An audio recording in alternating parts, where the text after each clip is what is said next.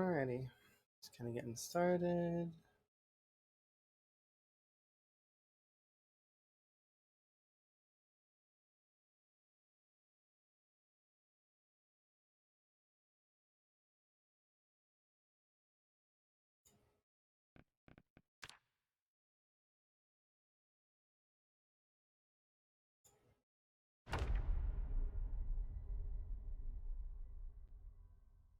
Okay, so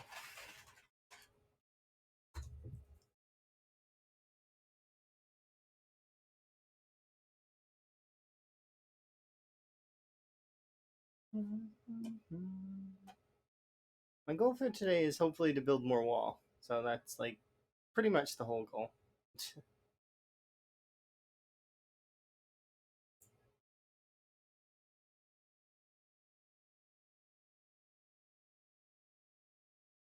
The other part of the goal is very achievable. It's to get level 6 fishing. Short blunt. That is fair.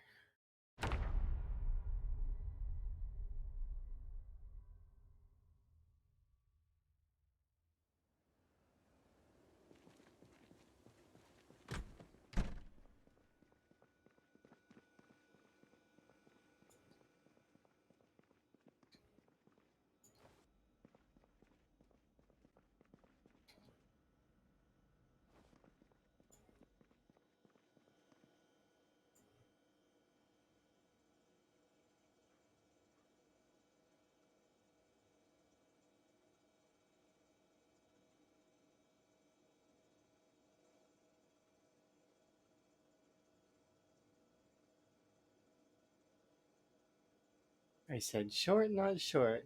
Not short, long. Okay. You mean long? Or short? I'm confused now.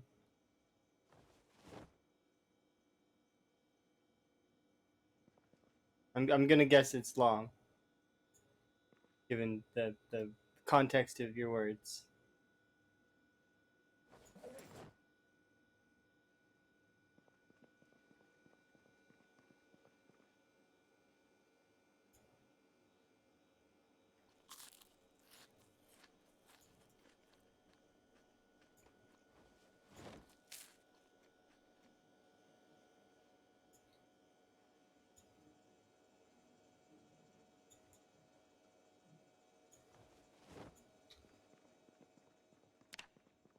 It's long. Okay, yeah, no worries.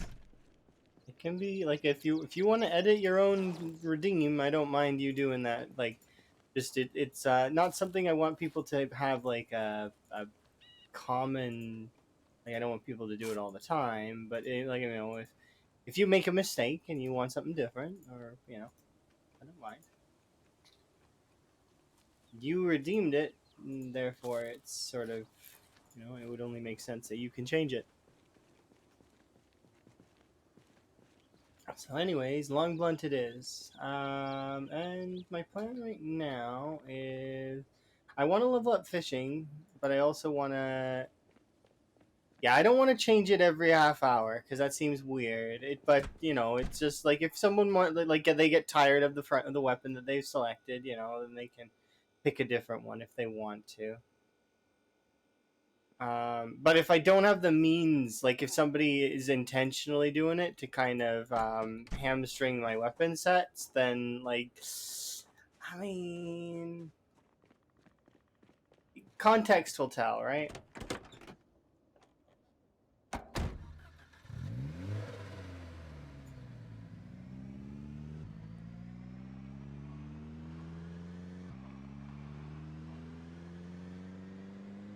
Yeah, for right now, though, we're going to head over to the fishing spot. We're going to fish up a set of stuff. Hello. And then from there, we'll kind of see how it goes.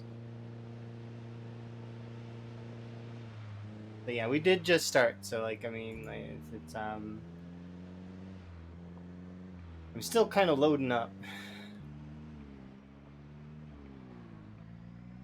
Mostly, I had a really a fairly large soup, and I'm feeling kind of like blah because of the soup. Hello, and look at you being all scissorsy. Congrats on your scissors.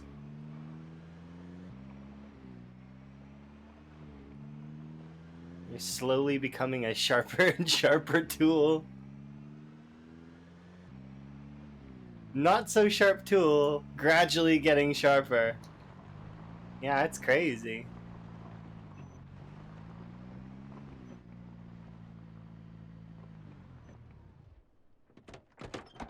You're probably same as me, where I'll be like, I'm not subbed for the reason that to get praise. I'm subbed because I like to. Time does fly. It's 8 months though. That's crazy. That means I've been playing PZ for like 8 months. It doesn't feel like it.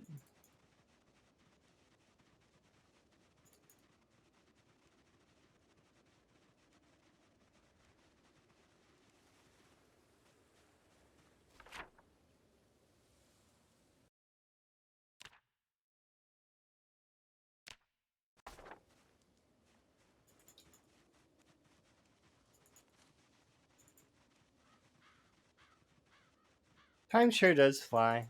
Hopefully we achieve this the goal that I want to achieve, and then we can kind of go from there. First things first, though, I remember that I made a huge mess over here, and I want to clean it all up. Nope, Claire. I thought you were going for like crazy 24-hour stream today. Claire's stream's really long, like sometimes like crazy long. I've seen and enjoyed and thrown candy at Claire. You're weak. Oh well, that's not true at all. You did good. You were doing really good. Plus, I mean, Rat7 and Bunny are both still doing amazing, so I'm actually really keen. Have a good lurk there, Tool. Bachas. Hello. If you're not following Claire, which I mean, I'm sure most folks here are, you should follow Claire. Very much in the woodland creature style of PZ. It's crazy. I'm interested. When are you gonna do like the other animals like mouse and well, I mean, when they release more animals, I suppose then you'll do more, right? Are you gonna do bird? Be interesting. Bird is not allowed to have a home. Bird must fly.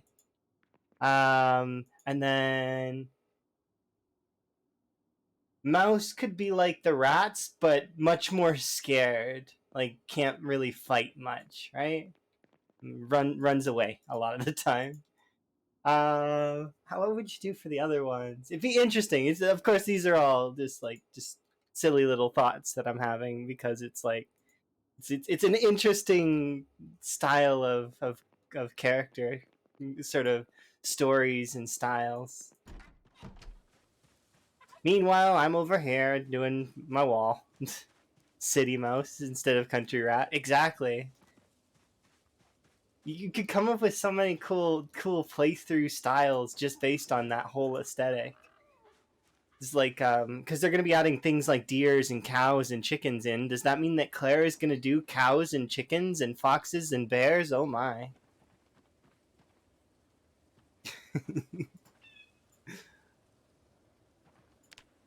Bear starts the game strong and has an inkling to defeat all enemies. Must kill all. Oh yeah, it'd be so cool. There's a witch hat coming? That would be a fun twist. If there's animal ears for the characters to do it. I guarantee that at least with a mod or something, you probably will get it. But maybe they'll add in more animal outfits. Animal outfits are very popular in the community. Here, let's show these on the ground. I think that this is gonna break before I can do much with it. I'm hoping to get to the next level of fishing really quick. I think, yeah, we do one more rotation and we should be good.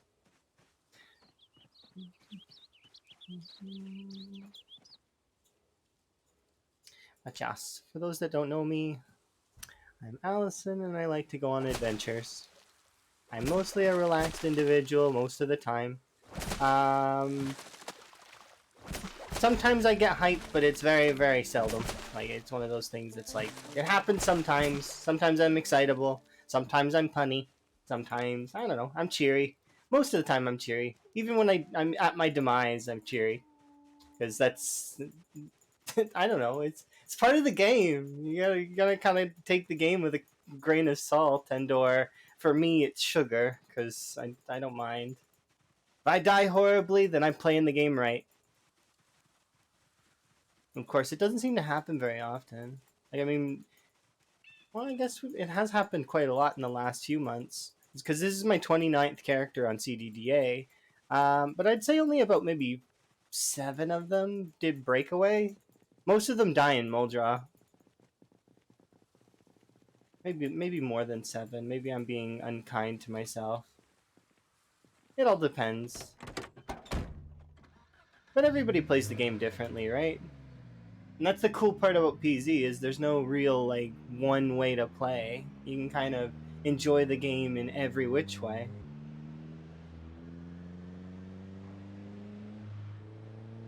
But yes, in this particular playthrough, it was a CDDA challenge that I eventually twisted into I'm gonna build a wall around West Point. And to which that's what I'm trying to do. It's a pure vanilla challenge with no mods, so no display mods, no cosmetic mods, nothing. Um, like even the counter on the screen is manual, so I have to update that whenever I do stuff.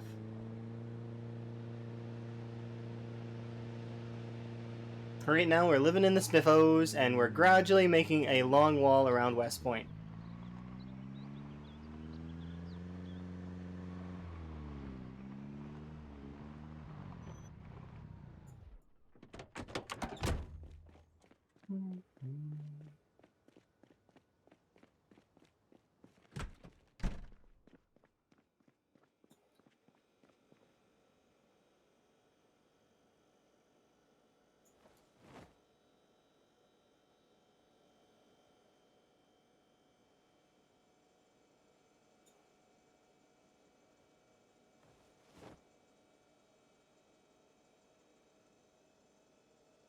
Some of these fish are really heavy. And I brought the shoes with me for some reason.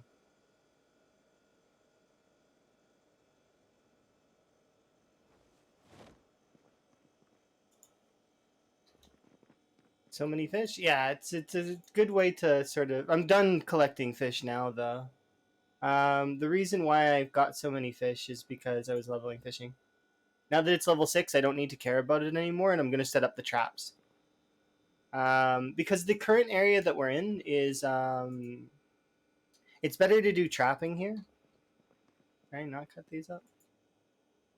Maybe they're too heavy. Let's put these things in there.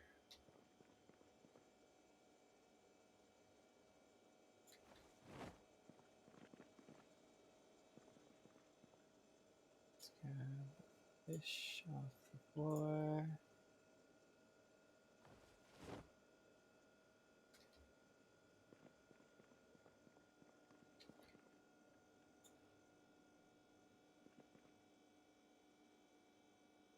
I think I'll just leave those fish on the floor because there's not really much I can do with them right now. And I can't use spears at the moment because I've been hamstrung by somebody repressing me to use only short blunts, or long blunts, sorry. So, let's see. I have been repressed. Not that I mind being repressed. Don't mind it at all.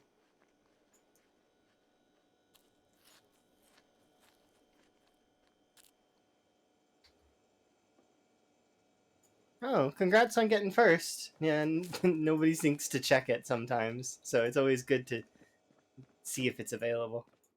You made it rain frogs. The best kind of rain.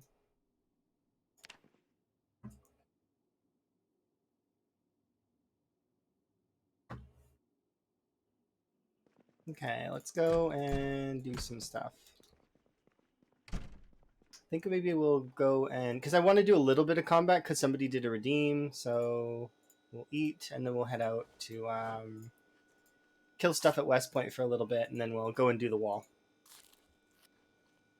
I'm gaining? No. Have 2 of these. We'll cook the fish up tomorrow. I need to rush and do it right now. Make 2 salads.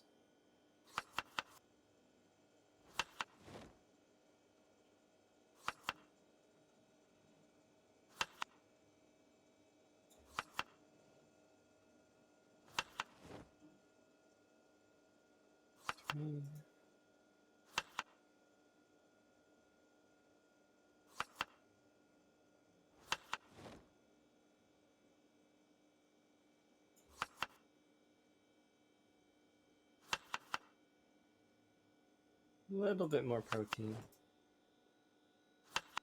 Alright, there we go. Perfect. I think I've got 2 crowbars, right? Yeah, okay. That should be more than enough to deal with a handful of zombies.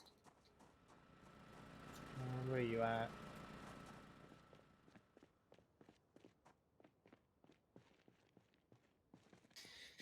Alright, let's go.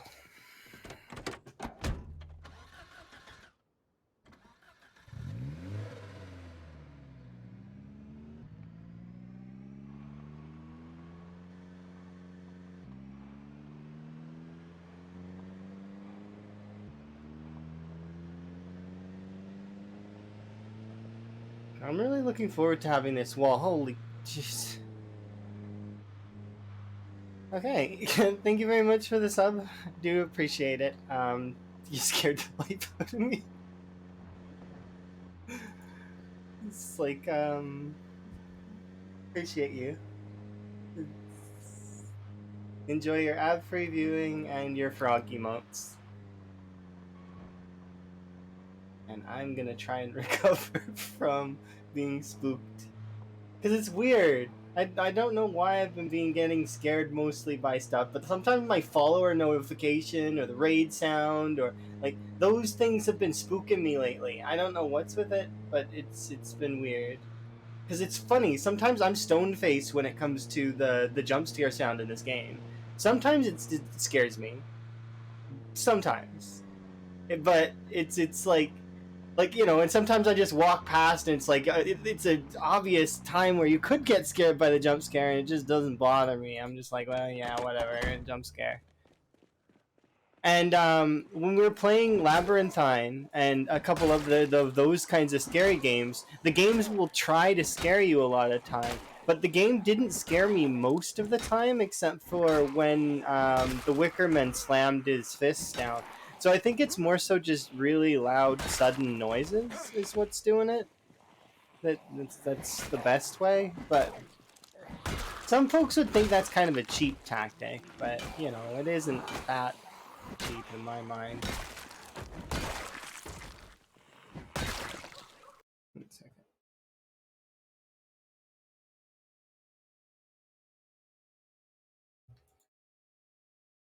The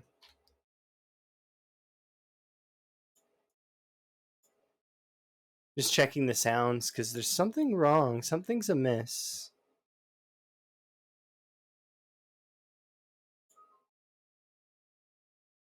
No, it's not. Okay, it's just my own brain thinking that there's something amiss. Oh no, you don't you just realized I streamed. Oh no, it's fine. That's part of the game. Part of World when playing multiplayer. I knew better than to get in on that ATV. It was my fault. So a little bit of multiplayer jank, but if I was gonna die any which way, it was gonna be that way. And I don't go out of my way telling everyone that I stream, because I don't know, that's just not my style. I'm bad at social media as well, because I don't like social media. I find it very meh. And even YouTube is going to be something that I'm working up to doing. Like I'm going to do it, especially when I upgrade PCs. I'm planning on doing more, but it's one of those things that it's tough. It's more tough to just start doing it.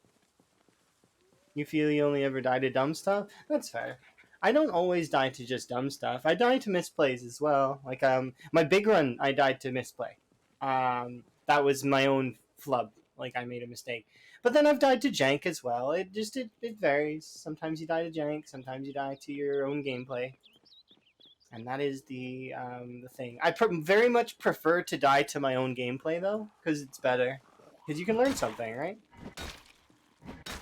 It's 9 times out of 10 though. It's a player issue. Like you made a mistake, kind of, right? Like even I would say that me getting on that ATV on the multiplayer server was a player issue. It was me. I chose to get on there, and when I seen my character T-posing, I should have Alt F4'd the game and then reloaded, and I would have been probably fine. But my character was riding on the back of the ATV T-posed, and it was weird. The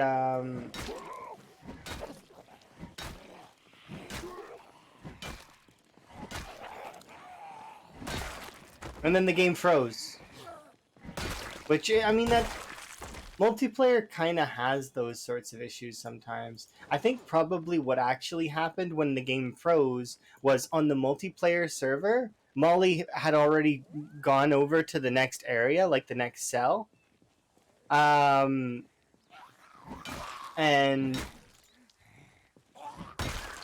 had Molly went over to the next cell, then that's probably what froze my character, because it didn't know where the ATV was and it couldn't figure out where to put me. So it just had me sitting there on a ghost ATV. The weirdest part though was there was no zombies around, and then there was a lot of zombies around, like way too many. Like it went from no zombies to suddenly my entire screen was flooded with them, and I was completely surrounded. Like the entire area around me was surrounded in a mosh pit. There was no getting out of that. And there would be no way to weave out of the amount of zombies that were on my screen. And given that I've weaved some pretty tough situations, it's not that I think I'm the best at it. It's just that it just is. You know when there's too many. It's one of those things that you learn really quickly where where the line is where a PZ character can kind of fit. And yeah, there are times where you can kind of squeeze through a horde and they're reaching at you, and you can like kind of like make it through just barely. Your character trips and falls, but you use that momentum to get yourself up, and you run away with just a scratch. Those situations are amazing. But yeah, you 100% you could, and when you're in those situations where there's near. Thank you very much for the raid there, Rotund Frog. It's one of those things that if you figure out fairly quickly that it's did you spook me? No, not this time, because I was on tangent and thinking about funny things. So it's one of those things. Do you stream though, or were you just trying to spook me? Are people gonna do that now from now on? Do I need to be wary of that? Oh no. People are gonna like be doing that to spook me now? No, that can't be the case. No, it's not always gonna spook me, especially if I've just been spooked. If I've just been spooked, usually the body keeps you on guard a little bit. So you do actually stream. Okay, well I didn't know that you streamed. Shout out, because I don't think I'm following you. Rotund. Here, let's see. There. Oh, yeah. Okay, just not today. That's fair. Like, I mean, sometimes you don't have time. I couldn't stream while I was working because it's difficult, and I wasn't in town. Oh yeah, if you stream PZ, or even if you don't stream PZ, even if you stream like I don't know, like other stuff, like I don't know a good example. Some of my friends, they do stream farm games. I was watching a couple of my friends play like Fae Farm and Stardew Valley, and well, actually, today I was also watching Don't Starve Together gameplay again. I really like Don't Starve. I wish I was better at it. It's one of those things that maybe one day I'll give it a go. Your laptop's not powerful enough for PZ. I mean, you could tone the game right down. There's nothing wrong with playing the game with like super low settings, just so that your computer can handle it. Like a large, like, and then high corpse decay, so you don't have to deal with like large amounts of like bodies around. Although the bodies don't take up much once they become corpses.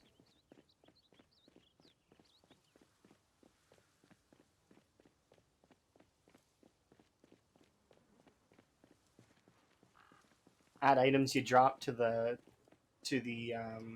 delete items and watch whitelist. It's one of those things you could play PZ on a potato, like you could. It would be something though that you have to kind of tailor your settings. It's like Minecraft. You gotta tailor your settings to be able to play it on a potato.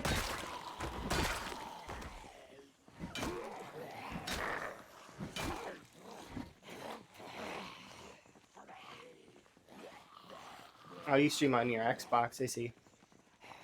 It can be quite PC or CPU intensive.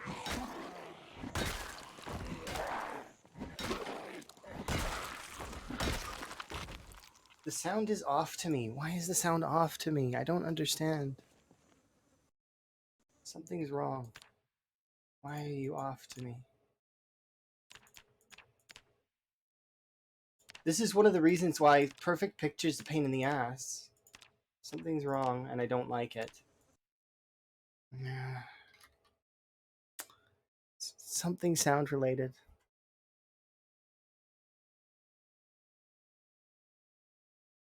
Yep, my entire sound bar was set to 75%. You see? Well, that's not perfect pitch, has nothing to do with that, but I just knew something was wrong this entire time.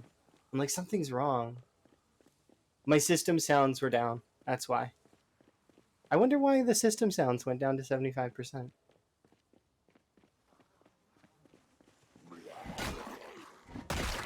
There we go. That's the sound that I was looking for.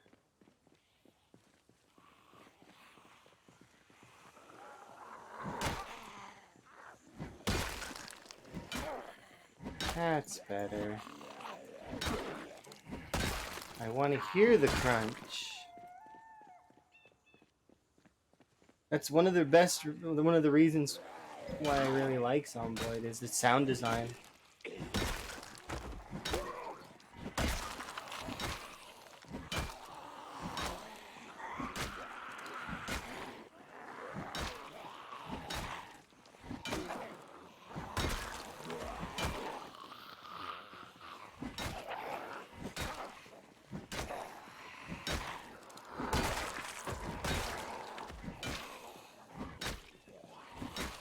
Yeah, hopefully everybody's having a good day. I like when I get to hear that folks are making new strides and, you know, characters that I've watched for a very long time are still doing really well. Like you know, like Rat and Bunny, or like, you know, any character. Venus, Lamprey, all the characters that last a decently long time.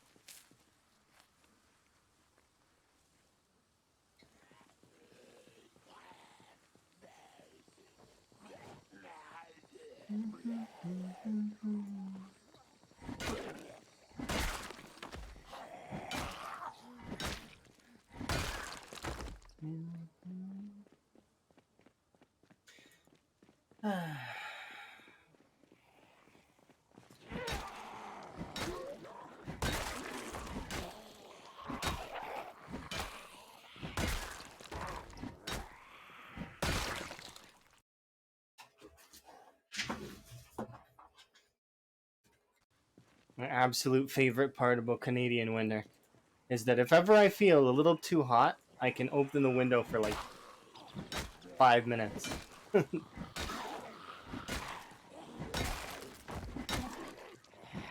No room is ever too warm in Canadian winter.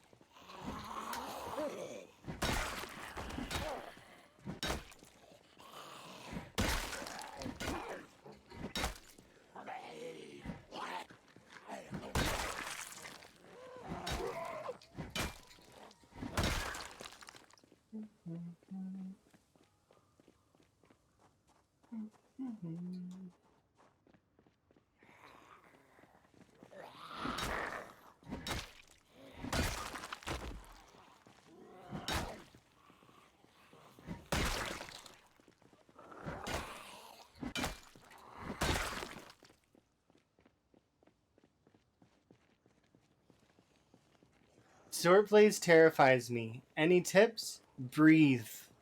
Relax. Don't worry. The worst that can happen is you take damage and that you lose a character. That's the absolute worst thing that can happen. So once you get over that sort of thing of it, practice distance and practice feeling comfortable within the range of different zombies. Know that they can't really attack you if you're at a certain range, and that especially if you're backpedaling, that they also will have a hard time getting you, especially when you get up to past nimble 3 and 4. Like right now I think we're nimble, what, we're nimble 4 or something like that. Let me see, I don't remember. Yeah, we're nimble 4 right now. So you seen it took that zombie quite a bit to try to catch up to me, right? And that's while he had the movement speed buff that the zombies get when they're in their armed raised movement speed thing. So because the zombies have different movement speeds. Like you see, this is the fast shambler standard, like the standard movement. They move fairly okay, right? But then when they raise their arms, they get a little bit more speed. And then actually, there's one more speed increase that they get when they're kind of closer to you. They get another slight movement speed increase.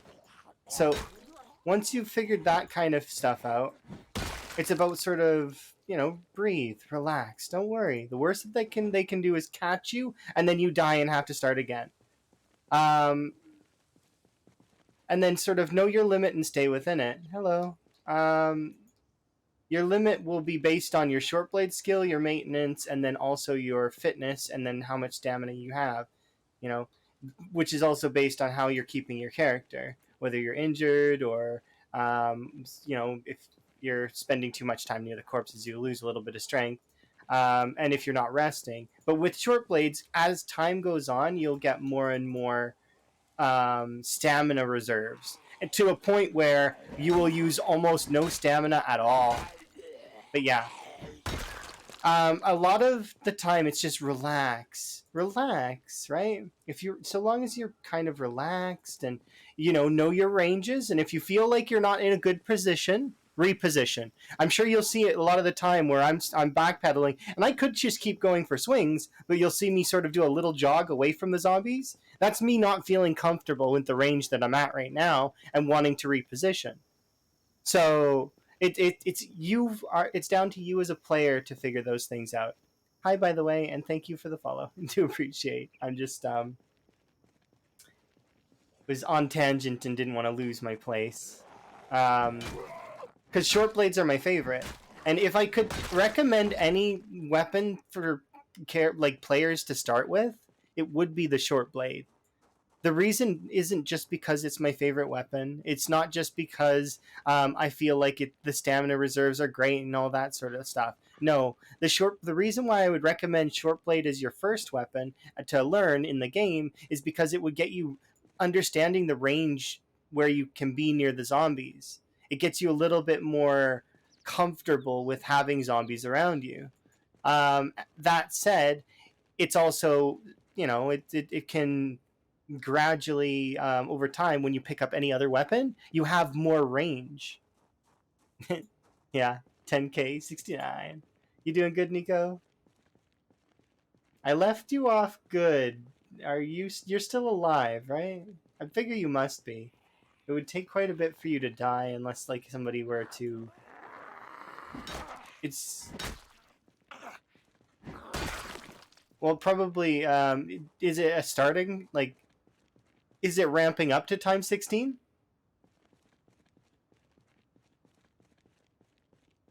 Because you might have, did you leave it on the 28-day ramp up? Because that could be why.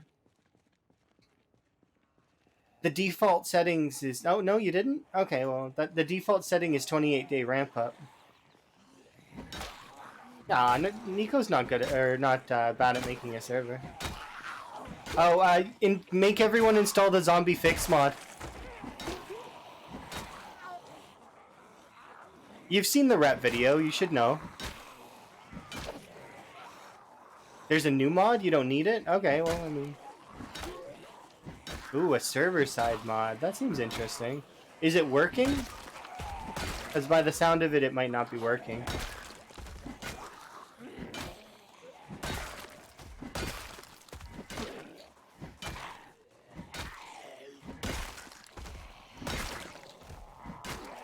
Okay. Oh, good. Absolutely. Hopefully it works. Djax was playing some Don't Starve. It got me itching for Don't Starve. I really like Don't Starve.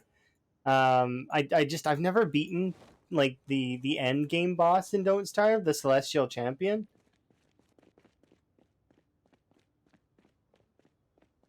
You don't think your server can handle it? That's fair.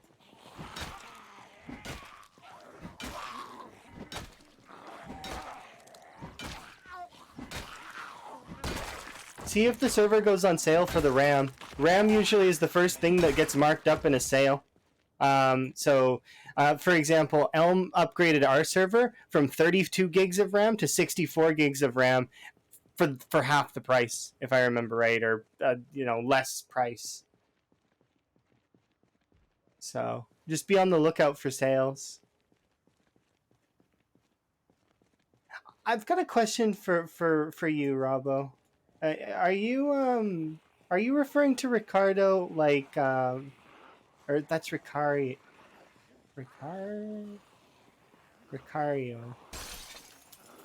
What the hell? Ah, okay, I figured. I just wanted to make sure. F1 driver. Yeah.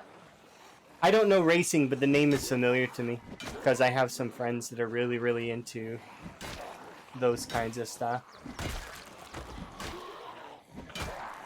Sorry if I probably mispronounced the name.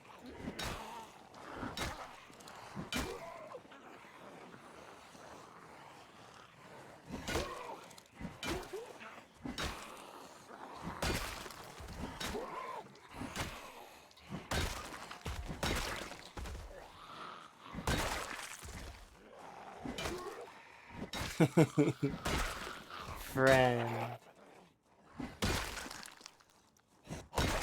Interesting. So are you not friends or are you friends? These are the questions that I'm wondering now.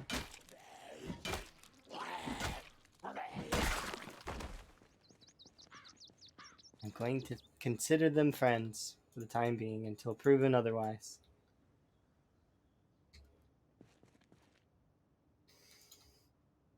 My day's going well, though.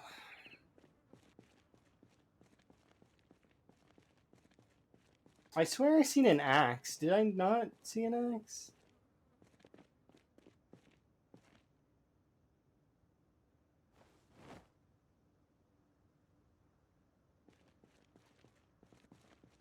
I feel like I seen an axe.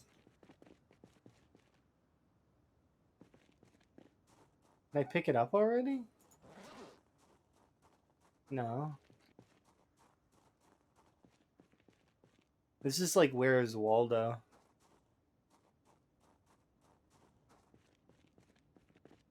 Is it? I must have killed it up here, right?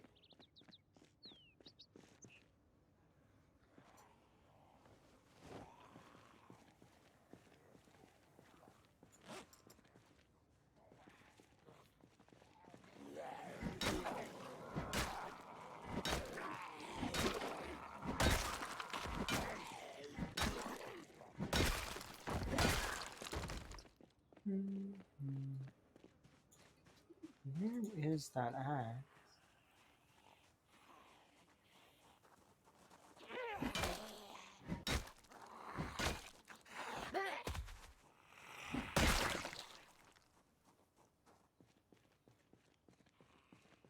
Maybe I didn't manage to pull the one that had an axe?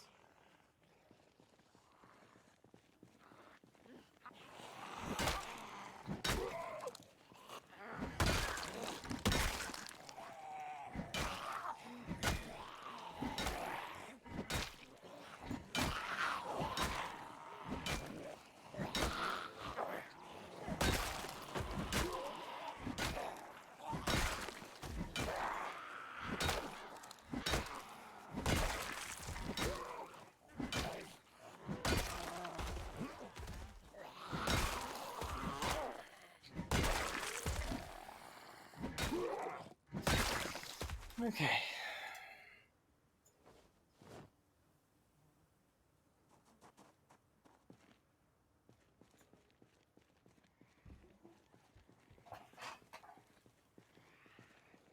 I'm trying to get into this building because the back of this building has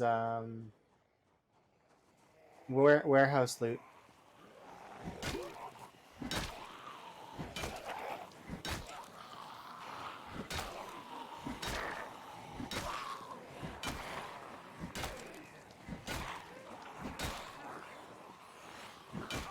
Hopefully we get a wood axe. It'll make chopping down trees so much easier.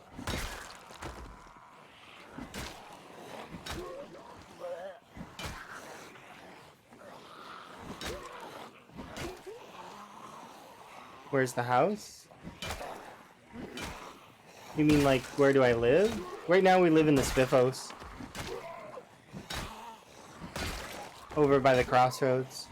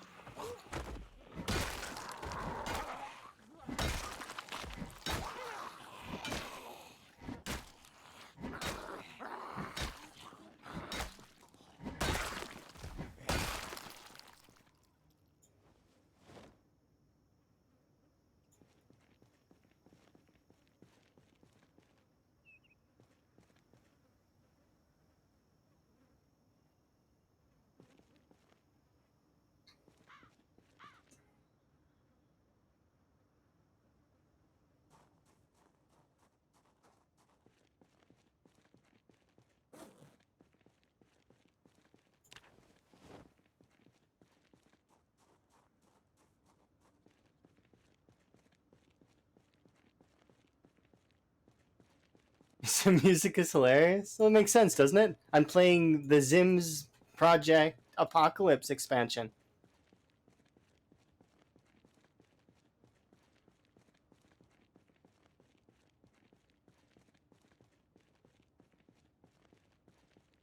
varies though. We've got lots of instrumentals as well as other game music that's on the list. So, but I do really like when the sim music comes on because it just is hilarious to me. It just fits so well.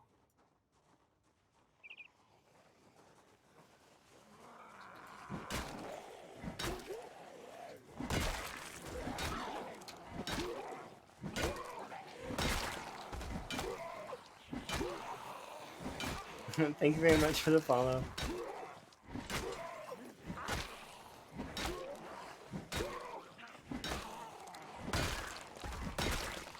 And if folks don't like the music, the VODs are music free, so feel free. That's another way that kind of enjoy.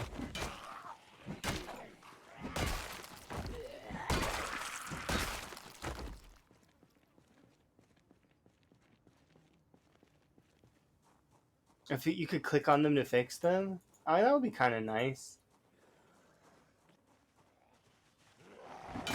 But you can kind of know what you need to fix them, similar to The Sims. Like, so if you're good at micromanaging stuff like that, it's good.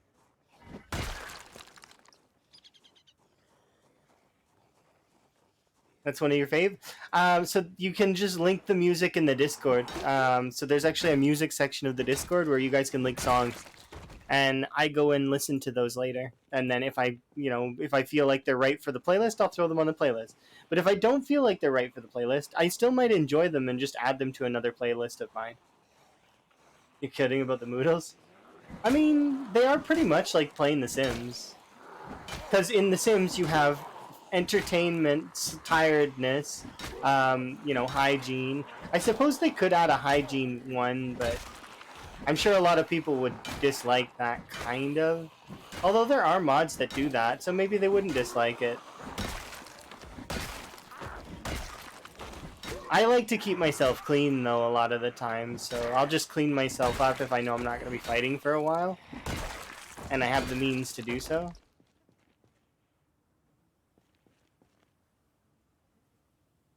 Is it a bot? No, it's mine is a Spotify playlist. You can do exclamation point playlist and see the playlist. But and then it's got a few songs. I'm gonna add more to it. I really like different game music or instrumentals, and it's a playlist that I've crafted that makes me smile for different reasons,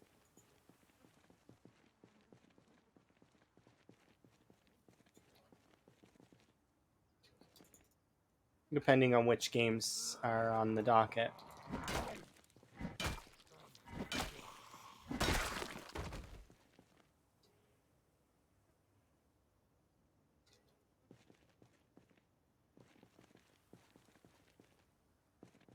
Four shot you. I see. I tried playing Fortnite once. It's not a game I could see myself playing, and it's not for lack of. It's a BR title, which I already kind of have. It's not that I dislike BRs. I find BRs very samey. I mean, I don't mind the graphics either. I like games like Palia, so but I played 3 rounds of Fortnite and I won all 3. And it's just not a game that I could see myself playing. And the first round, I know I won because it was bots. The next 2 rounds were not bots, but that was irrelevant. They clearly pitted me against players that were not very good, because probably to make me want to keep playing, and I don't like that kind of system. It's not a good system.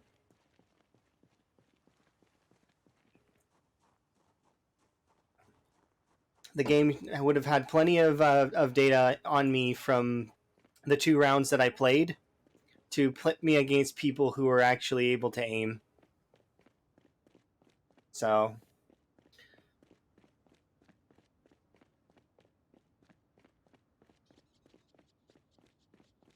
who is an actual Marine. Well, see, the thing with me and BRs is I've played a lot of BRs, and it's not from lack of like it's gonna sound braggy the way I'm gonna talk about BRs here in a second, and I do apologize for that.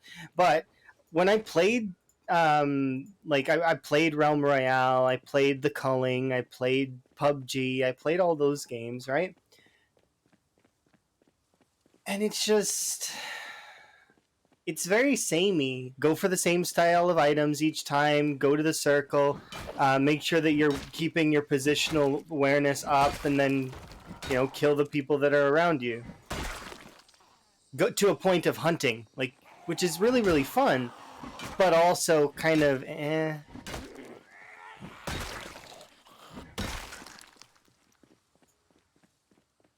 In Realm Royale specifically, I had a 70% win rate when it was popular. It just was not something I was keen on.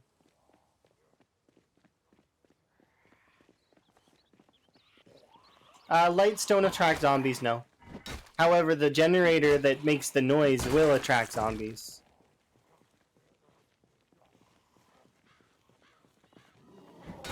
But if you have lights on because the power hasn't turned off yet, they will not attract zombies.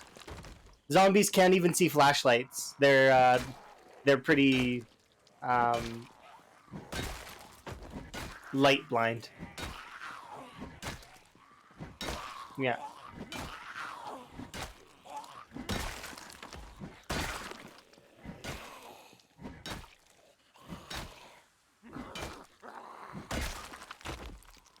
I don't know. I don't like the BR style, and maybe I would like the BR style if it was in Zomboid, but I'm not sure. The whole go to the circle, it's rinse and repeat too samey for me. It's not my style of game.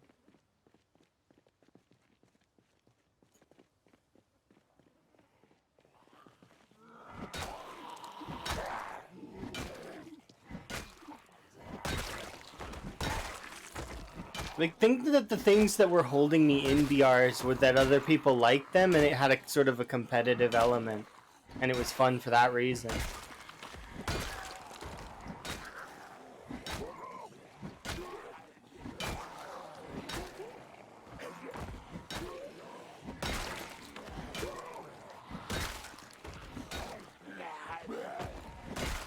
That and for some games have really cool things. Like, I really like the narrator in The Culling.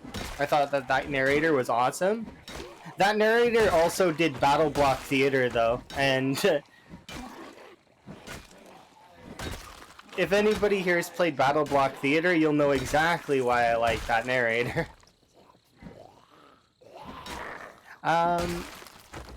So I played a little bit of Subnautica, but I never got past to the research facility where the big Leviathan is. I know it exists, but I don't. I never got there. Battle Block Theater is a throwback. I remember when that game was new. Such a good game. But that announcer is what kept me liking The Culling. Even though The Culling was kind of weird in its combat, I did enjoy it because of that announcer. And then I found PUBG to be very clunky. I find Fortnite to be very gamey. Like, it's like, I know that's weird kind of words to use, but it's not.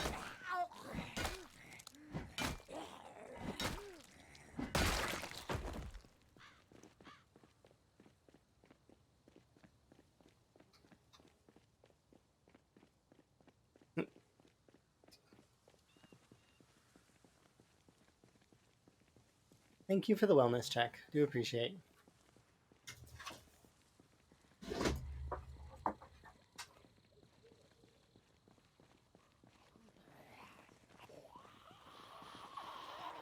Lesser known beginner tips.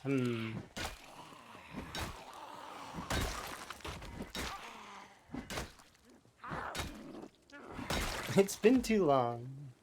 Has it though? I mean, I seen you yesterday. I guess it's subject to opinion what long time means. Because time is one of those things that's like created, right? So a long time varies. Beginner tips, though. What can I say for a beginner?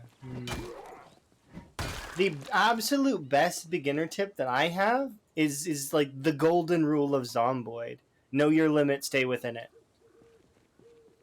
That it is like the golden rule of Zomboid. So like for right now, I know my limits. I'm not gonna fight any more zombies at the moment. Why? Because I'm tired, because I'm nauseous, and it's probably gonna be leaning into sick, and I know that I have to get back to my car, which is a little ways away.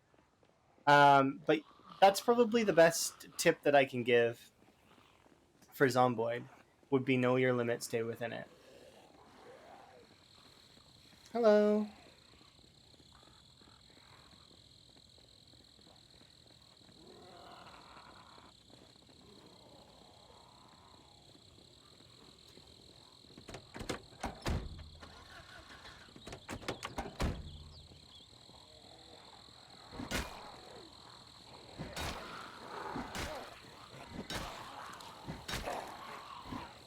Oh, kudos.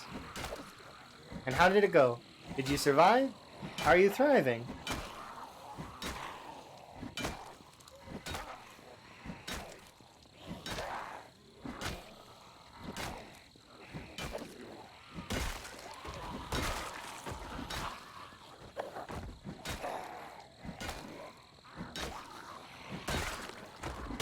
It's your first time 16 run. Kudos. You're making decent progress. That's good. Just make sure to, well, I mean, we just said it a second ago. Know your limit, stay within it. Don't overdo it. Don't feel pressured to go really, really fast. With time 16, you can't go really fast.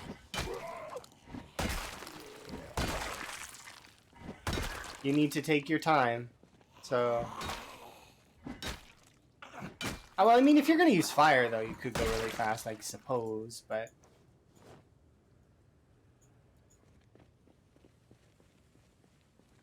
you'll be fine, just don't... A lot of people make the mistake of thinking that being inside will save them. It's not going to save you. It's better to just go to an area, like, yeah, like stay on the move a little bit, or to be in an area that's safe.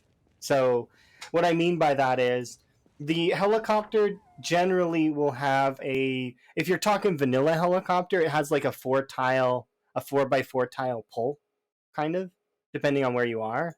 So if you go to an area that has not very many zombies, like out in the valley over here, or over by the West Point Mansions, or depending on where you are, where you spawned, if you spawned in Riverside, the farmlands over here on this side, or you can go out to this section over here, we're over by the golf course or the trailer park area. Your first heli, yeah, so you just want to be in an area that has less zombies and less pull, and then know that there are going to be zombies drawn to you, to your location, and then just kind of balance that. So if you're at your main base, you could just go to a different area. um, my helicopter in this world, we were at the West Point Mansions, and I stood here and I flipped him off the whole time. So like, it just depends.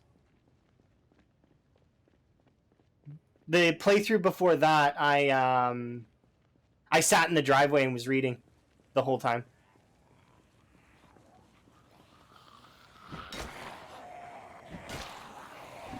But even on time, when you're playing on time 16, especially, the helicopters can be kind of a pain.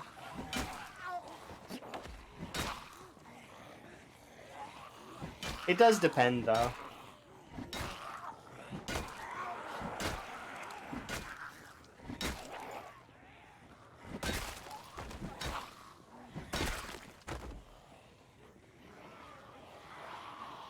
You don't have to leave, but staying in the closet won't benefit you. It's better to just know where your zombies are.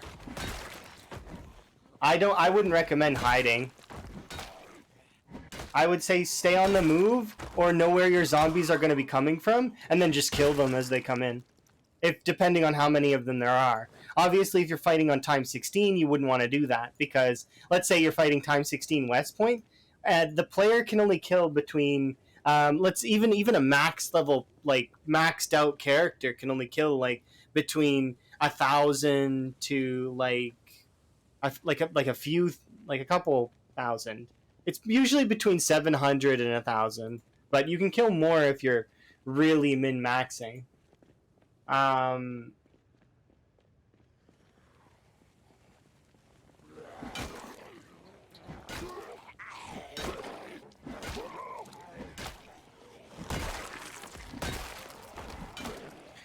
yeah, it always depends. I don't often like I said, I didn't move at all. Thank you. When I had my heli event in this world, because this is a CDDA world, you get one heli after like, between what is it, 9 and 14 days or something. Um, and I stood in the driveway of one of the mansion houses and flipped him off the whole time. And in the run before that, I just sat in the driveway and was reading the entire time as he flew over me. And he flew over me 3 times, like he's watching me read.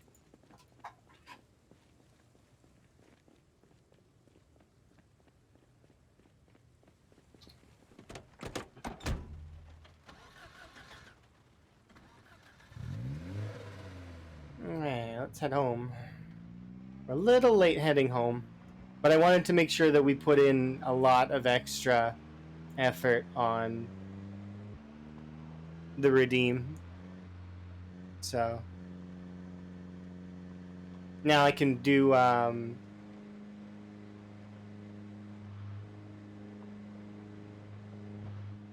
my wall and feel relaxed.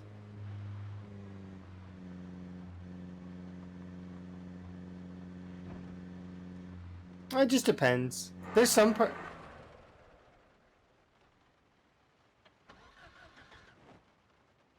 There's some parts of the game that are very realistic, and then other parts that are not. Parts of the game that are realistic are like the caloric intake and all of that kind of stuff. Because I mean, that kind of is it's not 100%, but I mean it's fairly good in the way that it's designed. Um,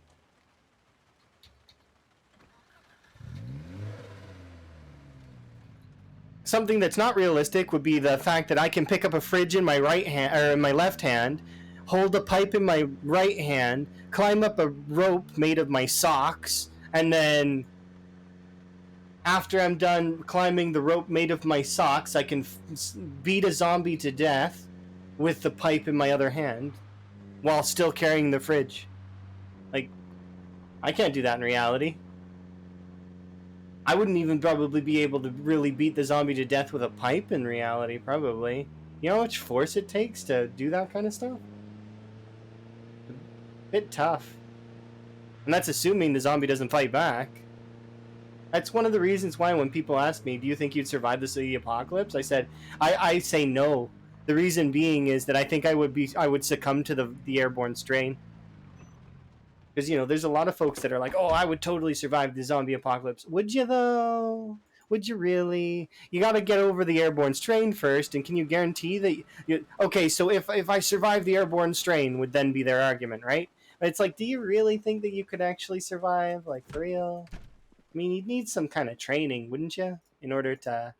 And even if you've got, like, training to be, like, able to be self-sufficient and farm and not have power, it's just like, I don't know. I have a hard time believing that kind of stuff.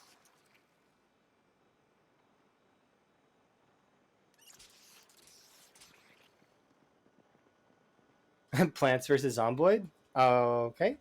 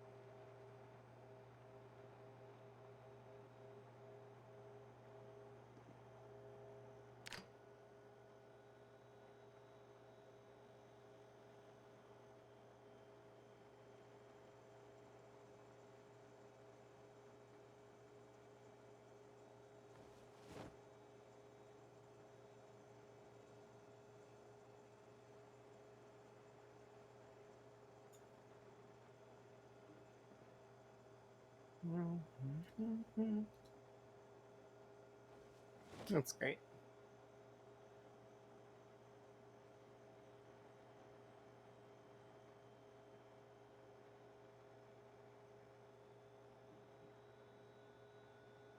I like cooking. Cooking's great.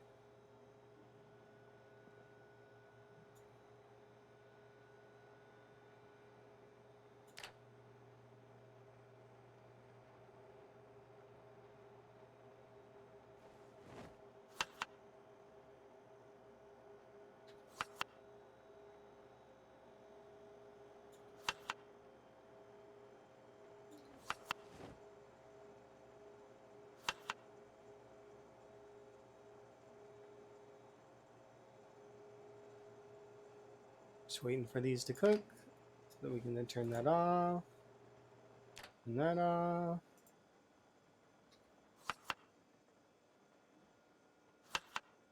Yeah, I mean, well, no, it's not weird to like that mechanic. It's fun. I like the cooking in the game, like when you that you can make kind of neat recipes.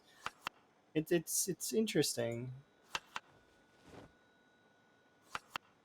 that you can kind of make whatever cool meals that you want.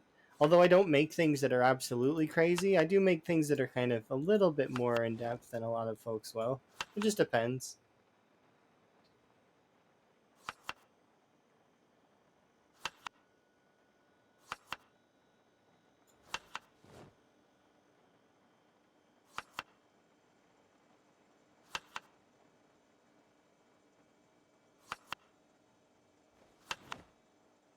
Right now, my favorite recipe is 4 protein, 2 veg. That's my favorite recipe. So, like for example, the 4 protein is then offset by the 2 veg, and will always give happiness. The 2 veg have to be different though.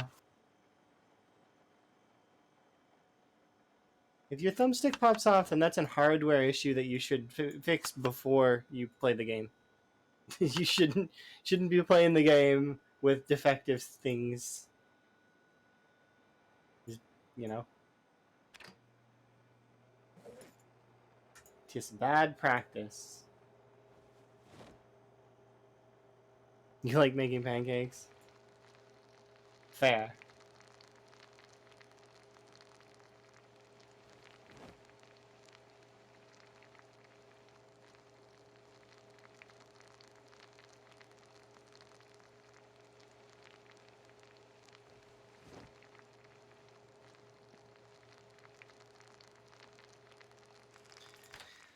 Alright.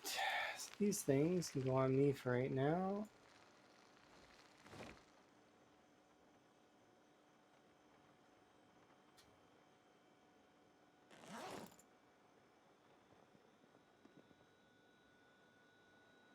The issue I'm having is I actually have too much food.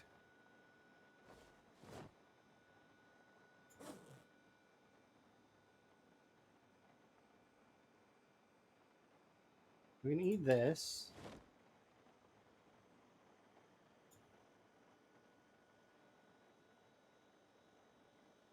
Yeah, a lot of this fish and stuff is gonna go bad, but that's fine.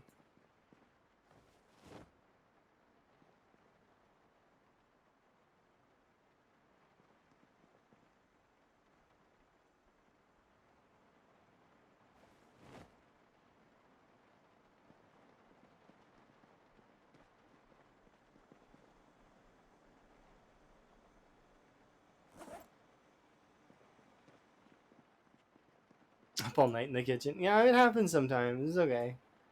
I get distracted a little bit by sorting certain things out.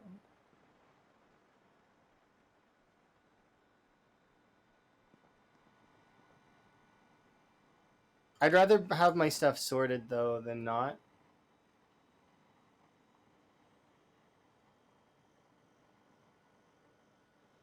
So even if it costs me a little bit of being awake.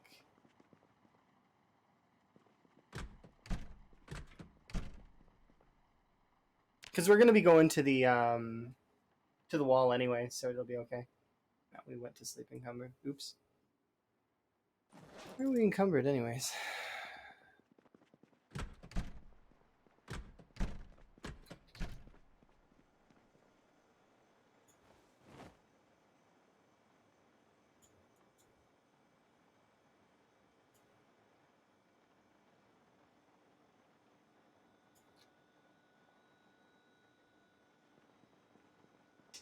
really want to eat this at the moment.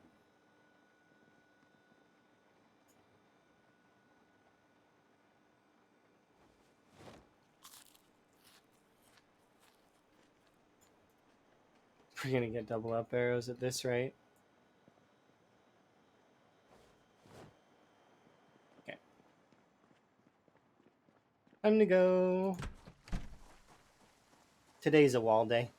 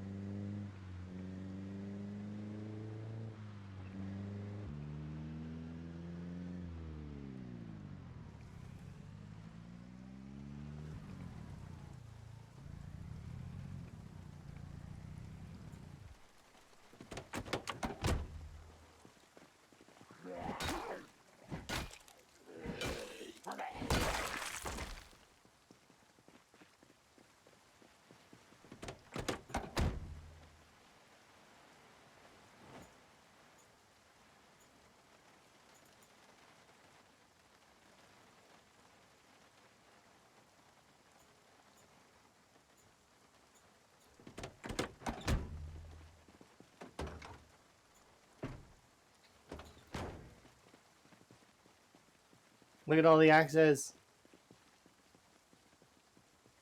We are ready. There's also a hand axe and a zombie somewhere, but I don't remember where. Oh well.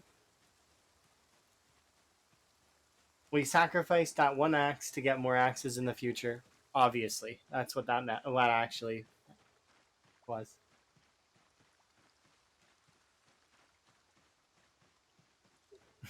Excited.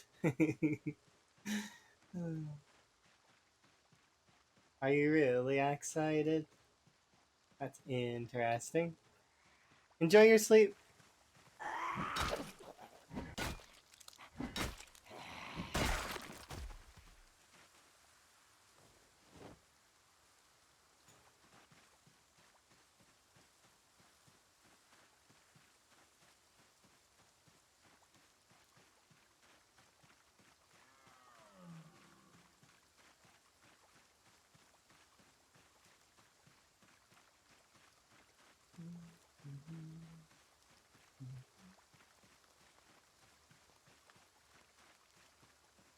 What city? I'm near West Point.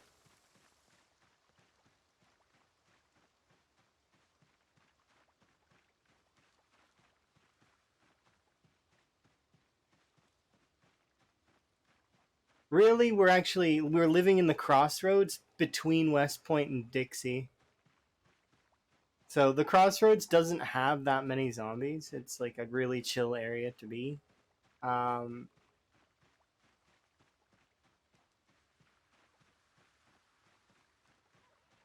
in saying that, though, it's not like it has none. It does have zombies.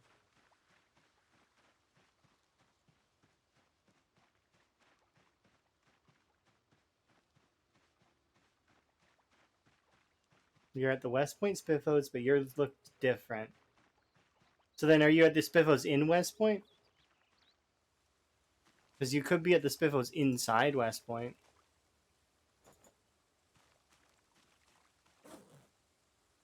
Because there's a Spiffos in West Point right here. I'll show it in just a moment. Yeah, the one that's beside Twiggy's. Yeah, see, that's different. That's not where I'm at. Where I am... Yeah, put that there. We'll have ourselves a rest, and then I'll show you on the map, because it's really easy to see where I am, actually. So my Spiffos is down here, right? And the Spiffos you're talking about from here is up in West Point right here. This is the Spiffos you're at. This is Twiggy's. This is the Gigamart. This is the gun store. This is like, I think this is an old folks home, is what I think this is, or a motel or something. You know, the gas station's right here. So if we... There's a gas station here, a gas station here, right? And then where I am,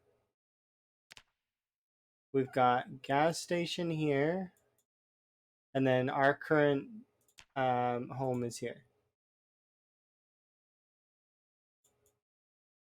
And then your current home, I guess, you said you're living in the Spiffos?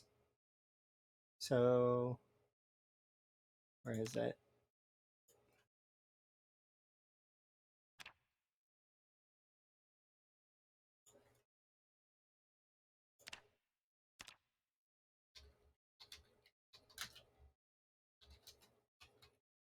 There.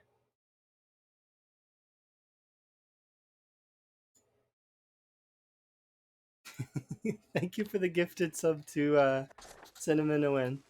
I don't know why my gifted subs don't have an alert, but it's weird, but...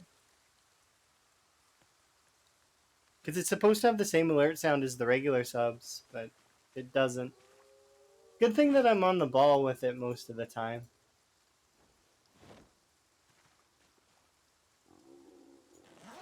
Most of the time.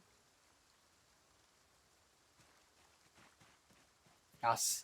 Enjoy your frog emotes and lack of ads. Thank you again. The spiciest of noodles.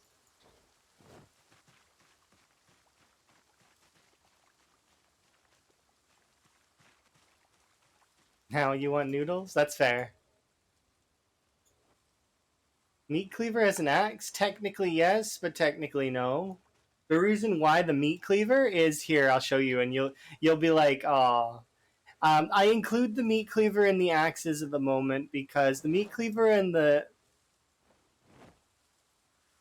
In terms of short blades, I do like the meat cleaver, but here, look. So we have two trees that are identical, right?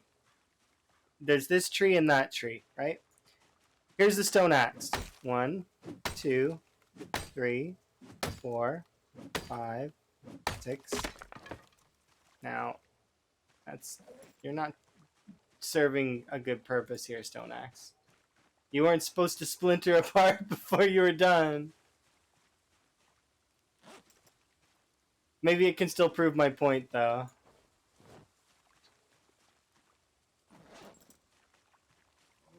Hello. But here, check this. 2, 3, 4, 6, 8. So it took 11 with the meat cleaver, right? It takes more with the stone axe, is my point overall. Still better with regular axes, though, and hand axes, but the meat cleaver essentially does the similar job that the hand axe does. So what, it took 11 with the meat cleaver. Hopefully you're having a good day, Ella. So this is the same tree right here. 1, 2, 3, 4, 5, 6, 7, 8, 9, 10, 11. So the meat cleaver is essentially interchangeable with the hand axe. You're kicking ass on the big server. Were you playing on the Don't Starve server, or are you on a big server? My day is going well. Or is the Wild West server still going? Like because it moves on today, doesn't it, or tomorrow? It moves on Saturday. I thought. I think it moves Saturday.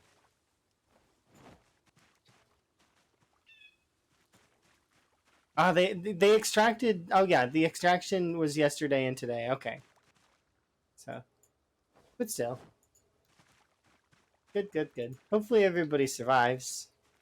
There's no more deaths. I think did Lucky Ducky die? I don't remember. Hopefully not. I think they've mentioned something about them passing out, but maybe they made it still. I can think positively. Called Path Above. That sounds really cool. Nice. I'll probably come back and play more multiplayer stuff in the future. As for right now, though, I'll just relax and not worry about it. I don't want to cause any more problems for people because I feel like it was partly my fault that there were problems being had in the first place. I would connect to the server, and unless I was by myself on the server or with only like 4 people, there would be like, ping spikes that were like over 1,000 ping and issues and black screens and people not being able to get on. I just felt bad all the whole time, like it was my fault even if it probably wasn't. It's kind of, and then I died to jank, which is fine. I don't mind. I wouldn't mind starting again. It's just, you know it could be location based though a little bit. Like I am in northern Canada. It is kind of far away from a lot of servers. Semi pop, pop, high pop. I don't know one, but you could probably ask in the PZ Discord.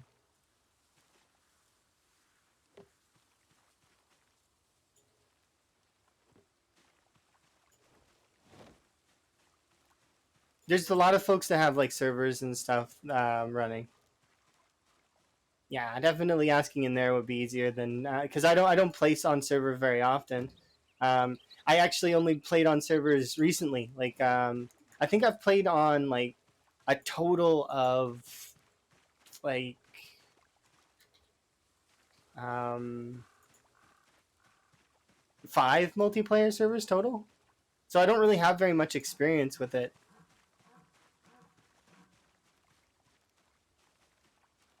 Which is one of the reasons that I could kind of say that, oh well, I didn't know. I totally knew that vehicles were jank as hell. I should have known better than to climb on that at ATV. That was my fault.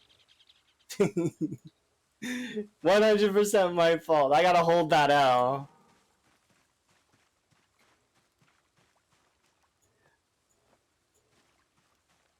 Oh, don't worry, it's fine. You've seen me die in lots of ways that are jank-ish, and then I just kind of am like, oh well, what do I do now? And then I'm like, okay, well, you know what I do now? I load up the next run. That's what happens usually. Like even when I died to my graphics card alt tabbing me, it's like still load up the next one. Let's go. Keep going. Ain't nothing gonna break my stride.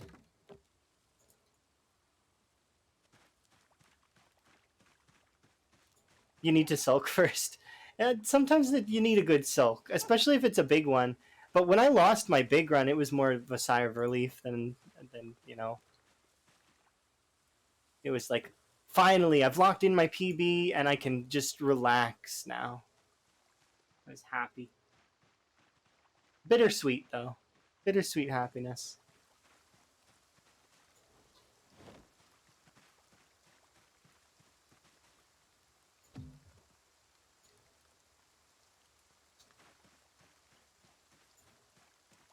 You're not self motivated? What you could do is you could start making like lists of things to do that you want to get done.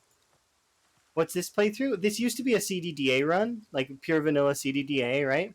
And this is actually my 29th attempt at it. Being that I've had some, you know, cheeky deaths where I've made some mistakes or been killed by my own like hardware having a failure. But after I've survived the initial part of CDDA, where where you started Muldrow with the house on fire, naked, sick, etc., with your wound.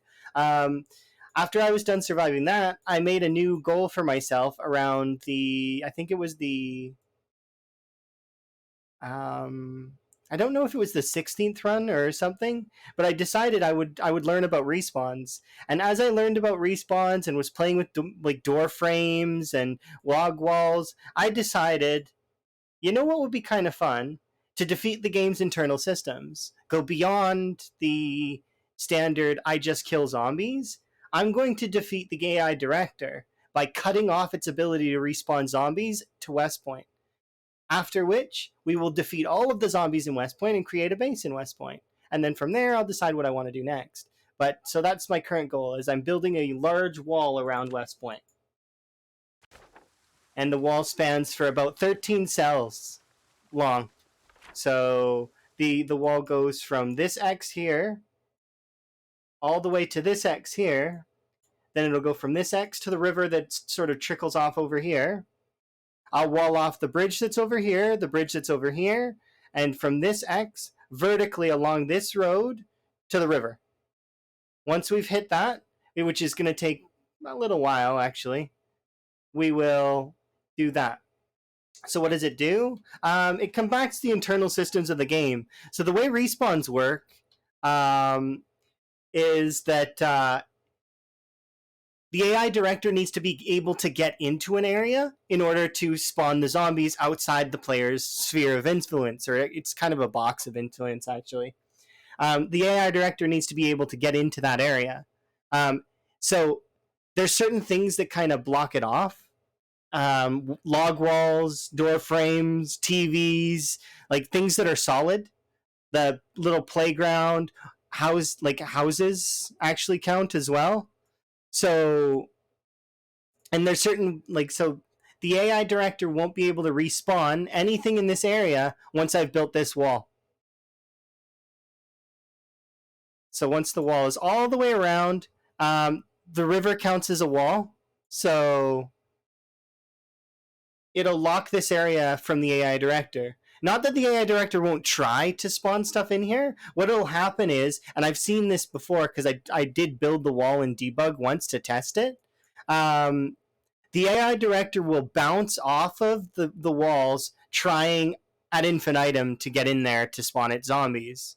In saying that, though, it will go other places and spawn zombies where it needs to in other places, but then it'll come back and it'll be like, please let me in, please, pretty please. To which then we're going to have an airlock here, and I'm going to create an airlock here as well.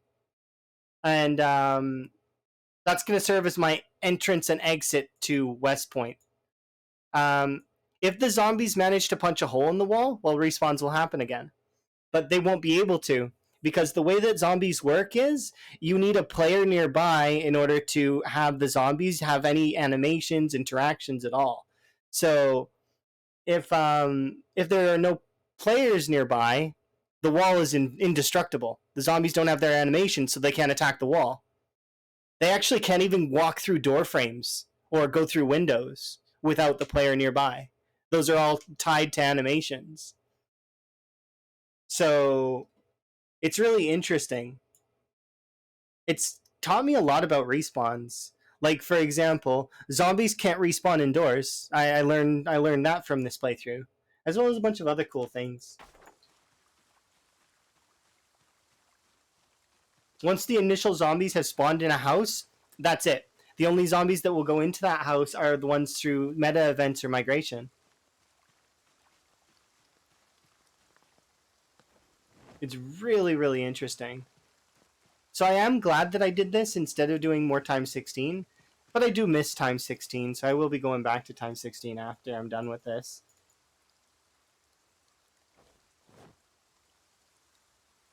I just miss the volume of zombies that existed, like the amount that there were.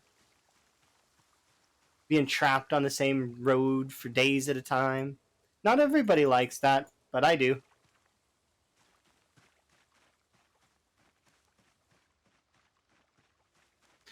Okay, we should have a sit, and then I'm going to chop down some trees because we have managed to save up quite a few axes.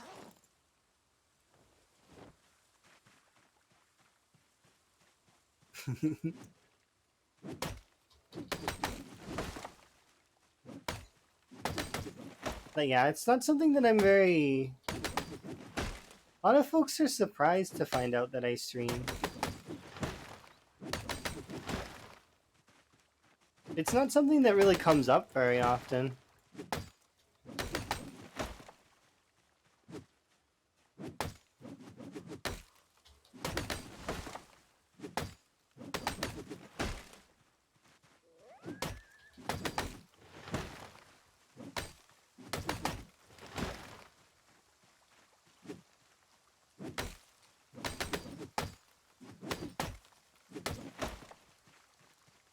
You used to stream a bit too?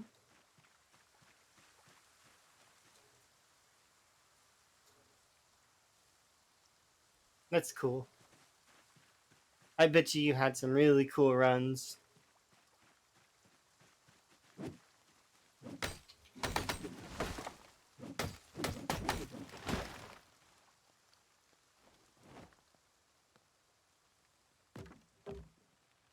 For some reason, it makes me think of quite a lot of other friends that I have doing their sort of challenge runs.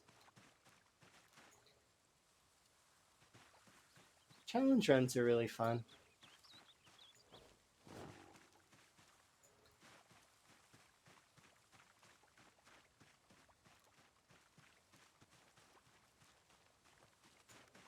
You weren't playing PZ?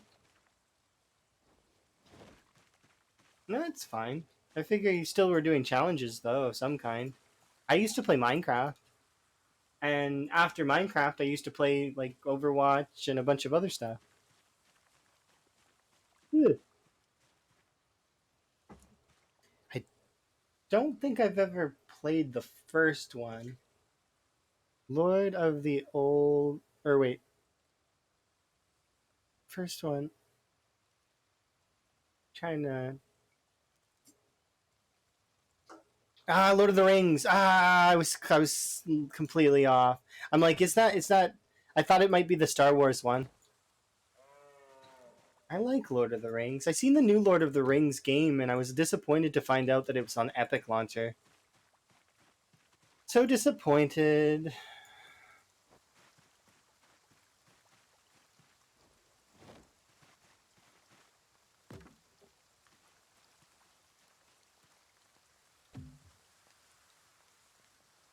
Yeah, hopefully it does come to Steam next. Like, because I would very much.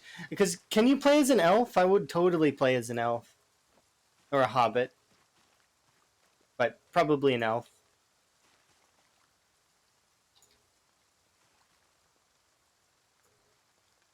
Yes. Not the new game. Oh, okay. New game though is a Mines of Moria, so it's probably all dwarves, right?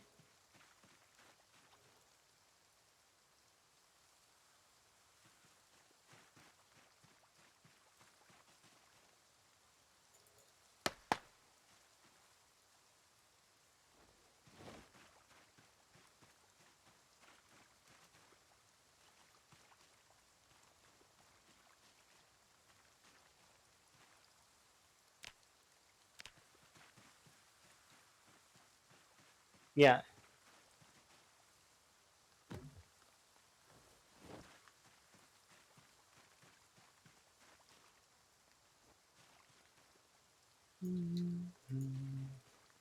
I seen Rep playing it a bit.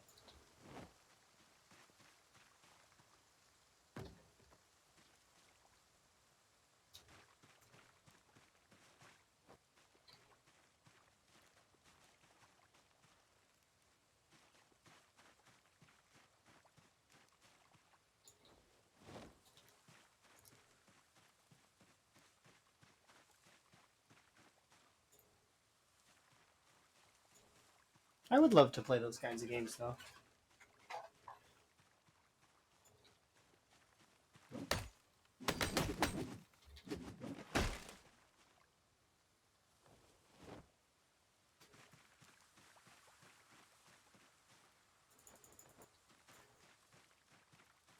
Okay, so I'll have a rest. My emotes are adorable. Thank you. They're a batch set right now, and I've got more emotes coming on the way that are custom. I'm really excited for the custom emotes, but yeah, those ones, the frog emotes are really cute too. When I seen them, I was like, I have to have those emotes.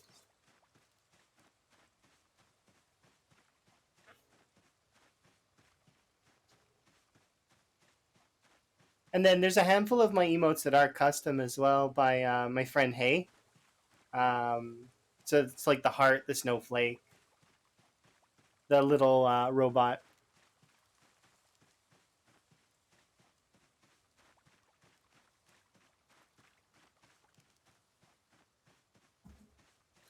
Yeah, they are really nice. I did see that there's actually a couple other people on Twitch though that have the same emotes. So that's one of the reasons why I was like, I want to get some custom ones done as well, so that we can have emotes that are custom and that they're ours. But I'm not getting rid of the frog ones entirely. It's funny that that's like the biggest reason that I would want to get partnered is just to have more emote slots. Is that the right reason? I think it's the right reason to get partnered. I get more emote slots. Hooray! Yeah, that is definitely the reason to get partnered.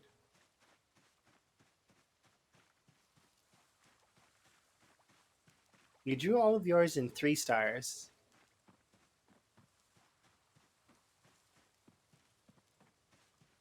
Oh, you probably put MS Paint, didn't you? That's fine. I'm not judging you. I can't barely draw stick figures in MS Paint. Paint.net. Okay, okay. That's basically MS Paint. I'm really bad at art as well. I do make up for some my bad at artness in other ways that are somewhat creative, but not really. Like they're not creative in the same artistic sense. That's the issue. Is that my mind is not a creative one, but it is a creative one sometimes. It's more logical, I guess. I don't know. Hard to say.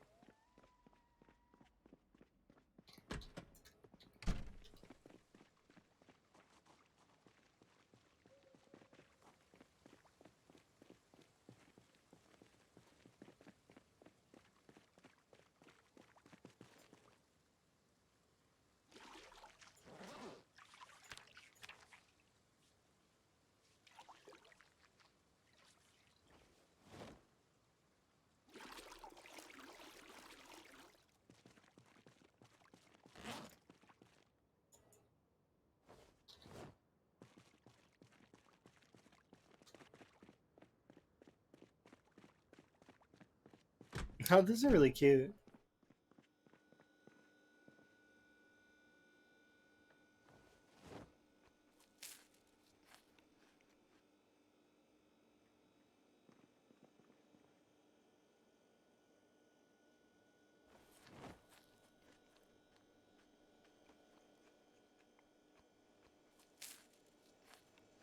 Two, three.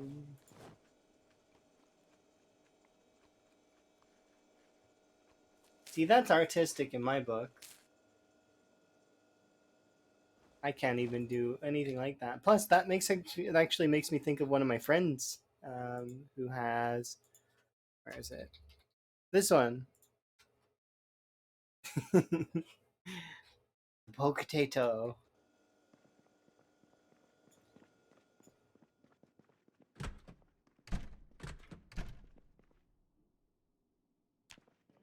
Nap time.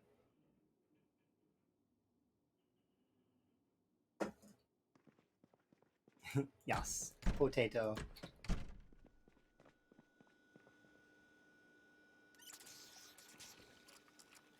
Okay, let's grab the empty pot. That outside.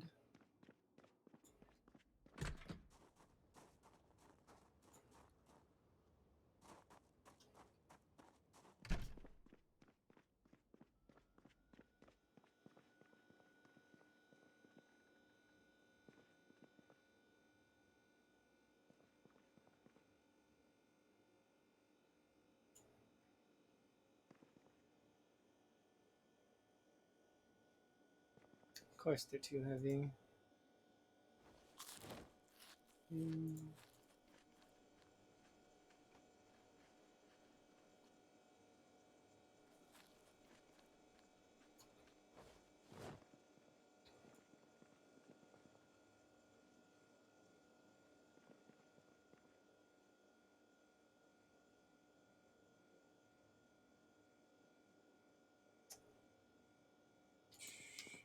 Back to the wall. Maybe I'll bring one of the foods with me.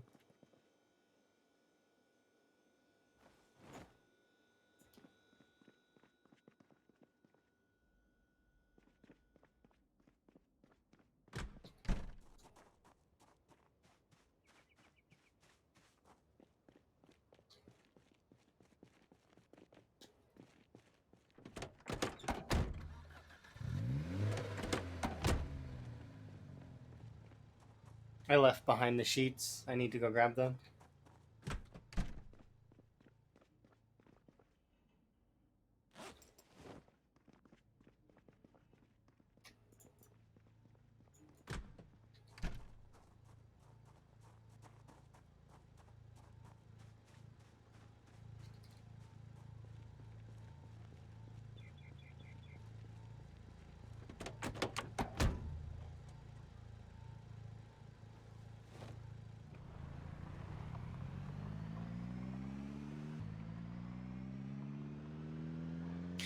All right.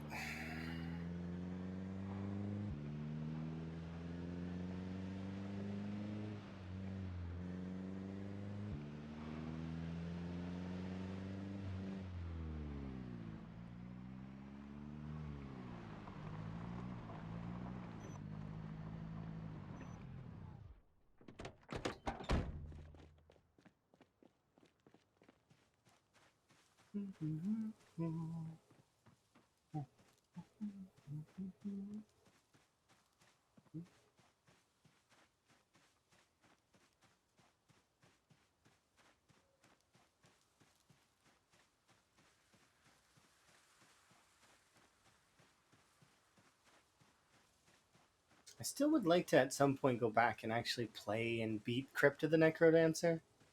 Still haven't done that. It's such a good game. I always mess up.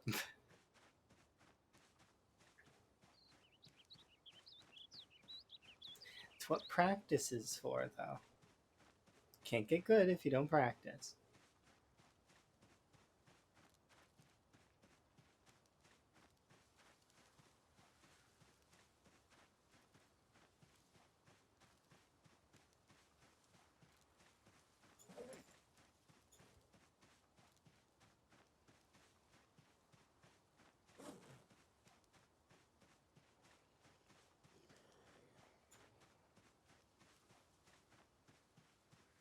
Practice makes progress. Yes. Because it'll never be perfect, but it will make progress. That's true. And you can strive for perfection. I mean, but human beings will never be perfect. And that's actually one of the best things about being human, is the imperfections. Okay, this is going to be funny. One-handed crowbar!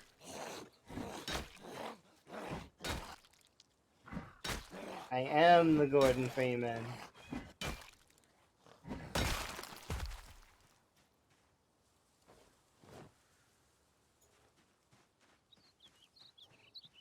Yeah, practice makes progress is a lot better sounding.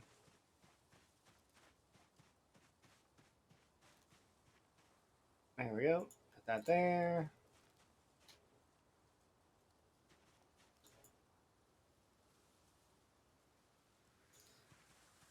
Right, and we're gonna break this axe for sure.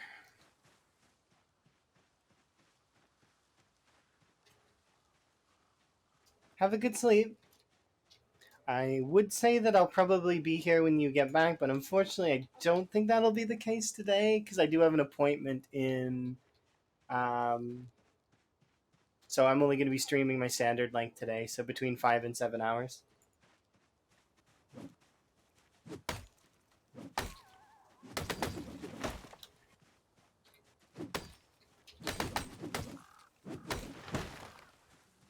Thank you. Do very much appreciate. And I'm sure we'll see you around. Because we hang out in the same places. As well as you never know. We might play games again soon. I can dream. Wellness check indeed.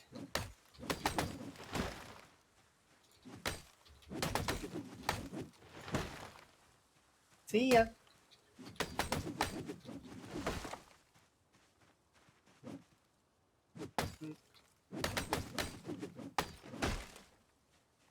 Okay, I'm gonna wellness check right now while I'm walking back to the wall area to deposit my branches and my twigs.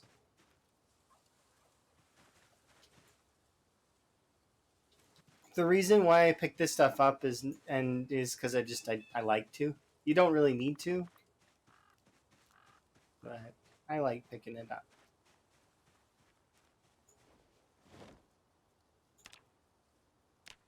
Later, I might drive a car through and pick up all the branches as well. We'll see though. Okay, let's have a bit of a wellness check. I'm gonna go refill my drink actually because it's got less than a quarter left. Get some more tea. Be right back.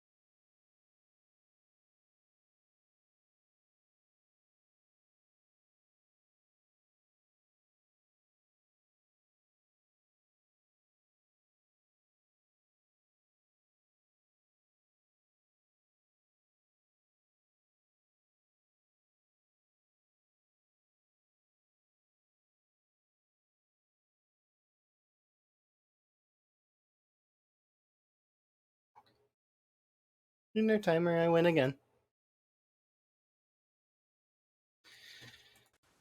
Me and the timer, we race. And I almost always win.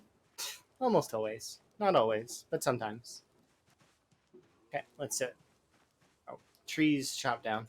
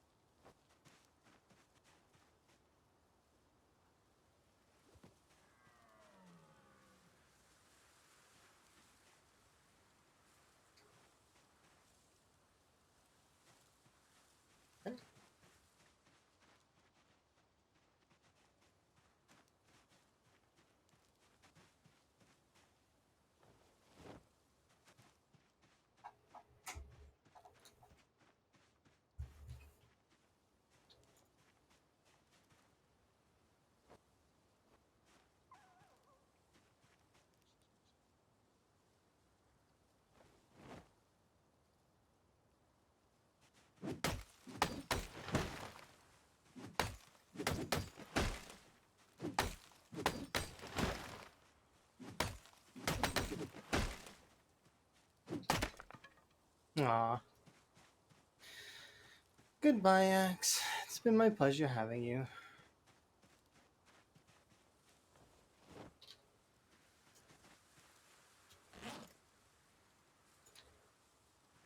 Next, Axe.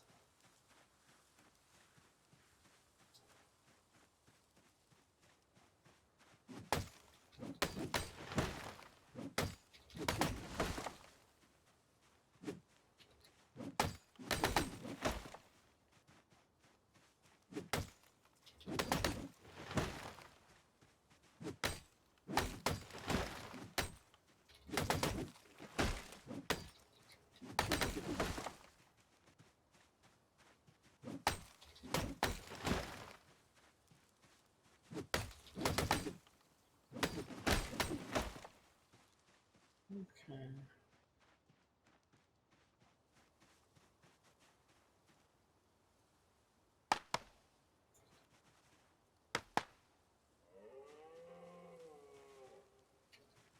Does this not count as a bush?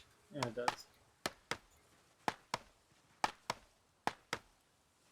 I just want those out of the way because there were trees in this area, and I'm a little bit wary that some of these bushes might have been hiding trees. They're like logs.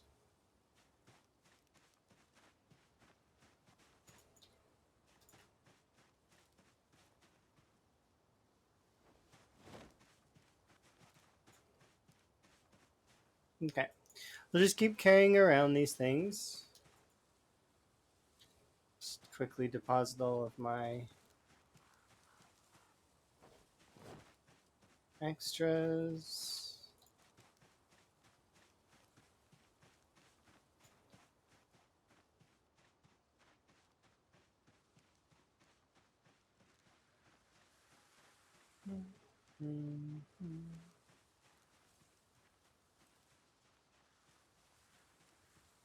Oh wow.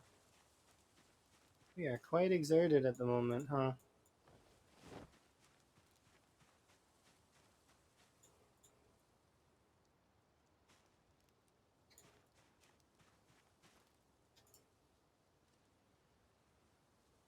And not exerted anymore. Could do with some food though.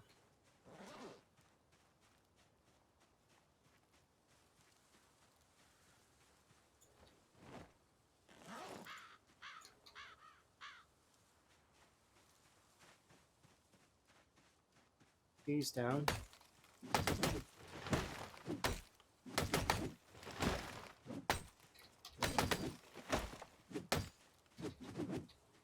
Oh.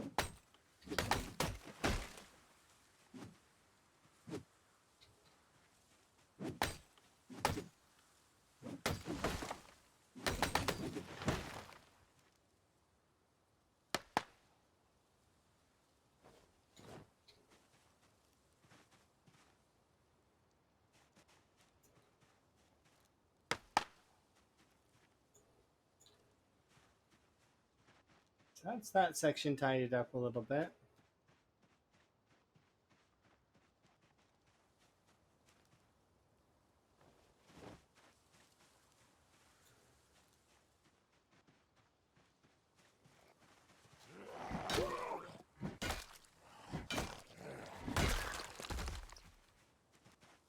Hmm.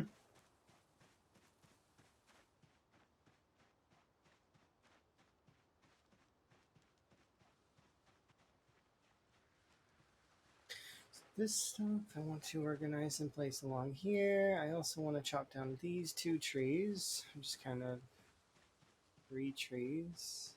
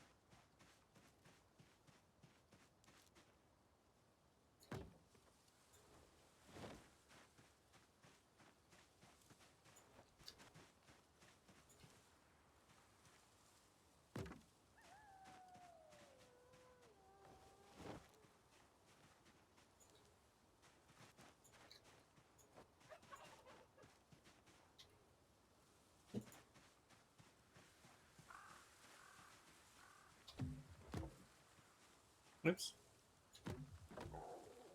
always weird to me that certain interactions are different times based on where they are. So, for example, if you'll notice that when I do the 4 stacks of the logs, I'll frequently do them with the logs on the ground already. But it's because while they're in your inventory, they take longer. But I think that's because they're already in your inventory, so it's actually adding on the 2 times together from the ground, like so it includes the transfer speed. That's what I'm theorizing, anyways. Um, so it's probably the same time overall. But if I were to take this log, let's say, and go over here, and then we'll do this without me speeding up time this time, just as a time comparator. So if I take these logs here, we're going to make the 4 stack in my inventory instead. This is without me speeding up time. Okay? As opposed to doing it on the ground. See? Same action, but they take about different amounts of time. It's weird.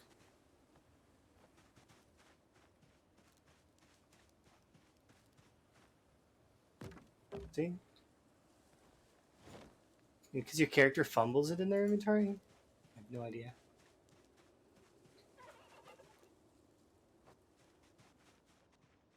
Okay, so we'll be moving that section up here in just a moment. I just want to grab these.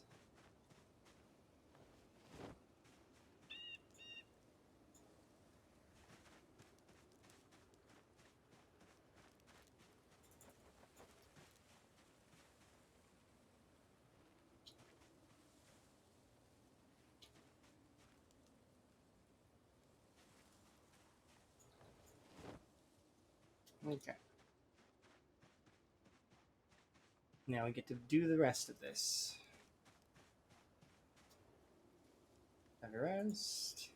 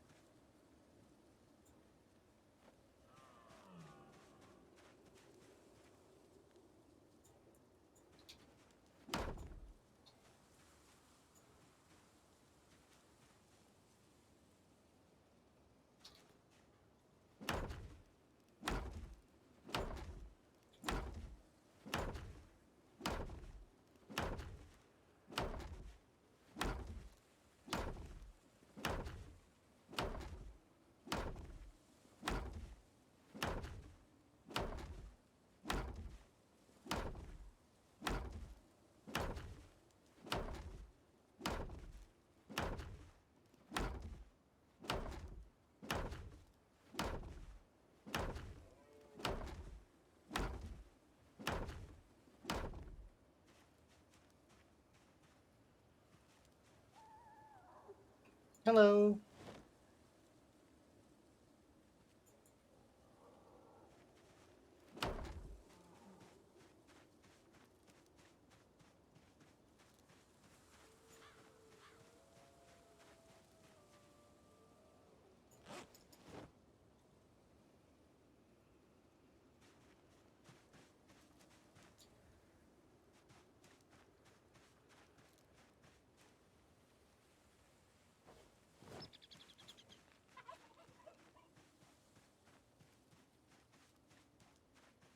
I'm just going to make a little bit more over here.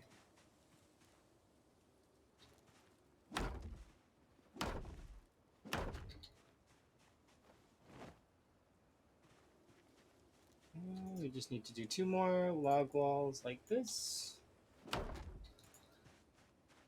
And then we'll start moving everything.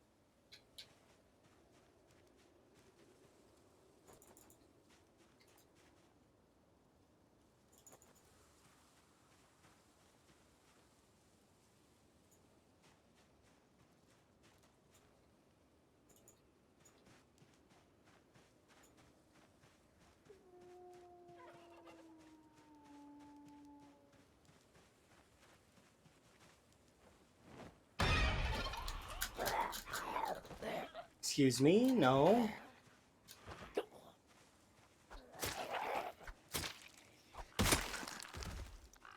You see that? How cheeky that was. I'm trying to make circles here. Leave me alone.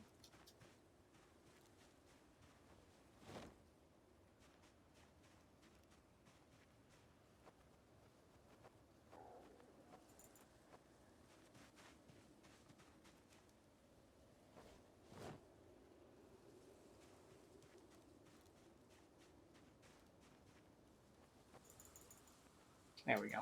Made circles.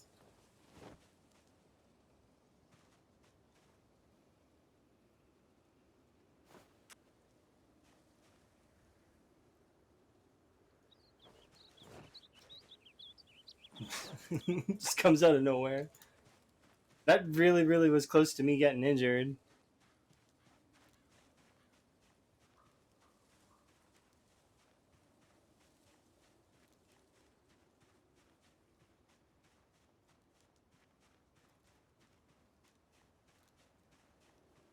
Okay, let's put that there. One here. This can join those sticks there, and then we'll have a rest before we head out. Also, on my map, let's mark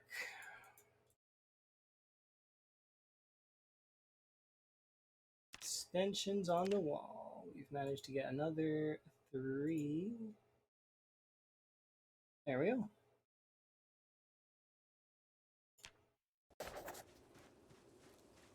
Okay, time to go home.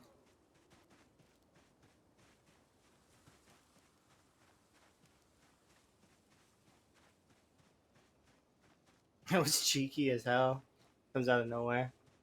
Suppose I should be more aware of my surroundings, though.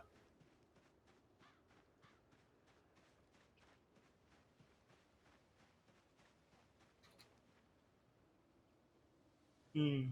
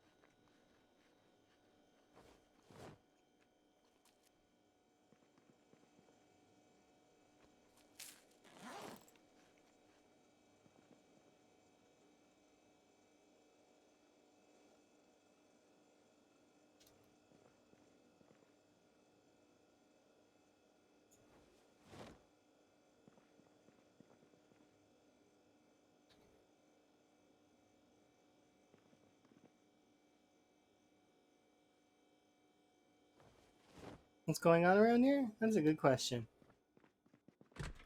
I am currently going to go put these things in the compost bin real quick, just because why not?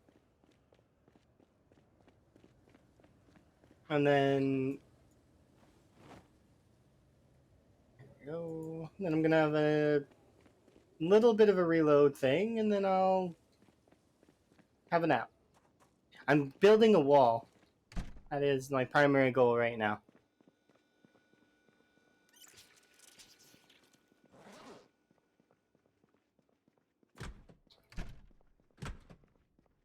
Right, let's grab the magazines. And actually, let's put this here. There we go.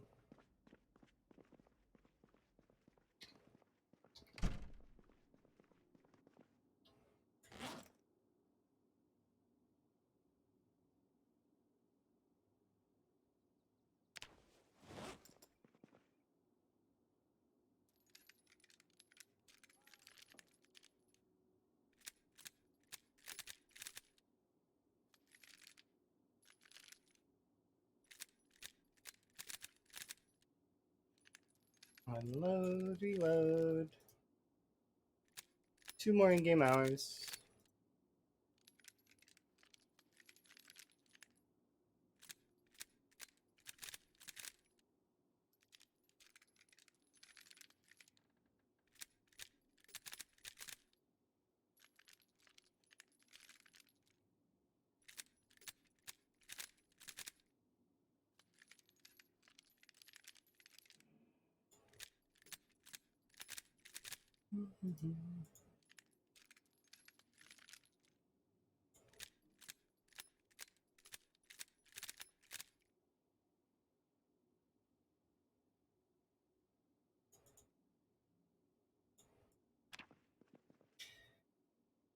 Nap, relax. Okay.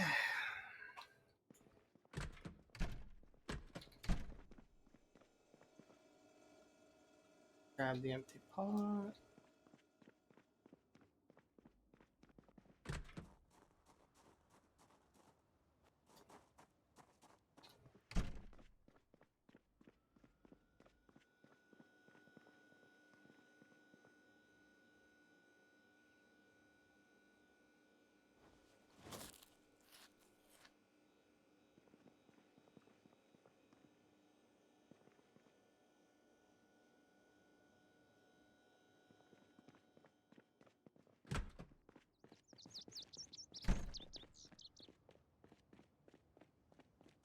Okay, let's just check the crops really quick and then we'll head out.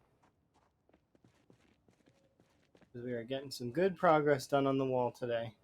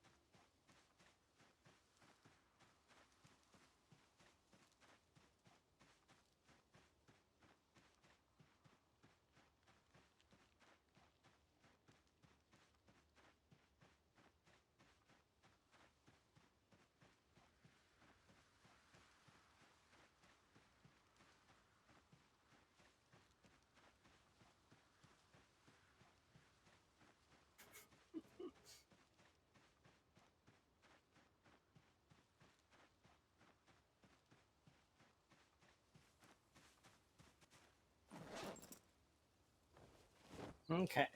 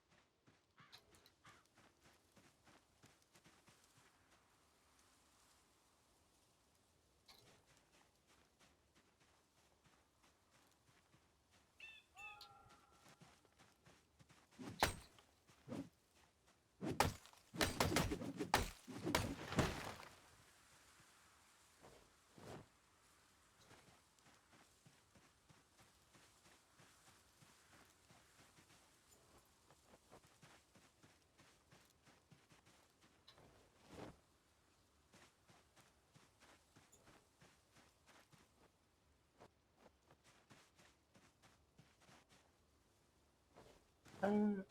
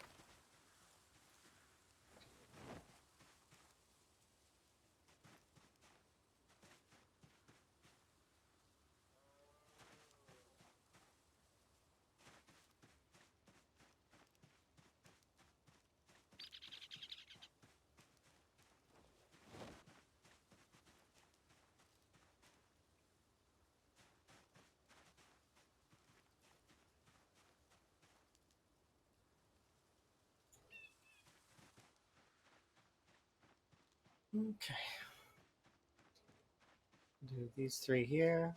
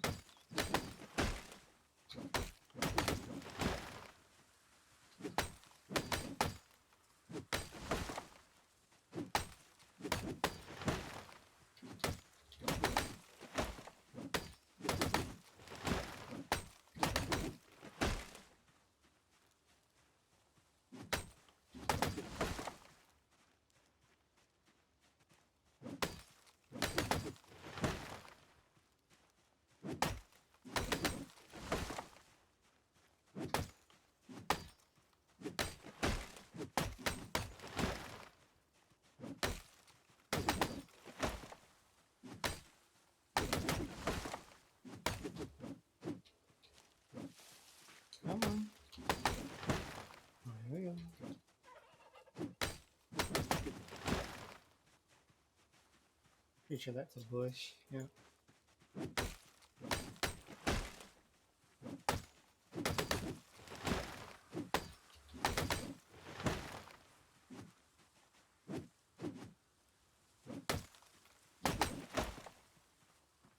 Alright, that's it for that. Do this section over here.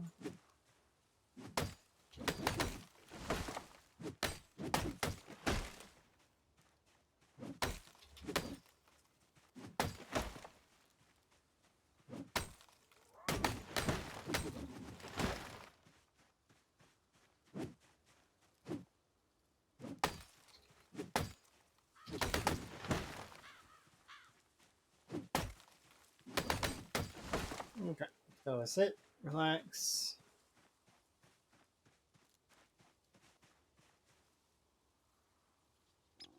I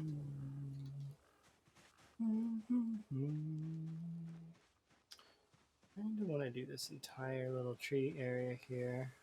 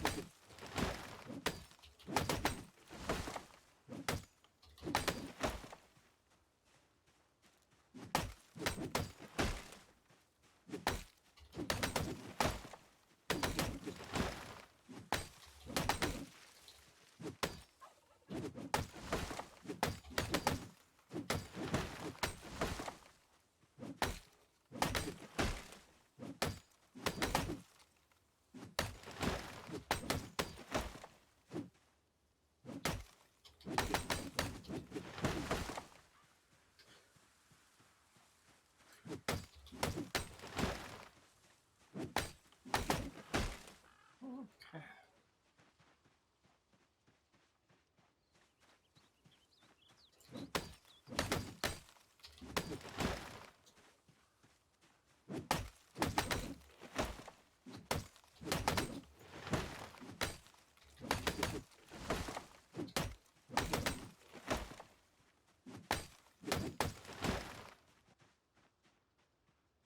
Alright, that's a sizable chunk of the section that I need. We'll transfer that into its row.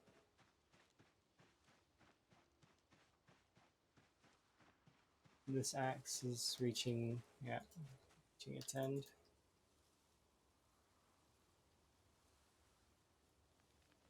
Okay.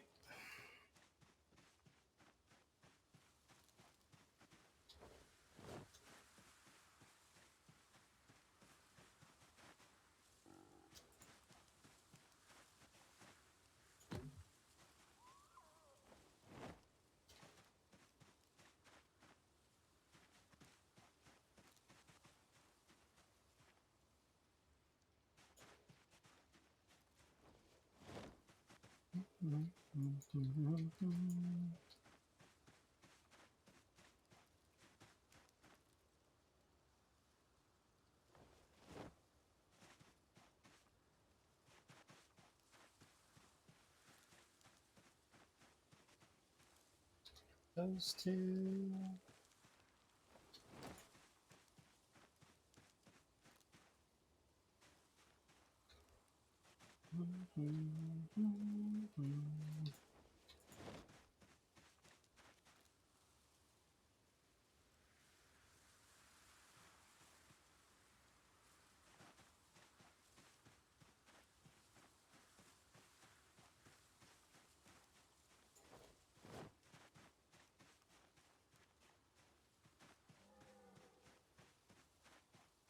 Slowly crushed by branches and twigs.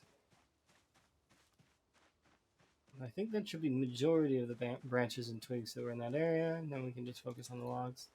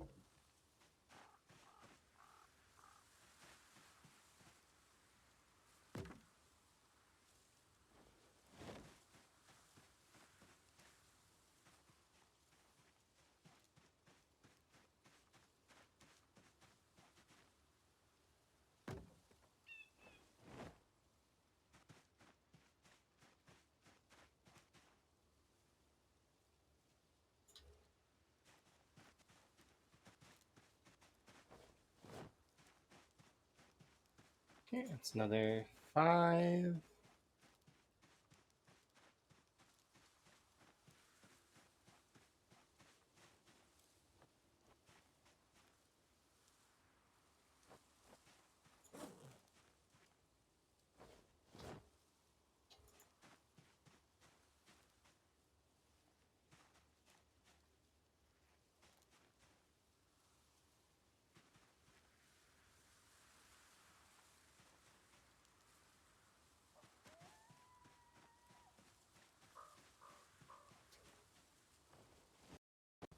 Didn't stop myself. Darn it. Alright, try again. There we go.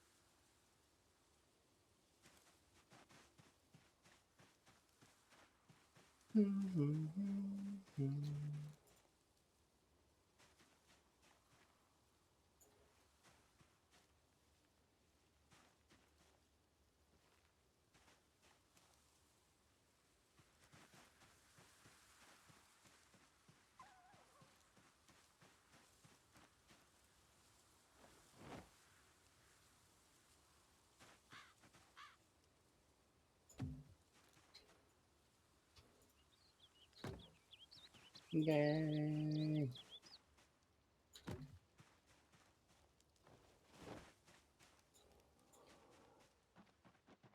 Is that it? No. That's it for the trees? It doesn't feel like that should be it. Did we chop down more than that? Maybe not. That's okay.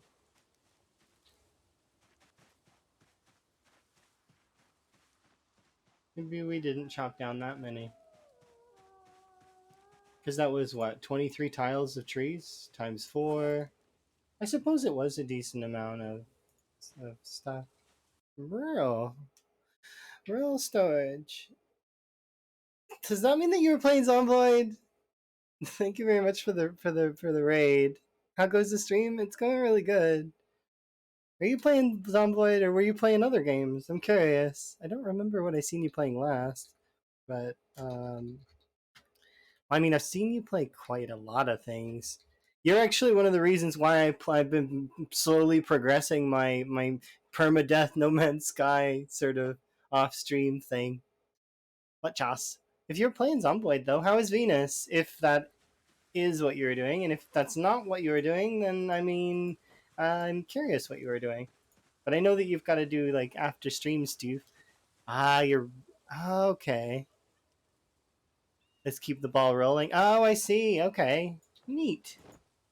Your remote colonies are always so vibrant until the usually it's Randy.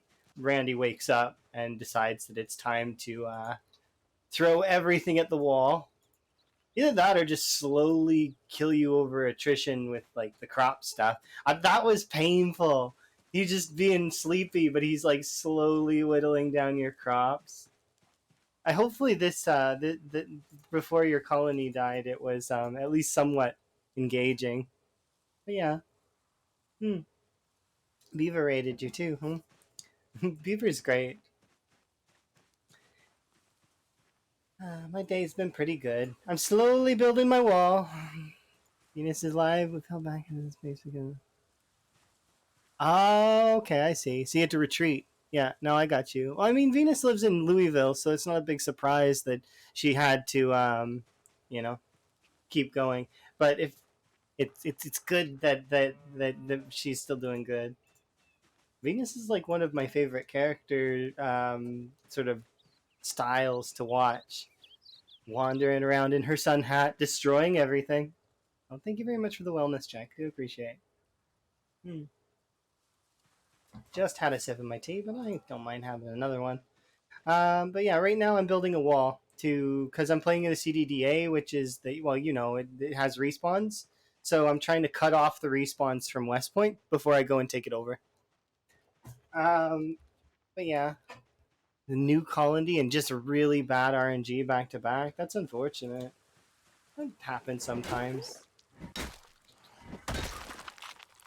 You play some really really cool settings though.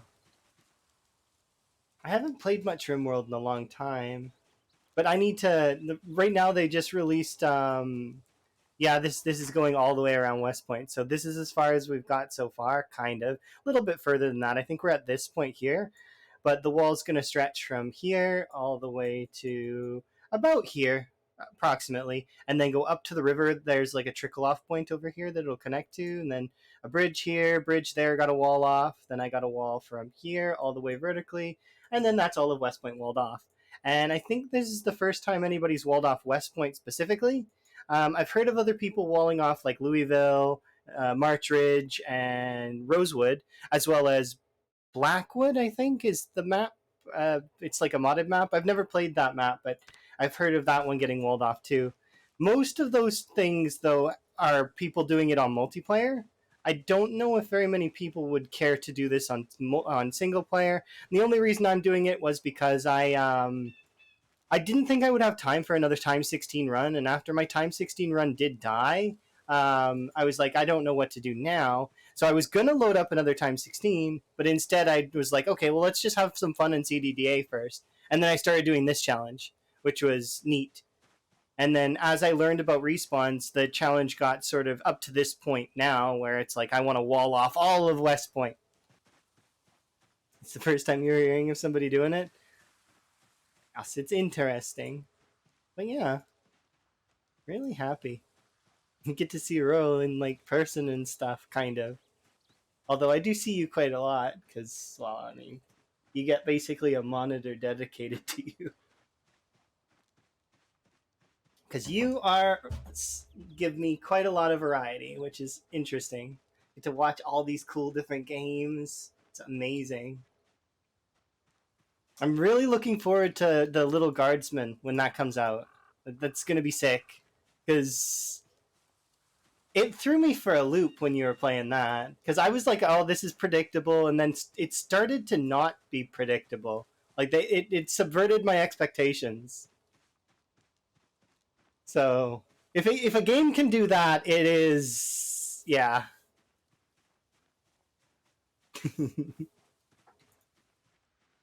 But yes, for those that don't know me, I go on adventures, and mostly it's Project Zomboid. But I have a very large gaming background where I've played a lot of other games before. But I normally just stream Project Zomboid. I'll stream a lot of other stuff like in the past. Like I used to stream games like Minecraft and Overwatch and stuff like that before, but I didn't like the directions that Overwatch was going, and I haven't picked up Minecraft in several years or like a couple years. So it's just like, and Zomboid kind of filled the gap for most of those titles. So I just kind of had been enjoying this. Formerly known as Tiny Alley, formerly known as Tiny Pip Alley, Tiniest Pip, Littlest Pip, and Alicious prior to that, which is always interesting if you wanted to really trace back my username history. But it is always, yes, I am formerly Tiny Alley. Yes. You didn't know I was the same person? You just thought that person disappeared? No, that's me. I am a little heartbroken with the way Overwatch went, and I'm distracted right now, and I need to go back home and have a nap in game. But so we'll go do that. But yeah, I am a little bit heartbroken with how Overwatch went. It was like, I mean, there's a lot of things that that game did wrong, and like that. I hope that it. I just hope it's happy with the way that it's going. It's just not as good for me anymore. My type of player, my time has passed, and it's. I understand that the more like the game is not for me anymore. Does that make sense? I get that. It's in the same sense as when a lot of older titles shift and make themselves newer, and they just change a lot of things. Specific to Overwatch, they removed a lot of CC from the game to get the game's pacing to move faster, which is nice. Kind of. I didn't mind that so much, despite my character in that game being all about CC and control. Um, in saying that, I didn't mind that part of it. They restructured the team composition to five instead of six. There's just a lot of things that changed all too quickly and kind of killed the game for me. It just didn't make me happy to play it. It didn't feel as good. It didn't feel as skilled, and I just wasn't keen on it anymore. So lots of people just disappear. That's generally how it goes. Sometimes just they just stop and they go back to because it's all about different worlds, right? There's lots of worlds within the world, so maybe they're done with Twitch world for the time being, and they go off to other worlds. Um, One of my friends started a car business and a 3D print business and stopped playing games altogether, minus a few real time strategy games that he plays every now and then. It's just he's no longer interested in the streamer world at all. So, which is understandable. I mean, he streamed for ages and then it just didn't find enjoyment in it anymore. So he was done. And that's the same for me in Overwatch. I just don't find enjoyment in it. So I stopped playing it. Um, Unfortunately, I did try to find a game to fill that same competitive kind of void that I felt. I tried League of Legends, and it didn't go well because that game is has changed significantly as well, and it is very much not the same style that it used to. It coddles a lot of players and is very frustrating, and I'm just not really keen on that style either. It's not for me. Um,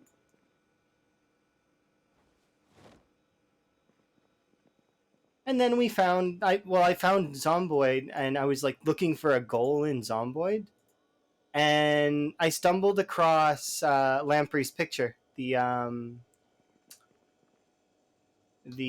735 kills picture, and I was like, I could try that. That sounds kind of fun. And from there, I gradually learned about pretty much everything in the community. Although last time Earl was here, I stumbled on the name a little bit because I accidentally had it cross wires because it was Jeremiah and what is it, Gerald? Like those, they're both similar-ish names. One's Wiener, one's what was it, Gerald Williams? I think was the one I mixed it up with. But yeah, so different um, records and stuff, which is cool. Like, I mean, it was a neat idea to try and go for high kill counts and stuff. I was like, oh, I'm gonna try that. I didn't think I would ever get as far as I did, and I'm really keen on that. So it's been a journey. I figure you're going to aftercare though, Earl. Don't feel that you have to stick around too long. If you need to, do feel free. You're welcome to hang though if you want. I am just going to continue building my wall, which has been sort of the goal at the moment. I need to just making sure I don't need to read anything.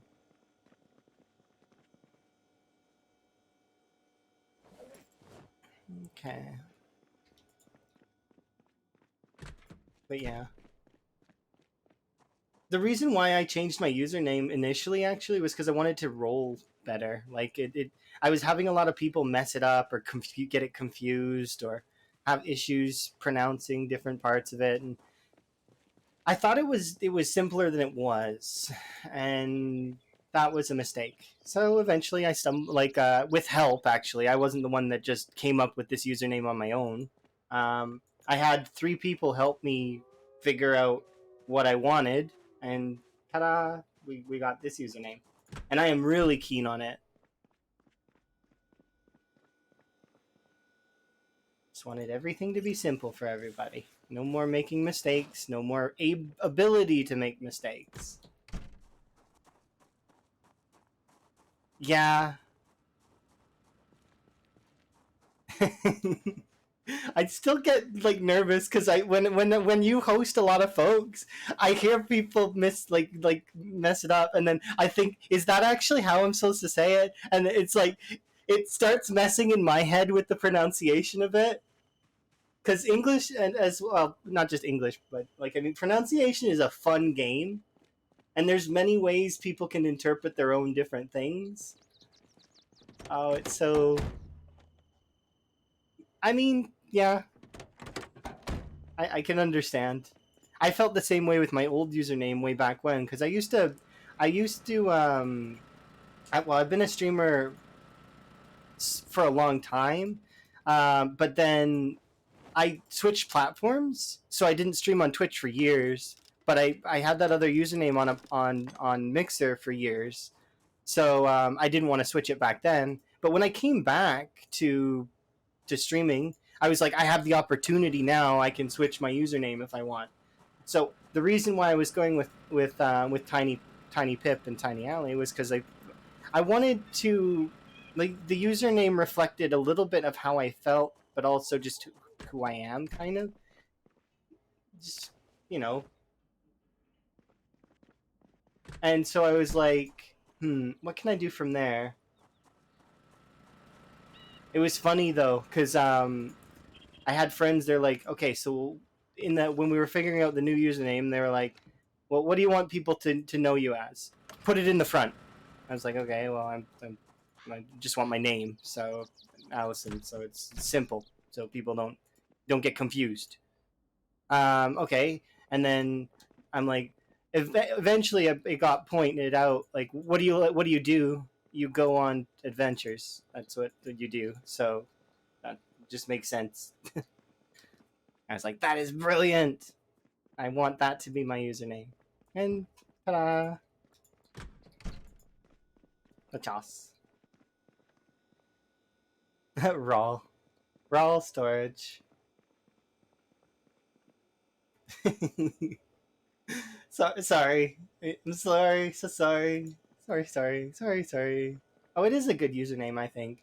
And I have to credit the three people that helped me figure it out. I was chatting with a couple of folks. It was the Elm, Karumi Periwinkle, and my friend Hay. And it was Hay that came up with the full thing. But it was Karumi and Elm's idea to put my name in the front. So I was like, that's a good idea, because most folks will read the first part of a name.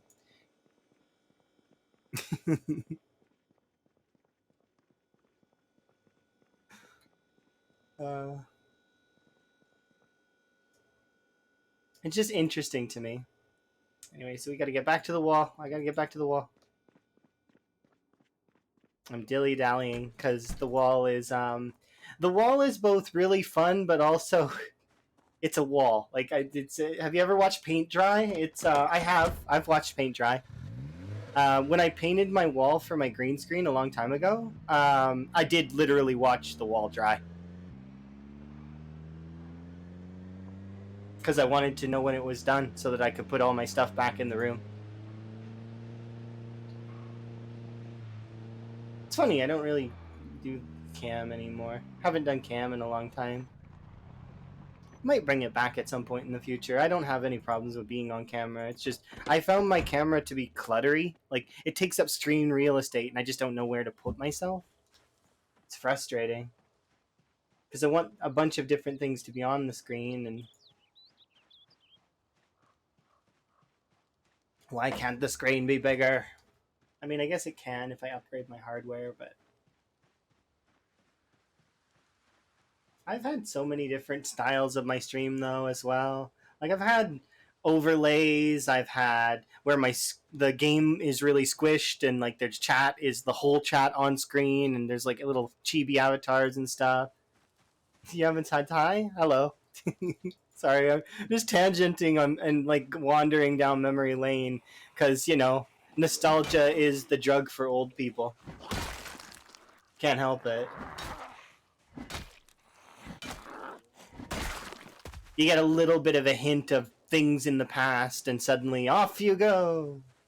I can't help it, because it's all of those things that led me to this point where I'm at right now, right? How the tangents go. It's interesting. I'm not autistic, I don't think. Last time I took an autism test, it said that I have mild, but I don't believe it. Maybe I am. I don't know. Emma says that I might have a little bit, but I'm not. It wouldn't be. It'd be very, very mild if I do. Emma is autistic, but you know, and what is it? I think it's called neurodivergent or something like that. I don't really know exactly what that is, but I'm pretty sure I've heard Emma say that she's in that ballpark somewhere. I would have to kind of look into it more.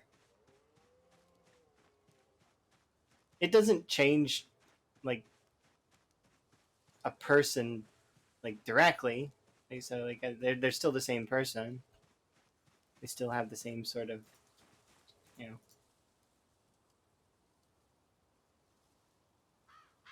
Yeah.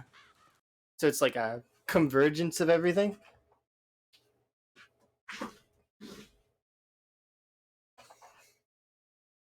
There's times where I think I have that stuff, and there's times that I don't. I don't know.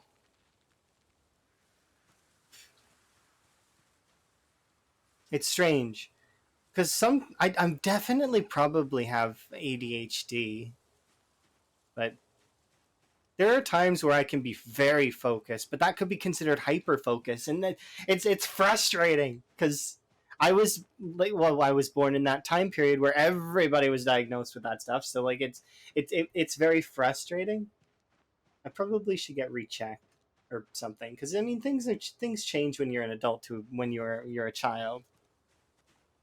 I suppose it doesn't really matter at the end of the day, anyways. But nah.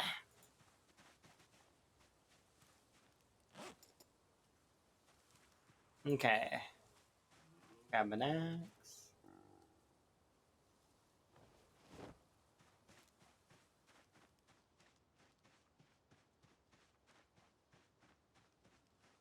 Yeah, I don't. It includes depression and yeah. See, it's interesting.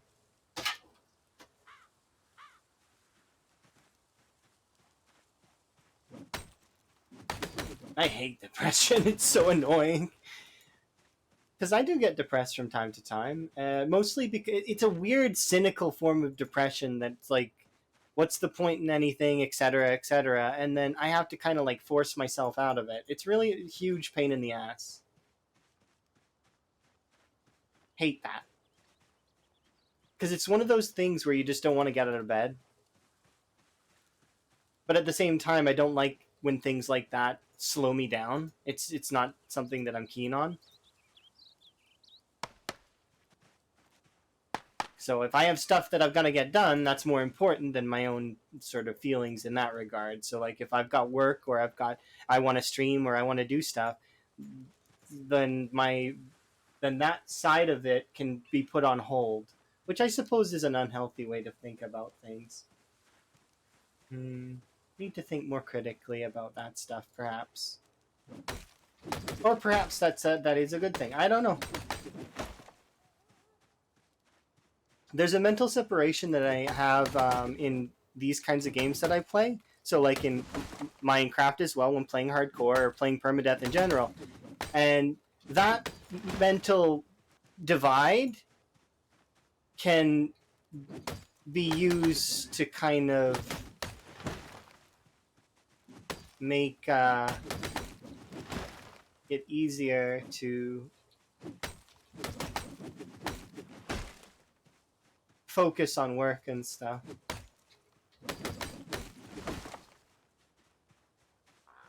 You know, it's way tougher. Oh yeah, exactly. Hiding symptoms. Yeah, because you, especially because it's yeah, or you trained yourself to just not you know, I'm not supposed to do that.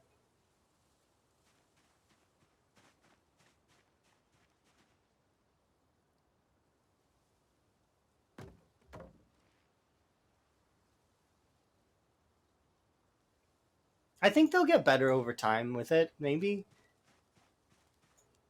we'll see.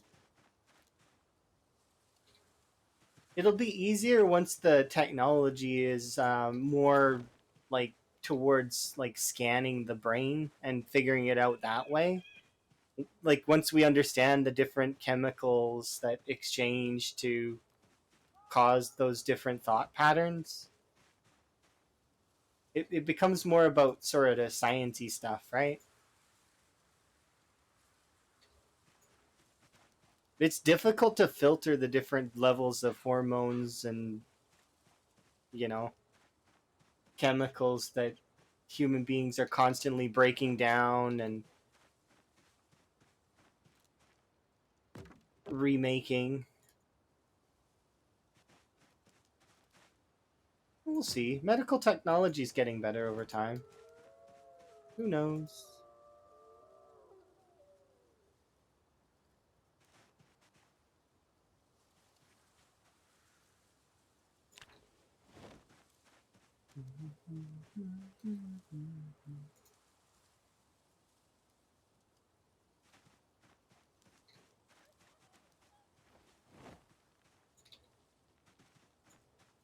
The thing that it didn't hurt my feelings or anything, but it was interesting.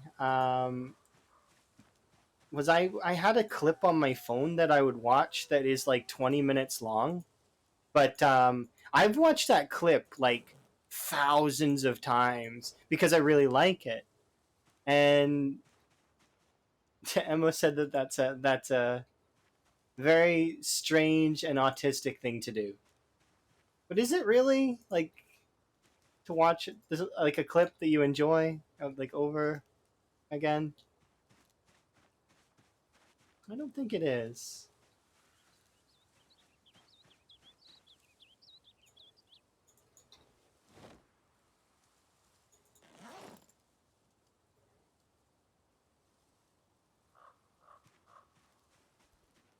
Nowhere near ready yet.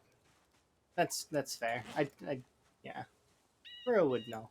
Uriel has like the super smart.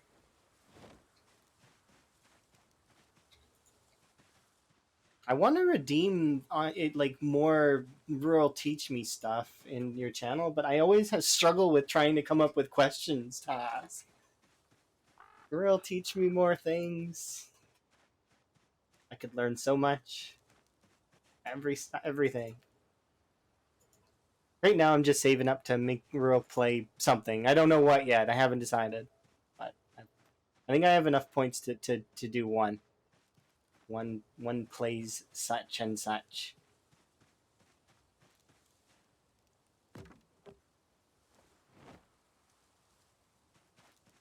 Just eat his heart and gain his power. I don't think that works that way. That sounds like a Mayan ritual. I don't know if the Mayan rituals work anymore, given that the other half of the ritual is probably missing somewhere. There was probably other parts of the ritual that were required to gain the power after you ate the heart. Right? That's how that works. And because we've lost, it's just like when we lost the recipe to concrete. I think because it's difficult to keep knowledge. Sometimes you lose it.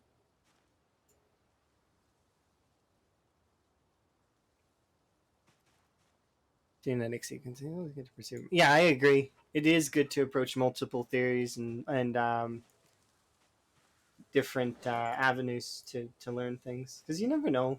Just going one route would kind of dead end you, like you just said. And then you got to backtrace. It's better just to go to all routes. Hello.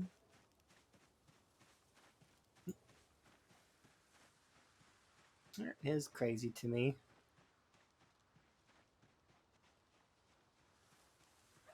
Oh, exactly. And it can also make things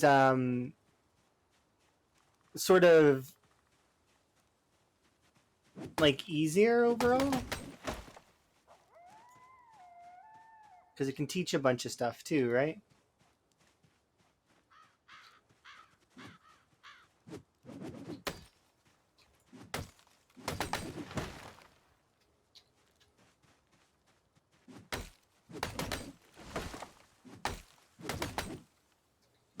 This song always makes you remember that I have to go back and play Slime Rancher and Slime Rancher 2 at some point because they added a bunch of content that I actually haven't played in forever for Slime Rancher.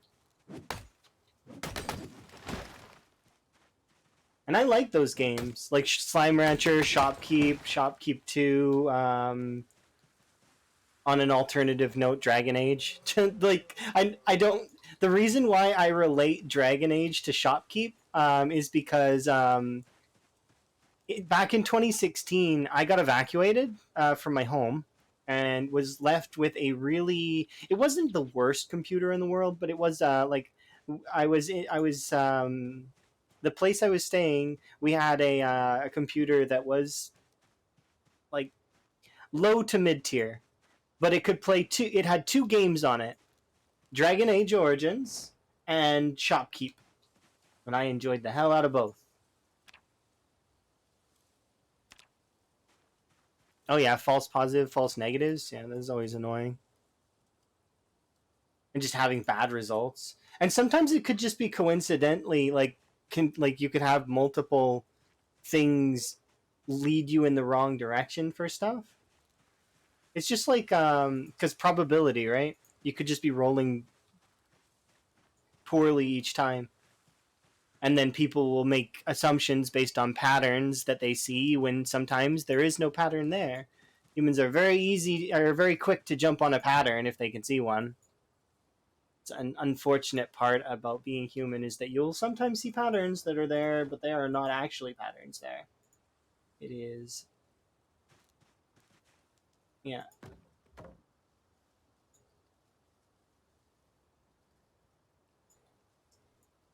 Can I pick up all three of these? I should be able to. I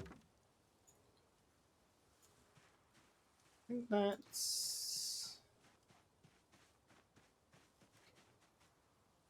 No, that's three. We gotta chop down these trees next. Should be able to put these three away though. I like how we're talking about this stuff. Meanwhile, it's a nice, relaxing sort of conversation while I do something kind of mundane. I like the building of this wall though. It is fun. Kind of chill. Just can chill, vibe, and enjoy.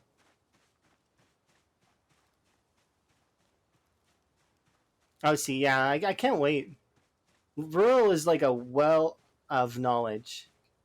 Absolutely one of the most interesting perspectives. Plus, I really like reading your tweets when I go up on um, Twitter briefly, like because I go on Twitter and I check sometimes, mostly just to update statuses or to post if I'm going live. But there's a lot of cool things you say on there, or there's really cute pictures of you know of you being happy.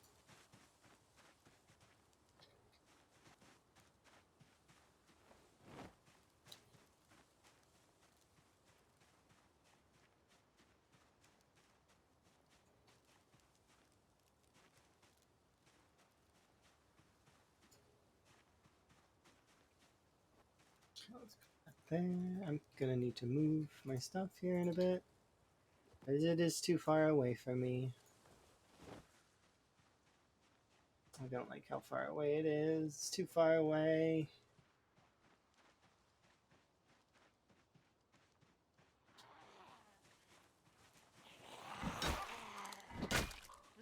Sometimes I forget this is a zombie game.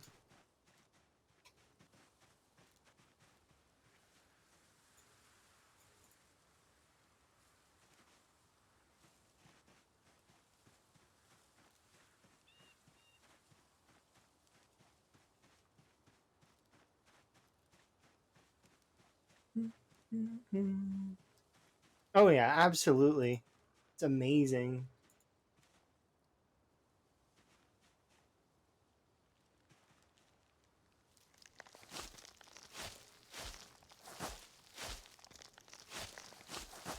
Definitely one of the gems, like absolute gems.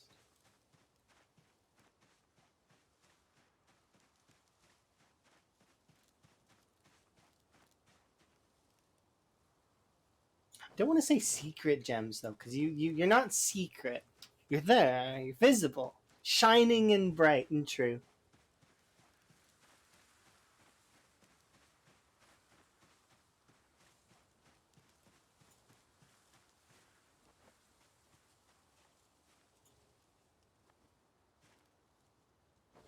Oops.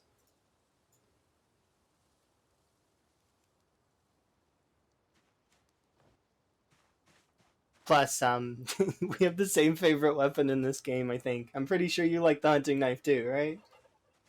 Fairly certain. Pretty sure. It's just so fun to like poke the zombies and also it not cost any stamina. It's my favorite way to play the game, is to poke the zombies. The other weapons, like I mean, they're okay. I don't mind them. I like the sounds they make, and it's just the hunting knife's so good, it's so fun. Definitely one of my favorites.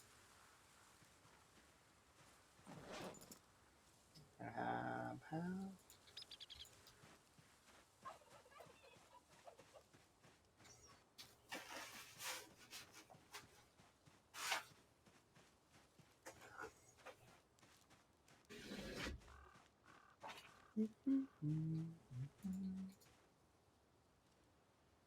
Hogwell time. Oh, but we have to rest. Why?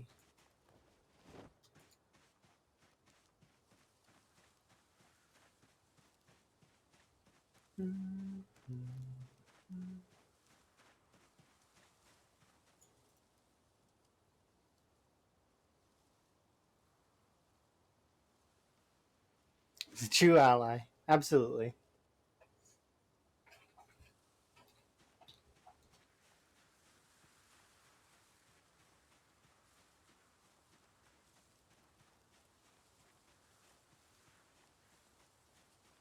It's for other stuff. Yeah. It's just like mine. I don't like putting one of those tags on myself, although technically I do fall under the trans sort of that would be me, and I understand that, and that it kind of annoys some people that I don't put it on there. But it's just I don't like those kinds of labels to be forced upon folks. I do feel like that it's okay, but I don't know. It's one of those things that I used to have those kinds of tags everywhere, and it was good, but it also can bring about people that are genuinely awful as well, and I don't like that. I want people to feel comfortable. I want people to feel safe. It's one of the reasons why I don't use those tags either, is because then it doesn't bring in those folks that would normally look for those tags to go about harming folks. It's annoying. Those folks are annoying, and they're petty and they're stupid, and need to kind of readjust their scope to be a little bit more well, sort of nicer overall. But it's a tough area to navigate, yeah. And I've had those tags in the past, and like I mean I used to have it right in my about section. Um, I changed that at one point because I was like, you know what, I need to simplify, just so that people don't need, if people want to know they can ask, but it's just overall simpler if I just leave it like this. That was like, oh yeah, especially before, back when Twitch wasn't as good at moderating stuff. Oh, it was really bad back then. Because my streaming journey started way back in 2012. A little before that actually, because I supported streams before that, but 2012 was when I kind of started getting more into it myself.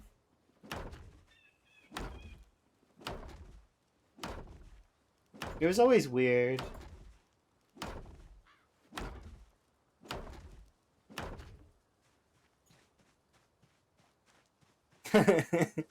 I take the tree down, I put the tree back up. It's just not in the ground anymore. Well, I mean, I guess it is kind of in the ground, but it's not growing. But yeah. Corrected the tree. They need to be a little bit more in line.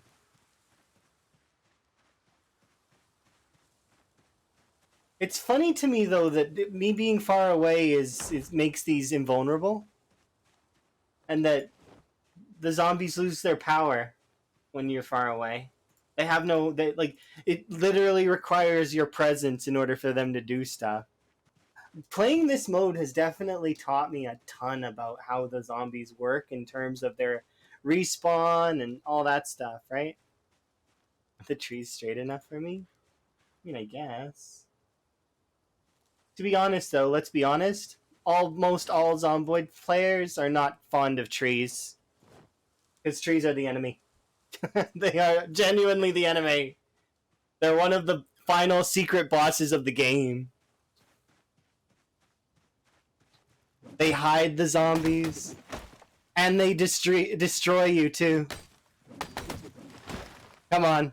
At least everybody here has died once of a neck laceration, or at least been wounded by a tree through neck laceration.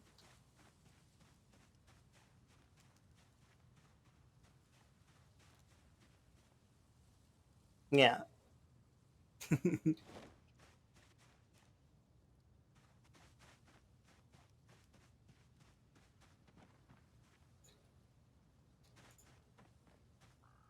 Oh, in this playthrough, I actually got neck lacerated as well. And I have the outdoorsman trait. Like,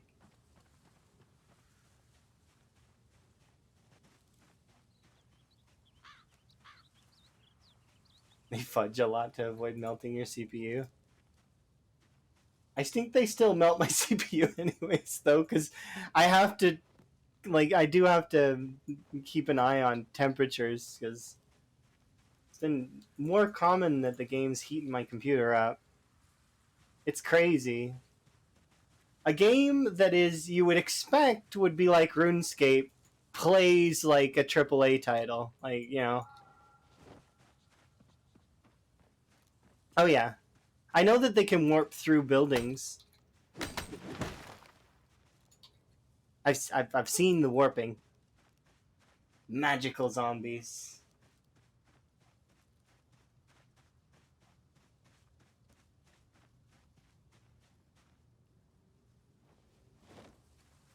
No, not in enclosed areas, which means that this wall essentially will make it so that they can't do that.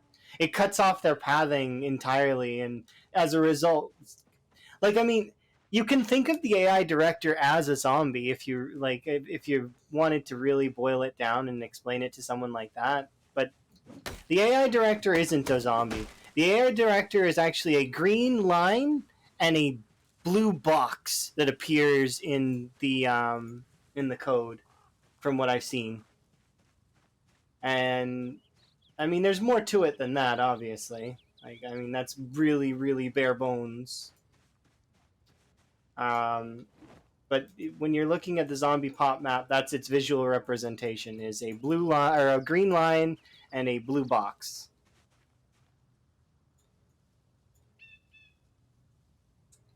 No, I gotta go back. So leave you here. Where are we at, anyways? Do we actually make it further? We did indeed.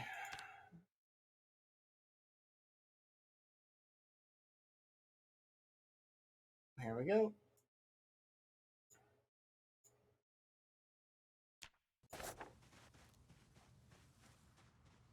Time to run back. Let's see. It's crazy how much carpentry XP you get from putting up log walls, so long as you've read the books. Because in my last CDDA that we died because of my graphics card alt tabbing, the I didn't have the Carpentry 4 book, and we're already um, nearly Carpentry 9, and before we didn't even break Carpentry 7.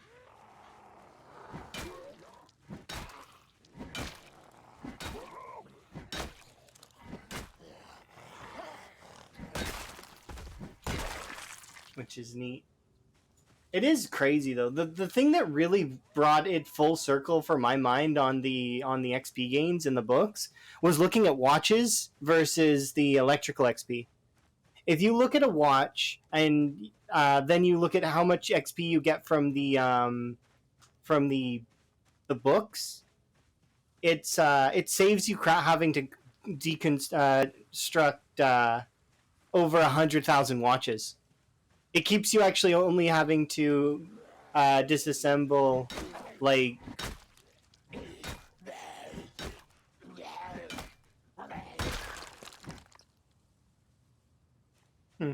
interesting.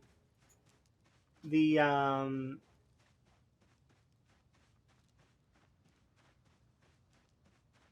that's the stuff that, like, I mean, the XP games and stuff are always interesting. I'm pretty sure these are respawns.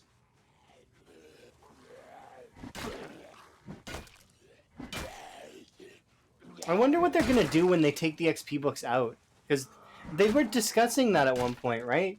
Doing a different route than doing like the XP books. I don't see really how they could go about it in a different way, though.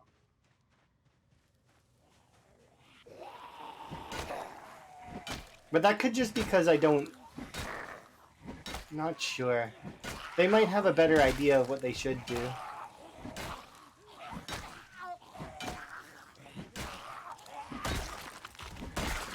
Maybe they'll give alternatives, like when they release the VHSs.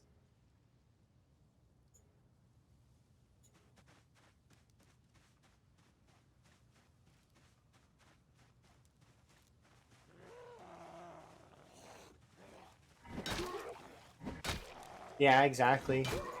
I'm curious how hunting is going to be in this game, and how the arrows are going to interact with the zombies.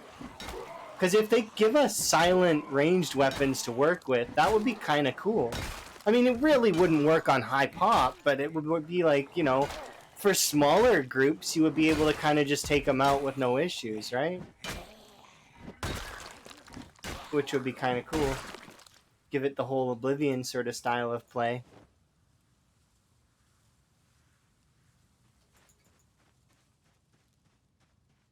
Or maybe they'll make it so that it doesn't damage zombies at all, and it's only for attacking like wildlife.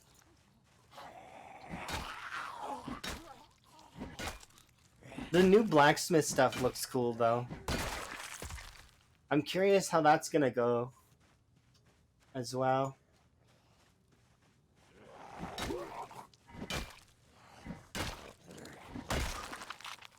We're way too tired. I shouldn't be fighting.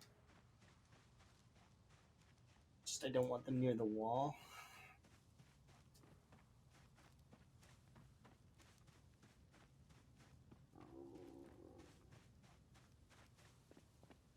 Yeah, it's either going to be annoying or have high encumbrance. I was thinking that too, that encumbrance could be a way that they could balance it out.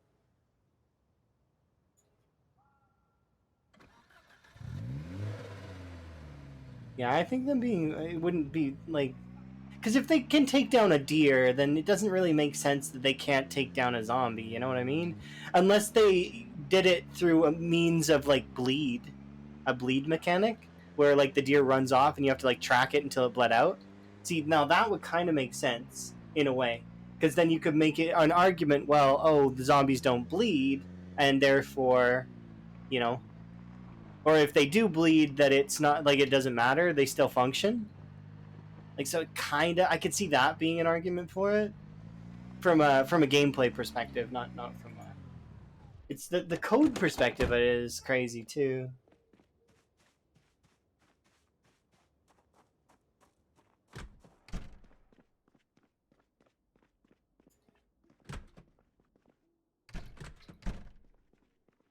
Yeah, like choosing between a quiver or a backpack would be really kind of interesting. You'd get people doing the thing that they do with that Tarkov inventory, though, where especially if it's the really limited version of that inventory, where they will have piles that they run back to. So it could kind of hamper loot collection, and thus would have people have more like outpost and base stuff. But I think that's going to be counteracted by the camping stuff. So like they're going to be releasing all that camping equipment, and so hopefully that'll balance it out.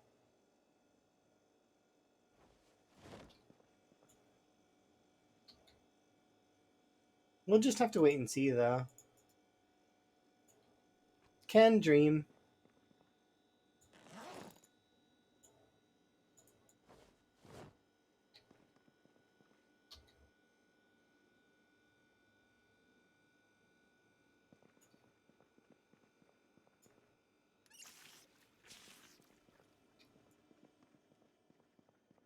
Oh, that reminds me, as soon as we're done with these fish, I get to do trapping again, which is going to be fun.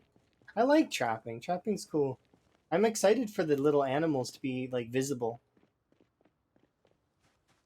It'd be really, really cool if you could have a dog or a cat though as well. Like the cat could stay at home and like keep your base like rodent free, and you have to feed your cat to keep the rodents at bay because they'll start eating your food if you don't. And then also having a dog as a hunting companion would be neat too. And then as time goes on with those systems, if they were like you could train the dogs, you could train the cats. That would be kind of cool. Gonna add so many things though. I don't see that being a possibility as a result. It's too much. It'd be like asking for NPCs as well. I don't see NPCs in the immediate future. Not counting obviously the rodents and the deer as NPCs. But like I mean like character AI.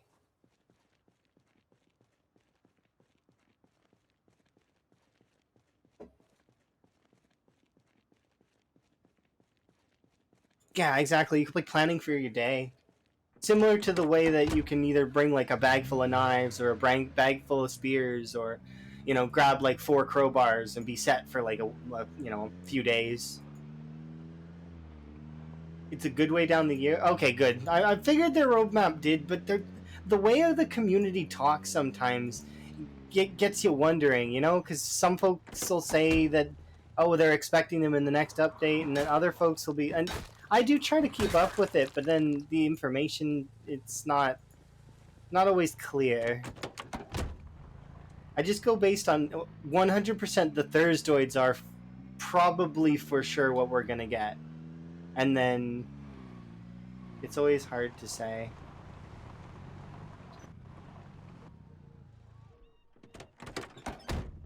So I try to stip in most of the things I'm saying with this is my opinion, or you know, I heard this, you know, because it's not necessarily guaranteed. Nothing's ever guaranteed, anyways. They could just 180 their entire like build plan and okay, we've decided to scrap everything about hunting and we're gonna go directly into farming instead. It's like they could do that. I mean, it's not likely given the amount of work and effort put in, but you never know.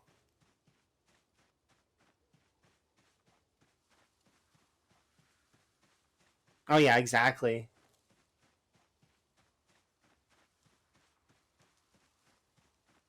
I do wish that you could switch the helicopter not to not have it on sometimes, but to do it on like dynamic or something. You know that it happens not so rigidly. It'd be cool if it was like random, and that you had to kind of pay more attention. Because sometimes it just feels like you're setting a clock timer for like a okay, well the helicopter should arrive between these particular days. Hey, we're good for now. It just be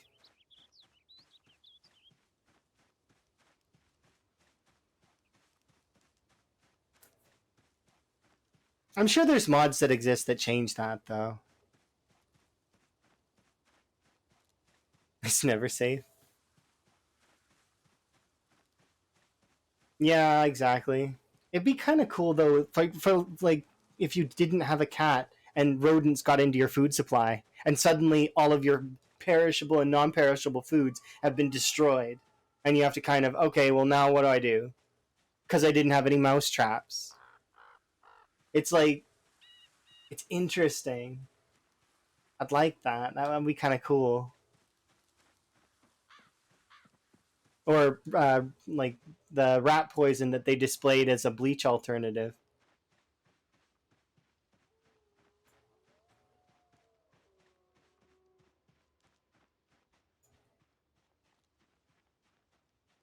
Now you find free rat meat.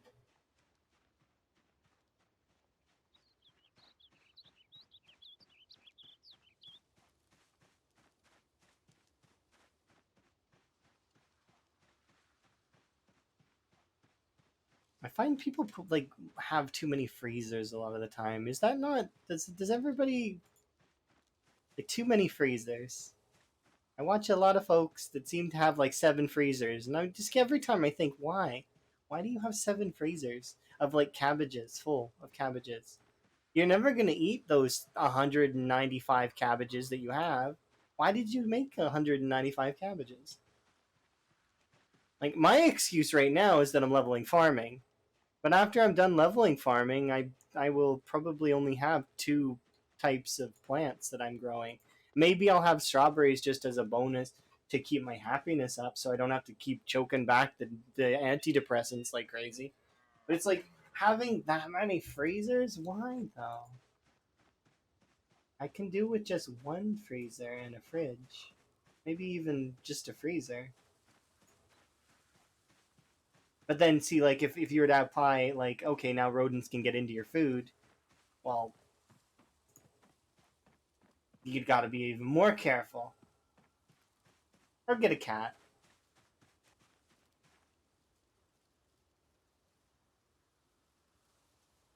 Because options. I guess that's true. People play the game the way they want, and I really do like that part of the game. That there is like that you can play the game the way you want to. So there's no real wrong way to play. And that's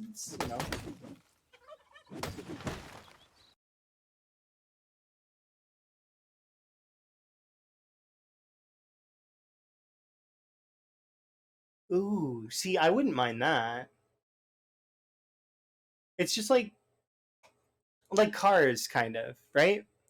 Because cars wear over time, and then eventually they get to a point where if you were to survive like 30, 40 years in the game, which is nobody's done that, but if you did, eventually your cars would be pretty damaged. I mean, there's a lot of cars on the map, but like cars are kind of a finite resource. I mean, so is gas, kind of. Not really, but I mean, kind of. It is finite, it's just a really big number, even if you're set to the lowest settings. It'd be interesting, though, in the apocalypse to have that kind of stuff, right? Well, yeah, and it also goes stale, which would mean that, or about like when gas expires, it's less effective in an engine. It still works. It's just it's not as good, right? So then you would be burning more fuel faster, and eventually you would be out of gas. And then with no gas, you can't power the generators anymore either. So that would be interesting.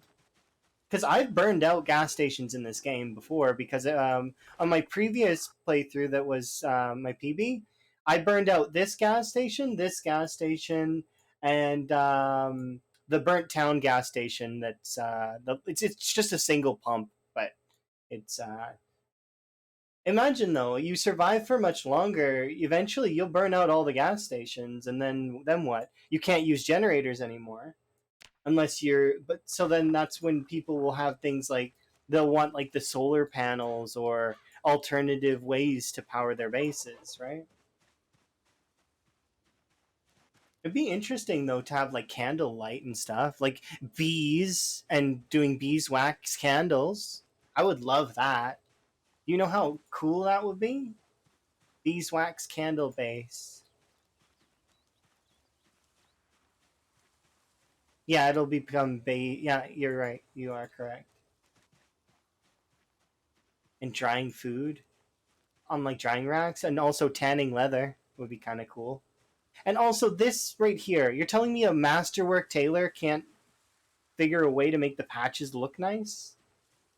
And why is it that I have to run around naked in the summer? Why can't I wear like clothes that have airing to them? You know what I mean? Like this, why is it that the track clothes don't have like like they're not airy? Just remove the patches. I mean, I could, because I mean the patches don't give you that much, but at the same time, I don't want to remove them because they do give you a little bit, right? So that's sort of a meta thing, I guess. But because they do give you quite a bit of protection overall, like how much protection do they give again? Like I'm just wearing long johns and I have a little bit more defense, right? But when I actually equip everything, it's like pretty much good to tank one attack. Obviously, if you're getting attacked in the first place, that's a problem, which is why a lot of people choose thin skinned. I don't like thin skinned though, because I want all the dice in my favor if I can get them.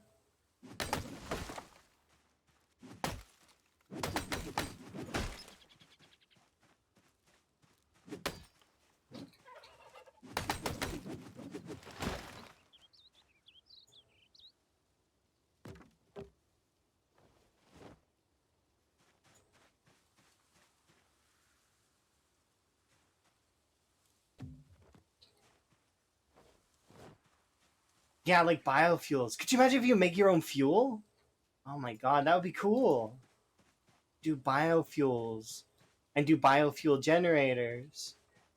You could do it with the new crops that they have coming out eventually, because they did show kale, and obviously they're going to do probably wheat, right? Wheat or barley. Maybe they'll do barley. I wonder. Or bicycles. Bicycles would be cool as well. Yeah.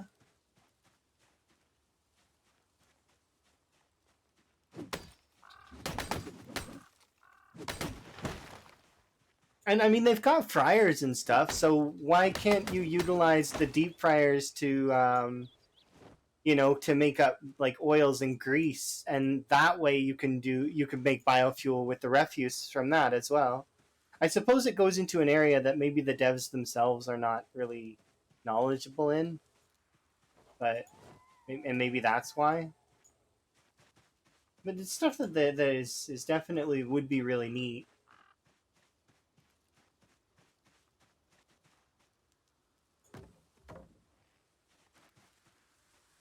Yeah, I like all that stuff. That stuff sounds cool.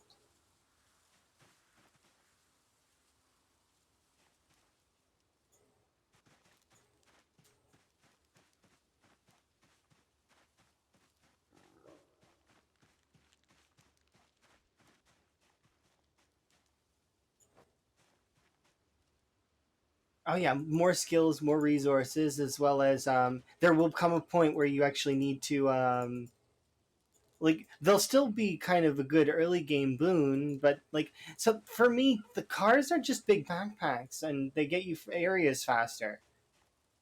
That's what they are to me. They're a luxury. They're a bonus, and often they're a death trap because I've injured myself and died in cars quite a bit. Well, I twice actually. I've died in cars. Broken many limbs in cars though.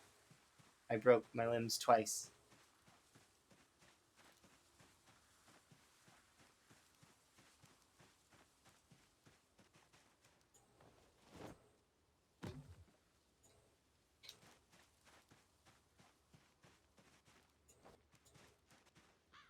It'd be cool to have bicycles though.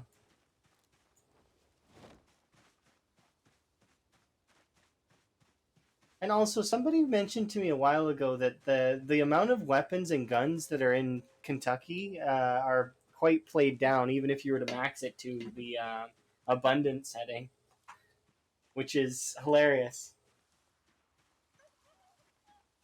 Back in '93, they had so many more guns, apparently. Yeah, I do agree that it's a balance so that there's not too many, but it's just funny to me that's how that is, right? It would just be a gun game. Yeah, that's true. It's just amusing to me.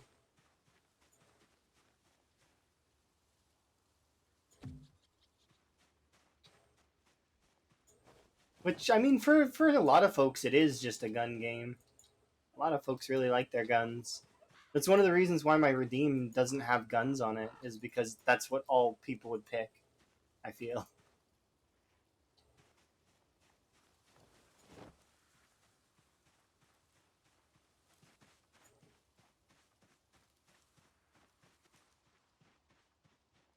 it's because they're interesting though. They are cool toys at its minimum.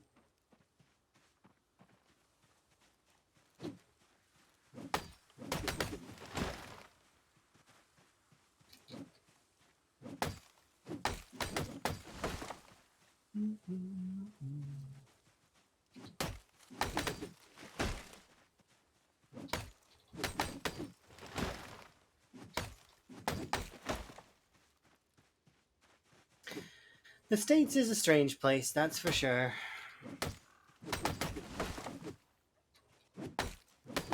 I'm kind of keen and hoping that they do add more states though.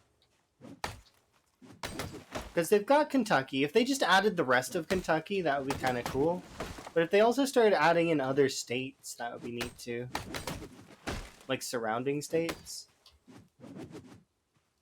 That and Fort Knox. I would really like them to add that. That would be kind of cool. Which I'm pretty sure is on the docket, but I don't know.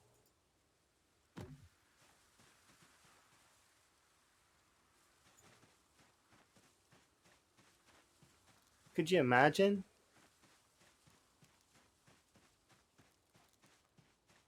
Why did they even do it?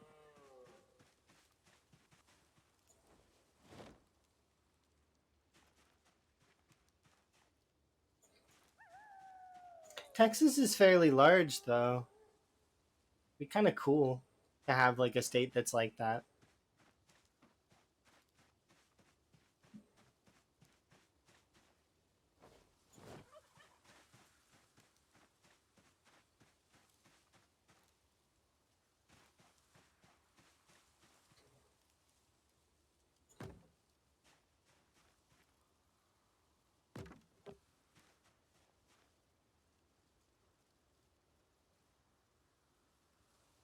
That's fair. But it'd be cool if they had other maps. Maybe if even if you can't join the maps together, because I know that there's limits.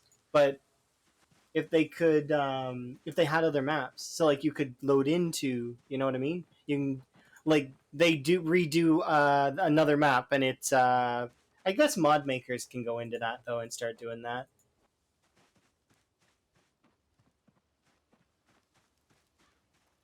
Yeah, Alaska's fairly large. Isn't Alaska like the size of nearly almost like a large portion of the states? I remember there being a chart or something that like slapped Alaska in the middle of the states, and it like takes up like half of the United States or something crazy.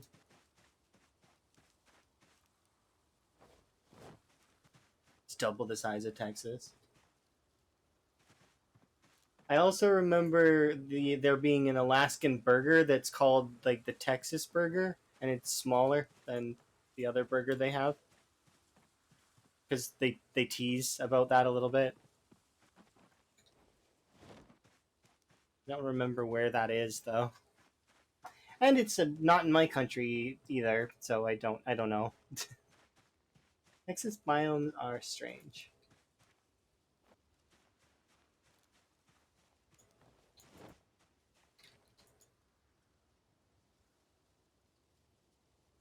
It's very swampy.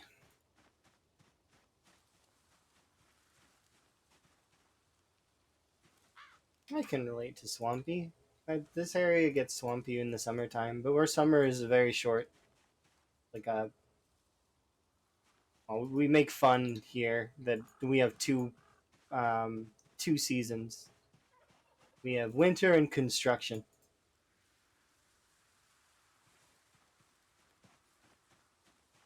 and a hill. Just one hill. That's awesome. Just a single hill. One hill to stand on.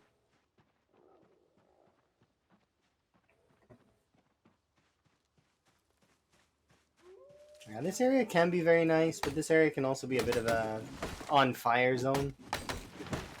At least it has been for the last few years. I mean, we have over 1,000 fires this year. It's absurd. They were memeing the fires here. That's how many fires we had.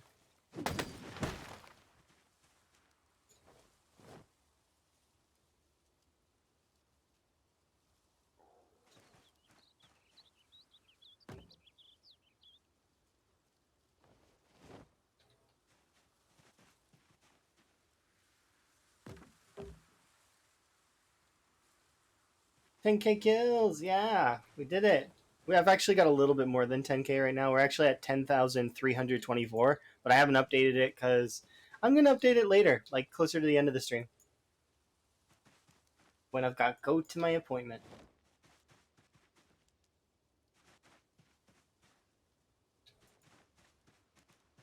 Which it's not a doctor's appointment or anything. It's D&D appointment. I'm gonna play my rogue again, and hopefully I don't kill the party members. That is the goal every time, is to not accidentally kill our party members. Because I get some really bad combat rolls. Okay, I am like the most unlucky when it comes to combat. It's ridiculous, which is it's a hilarious flip when because I'm very good at combat in most games, but in this game no, because you have to roll a dice and it's RNG dependent.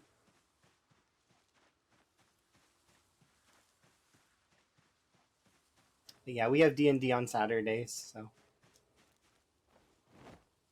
I'm really happy that we added Emma to the group too, so that we can be cool to do more D&D stuff.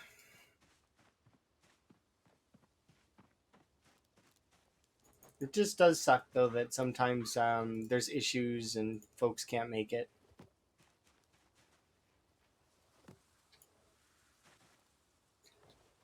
Tis life though. You got to live and sort of roll with it.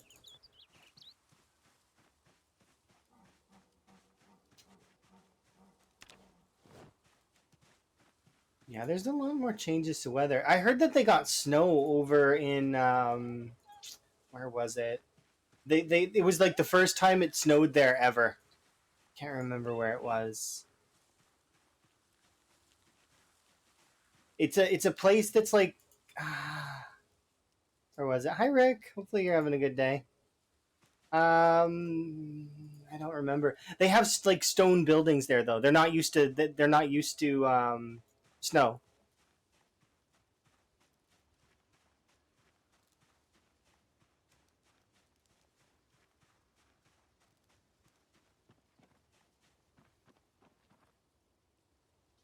Oh, that's true. When you're waiting for a game, like I'm really want to watch Emma play the rest of the Yakuza game that just came out, but I am also really excited for the Yakuza game that's coming out with called Like a Dragon Infinite Well, because it's going to have Animal Crossing kind of vibes. And I don't know, it just makes me very excited because I've watched Emma play all of the Yakuza games. Emma is my partner, not a streamer. She doesn't play for other people but me. But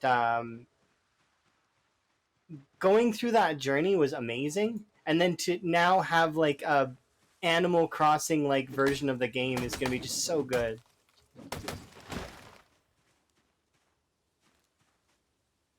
It was in the mid 90s and only lasted a day. I remember, what was it? We had something rare here too. Oh, we had an earthquake a little while ago, which was interesting. I'd never been in an earthquake before. It felt like a big truck was driving by. Like that's what it felt like. And I actually went outside looking to see where the big truck was. I was like, did we get a delivery or something? Did Nope. It was the earth shaking.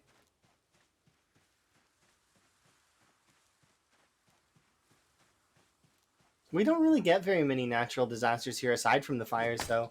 Like we occasionally get the we once in a blue moon you hear about a tornado ripping through, but it's because we're so close to the mountains that we don't really see that much in terms of disasters. Blizzards, but blizzards don't count. And then we get a rare phenomenon called Chinook that exists as well. Um, it melts all the snow, and then because it's cold, everything refreezes, and everything's really slick for a while. And there's also freezing rain. I guess Chinooks aren't that rare. Never mind. They kind of only happen during winter, though. Is what it feels like. Guess you really wouldn't notice a warm wind during summer. Maybe they do happen during summer.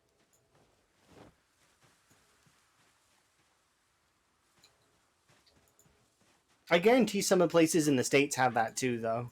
If like the because the mountains stretch for quite a while, right? The Rockies,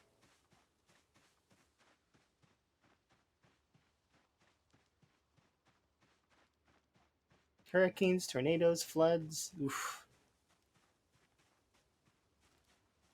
Yeah, I don't know why, but that makes me think of that comedy sketch where he's talking about sleeping through a tornado. It's like his house flips over, and I've got a Tempur-Pedic.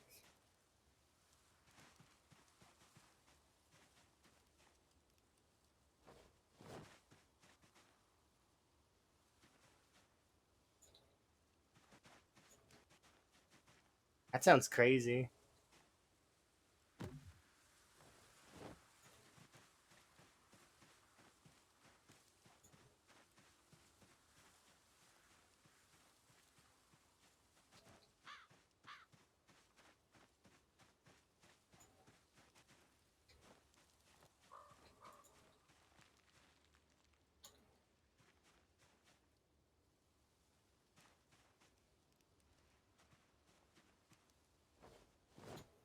Okay, things seem to be going quite well.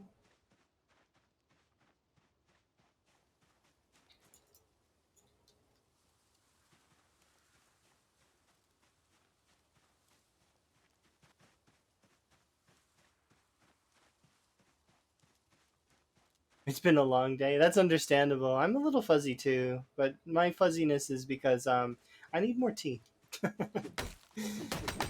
I haven't hit that tea threshold where I'm comfortable yet. I need to have more tea.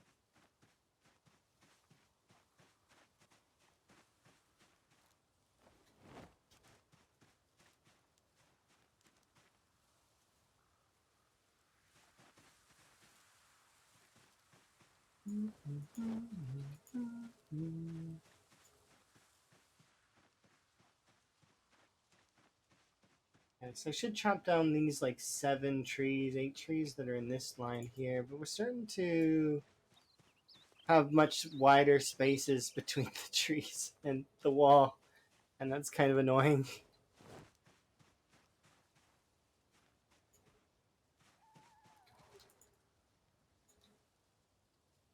I really can't wait until we reach that other section of the wall. So when we get to this point right here, I'm gonna chop through this tree line here, and we're gonna start driving the car along this route. Even though this route is longer, the reason why I want to drive along here instead is because then I'm not driving up and down this way, and I'm leaving these 2 cells alone.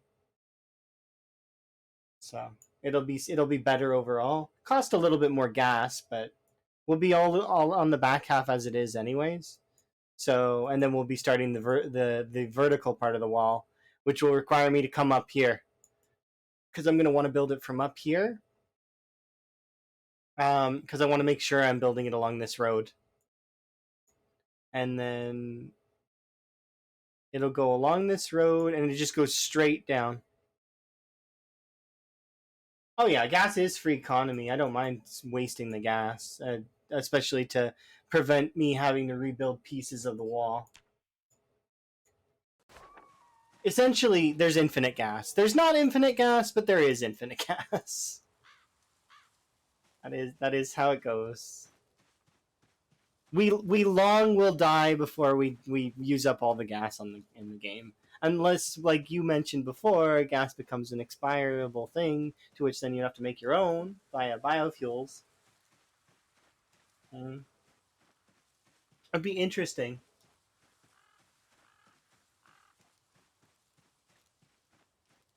I wonder if they would separate the two gases then, and make it so that you could make gas and you could also make diesel, and then the heavy cars all would run on diesel, or well, most of them, not all of them,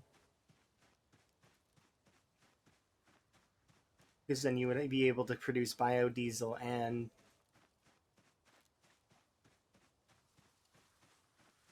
be a bit of a different process.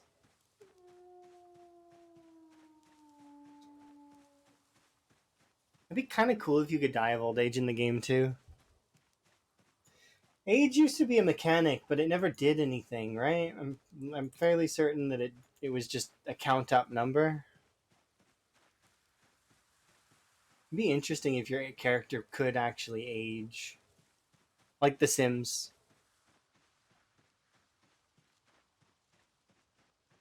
You'd really be on a time crunch then.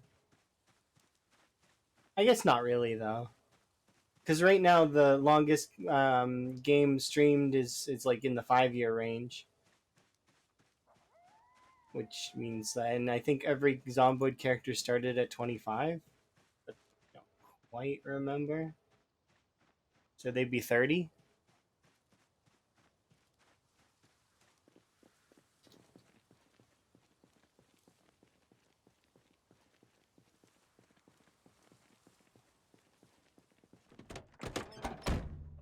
In Big Ambitions, you can die of old age? Really?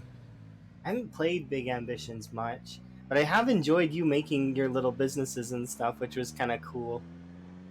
I should give that game a try. I like games like that. Economic games are always fun. Tycoon style.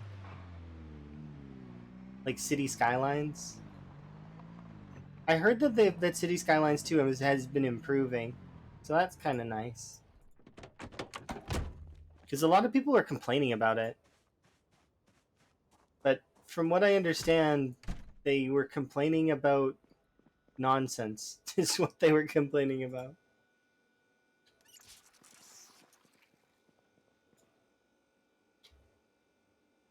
People love to complain about their nonsense.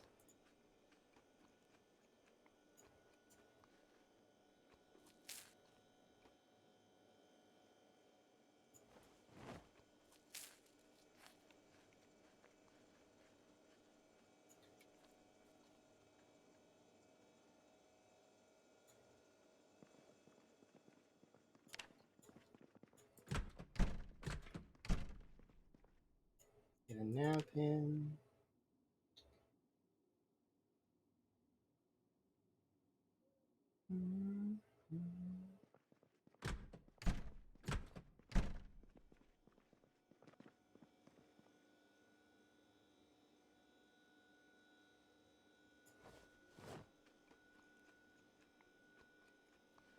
Yeah, that's the thing, right? Is that, like, I mean, yes, there can be issues still, like real issues, but it's always annoying when people focus on the wrong stuff. I suppose it's difficult to really, it's not easy to focus on the right stuff sometimes.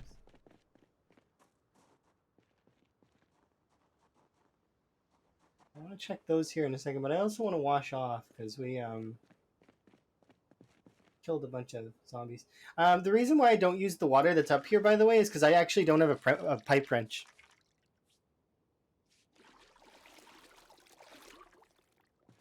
So I can't I can't plumb anything. It won't let me do it with a regular wrench. Pipe wrench is required. I don't have a pipe wrench.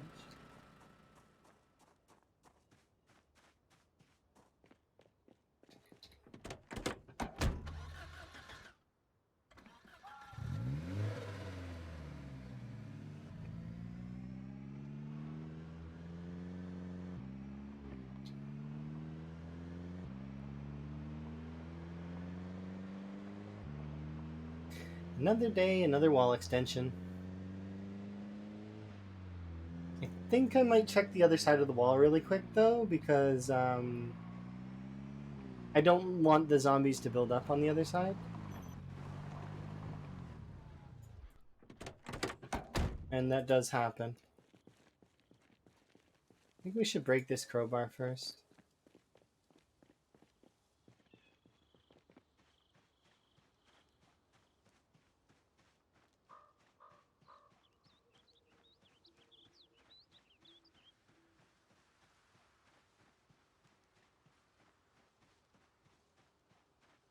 Game, don't prove me wrong here and have no zombies on this side. I swear, there's sometimes like a lot of zombies on this side. The game's gonna prove me wrong now.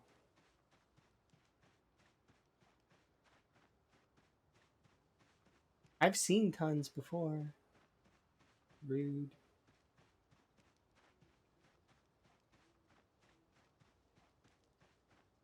My character's name is Donald Trump. No. But I am building a wall, and the zombies are going to pay for it. They have been, with their shirts and their axes. So long as they keep supplying me with the resources to build this wall, then yes, I will keep building it.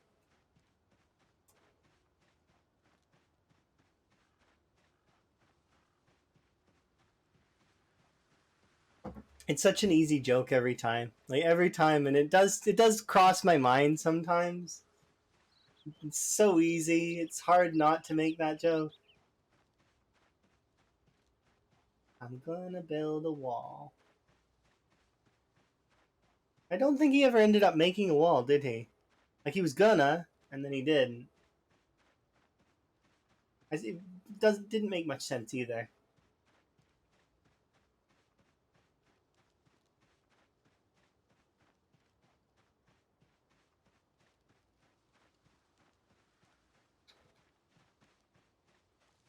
I like walls though. Walls are neat. You don't know. That's fair. It's hard to know that kind of stuff exactly because sometimes things are not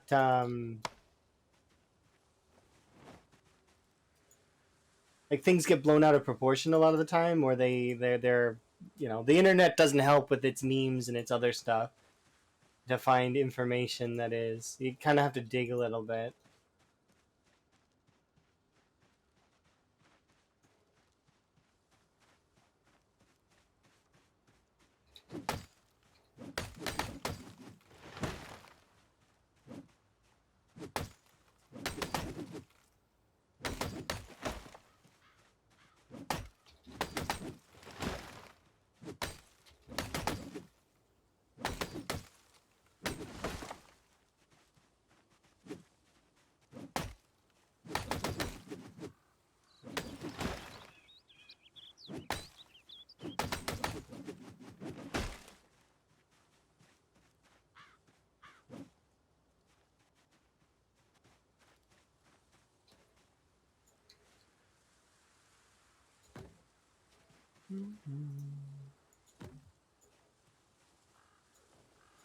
It's always good to check info and stuff like that. Even about this game, like this game has a lot of things that people think and then they're not right, or that they are right, or things change. Like I was mistaken a while ago about the water systems in the game because it'd been changed. Water used to poison you a long time ago when you drank tainted water, and it would pretty much kill you. But that system's changed.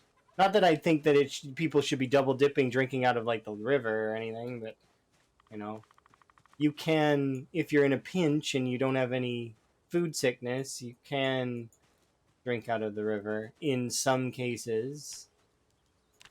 So long as, like I said, you don't have any food sickness. You wouldn't want to double dip, but and there's no reason to, like, because you can always boil water. So, but it's stuff like that, right? It's because things get updated and changed. Systems are not always the same.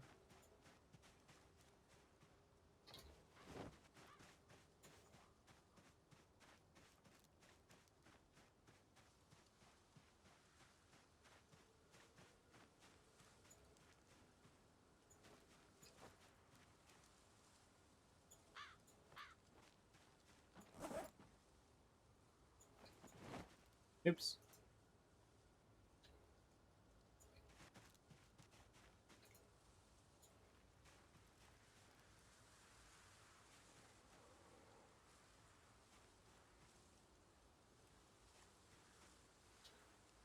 Mm-hmm.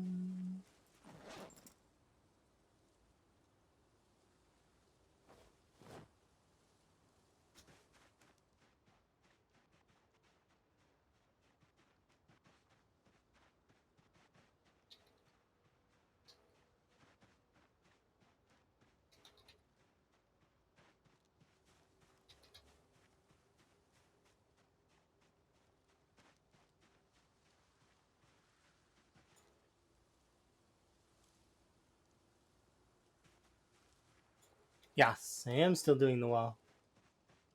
I'm someone that very much will try my best to do whatever I decide to do. So if I've like like in this case, I wanted to build this wall, right? So I'm gonna do that. That's what I want to do. So it's gonna happen. I get kind of, I don't know. It's not hyper focused, but it is kind of hyper focused, I guess.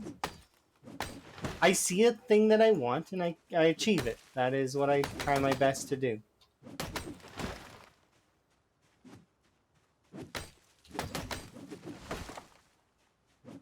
Yeah. In this case, I want to build a wall around West Point. And then I can say I built a wall around West Point. Which, to which then people can ask me why, and I can say because. And because I wanted to.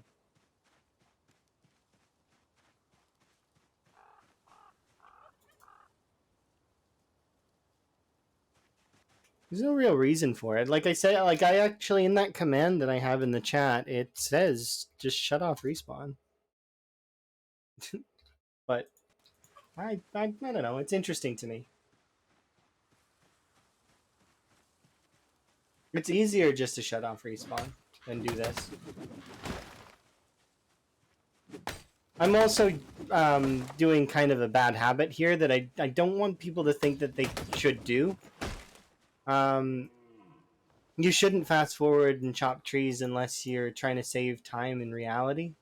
But even still, like especially in longer term games, when you fast forward and chop trees, you're kind of risking your character a little bit because the zombies come out of the trees, they can attack you, and imagine you're in mid swing.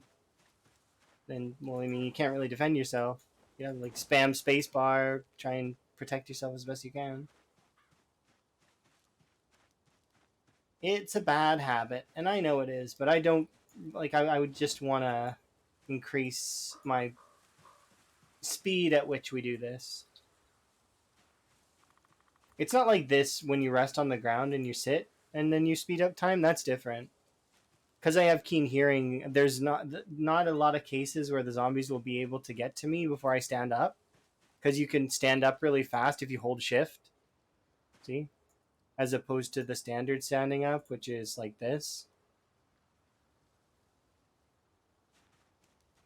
A little bit faster if your character's panicked. But if you're using the chop trees animation, this one here, you're actually using double the durability and double the exertion. Your character will get tired faster because there's a bug with it that exists. I don't know if that bug's been patched yet. If it has, I haven't seen any patch notes on it.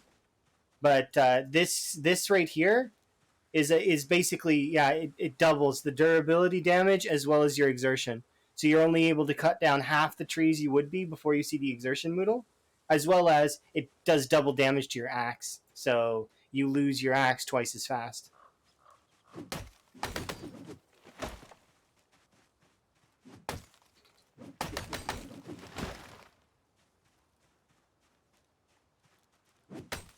Because for some reason it counts as 2 attacks, I think.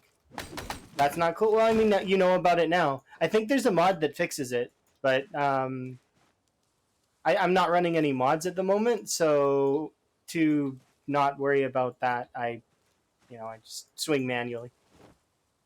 I think it probably will get addressed at some point because it is kind of dumb, right? I would prefer to use the cut tree thing if I could. This is another way to run through areas, though. Like, see,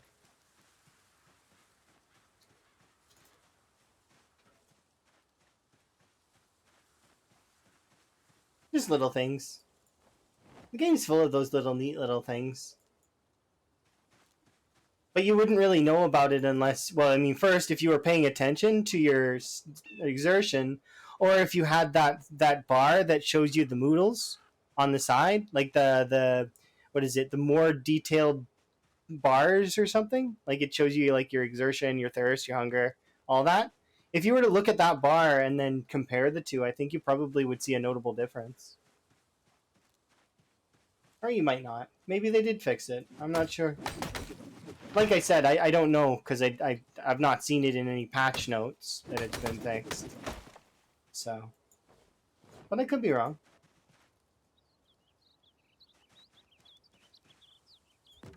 I am okay with holding the L if I am wrong. Because you need to be. It's okay to make mistakes. We're human beings, we're not machines. And even machines get stuff wrong a lot of the time too. That's because the machines were programmed by human beings. and we're a bit flawed. So, and that's okay. What's my goal with the branches? I'm just saving them in case I want to. Well, so right now I'm saving them in case I want to use them later, whether it's for making spears or using them for stone axes, or I don't know. I might spell out like something like in a big message, like one of those large like printed messages with the twigs. I don't know. I haven't decided yet. I'll have a lot of twigs to work with though, so I'm looking forward to it. Kind of. Rhett was the one that gave me that idea. You should totally just write stuff with the twigs. I was like, maybe. It seemed like a lot of work, and in my previous playthrough, I was just deleting the branches.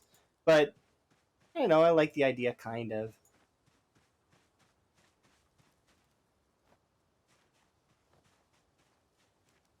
Seems kind of fun. Like that message in Futurama that Bender was writing. I'm sorry if it's your inconvenience. Could you help? And then he like runs out of like rocks.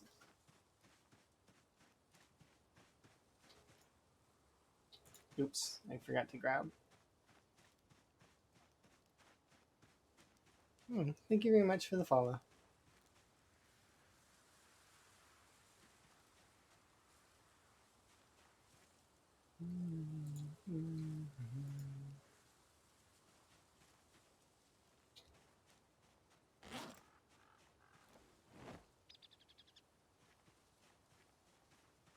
It's fine. Following is a thing that is for the person that needs the notifications.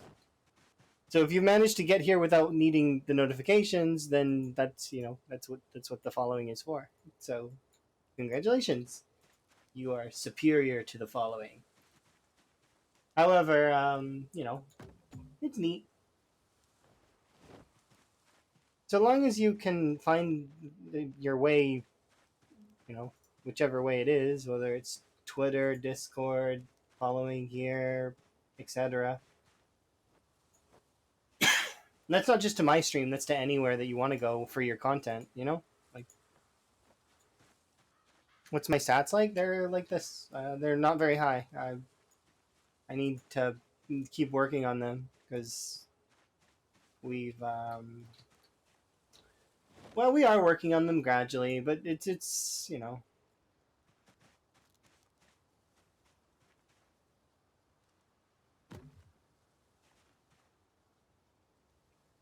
Did I not pick up all of the? I might not have. No, they're all there. Okay.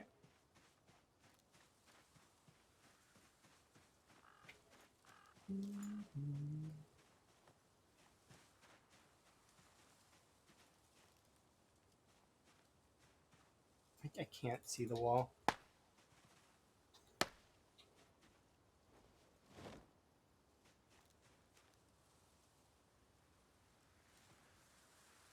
Why would the first aid confuse you? First aid is the easiest skill in the game to level. Out of all of the skills, I can get first aid from 0 to 10 in under an hour. Why would that confuse you? It's really easy.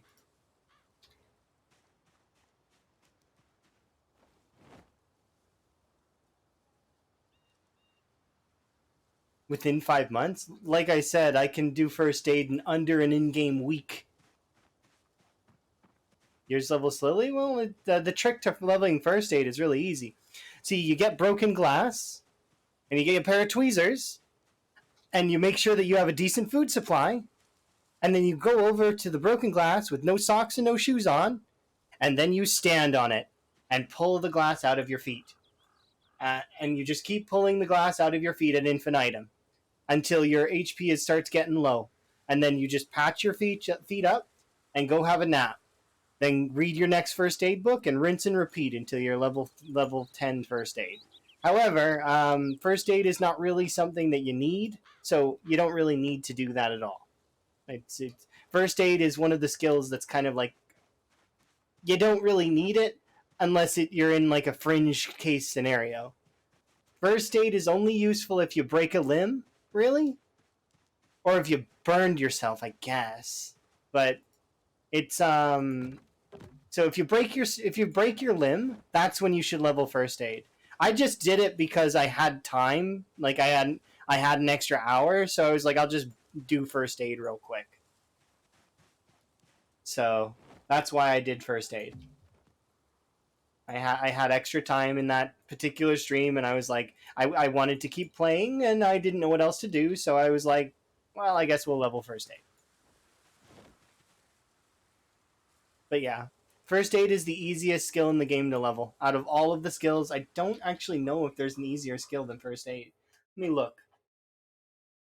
Because foraging is kind of easy. It is really easy, but it takes a little bit longer than an hour. Reloading is pain after level 5, so no. Actually, reloading and nimble are probably two of the hardest skills in the game to level. At least nimble's fun, though, because you get to move around and stuff. Reloading, though, no. It's aiming is also another one that's slow. Tailoring you could do in like a few hours, so no.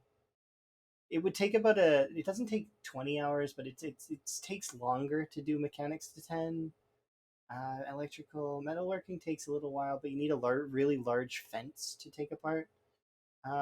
Farming is a passive skill, so is carpentry, and so is cooking. These ones kind of just level on their own over time. Same as sprinting. Sprinting just levels on its own over time. And actually, fitness and strength, people would make arguments that these skills are kind of.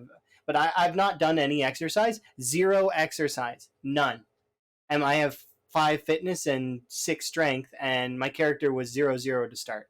So you'll get this up gradually. You kill 10,000 zombies, then you'll specifically I killed 10,000 zombies with short blades though. And then well, the other weapons, so like spear, short blunt, long blunt, axe. Get you up to this point. Strength is easier to level than fitness. These two are joke skills, light-footed and sneaking. They're really, really easy to level. Just need a quantitative amount of zombies. And then fishing and trapping just take time, that's all. Yeah, I think first aid is the easiest skill in the game to level. Way easier than any other skill.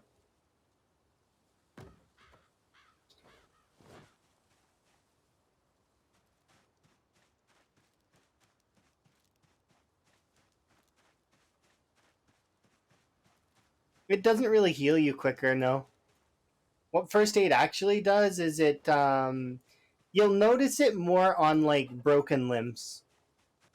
But it'll give your character back most of their movement speed while injured severely.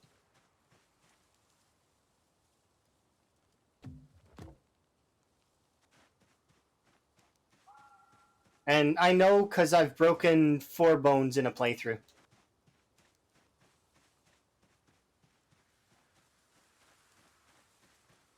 That's not a brag. That's a oops. I twice in vehicles I broke my limbs, and once was really stupid because I forgot you could tow vehicles very briefly. And I was like, how do I get this vehicle off its side? I know. I'm gonna crash my vehicle into it at 40 kilometers an hour, and it worked, but it broke my arm. And then fall damage is how I broke my other limbs. My very first break in Project Zomboid, I have it. It's actually exclamation point billboard is in the chat for the clip on it. That was my very first broken bone ever in Zomboid. I fell off a Spiffo's billboard and broke my leg. And actually, what's kind of cool about that is if I was carrying even just a little bit more, just a smidgen more, it would have killed my character to fall damage. So I got off lucky on that.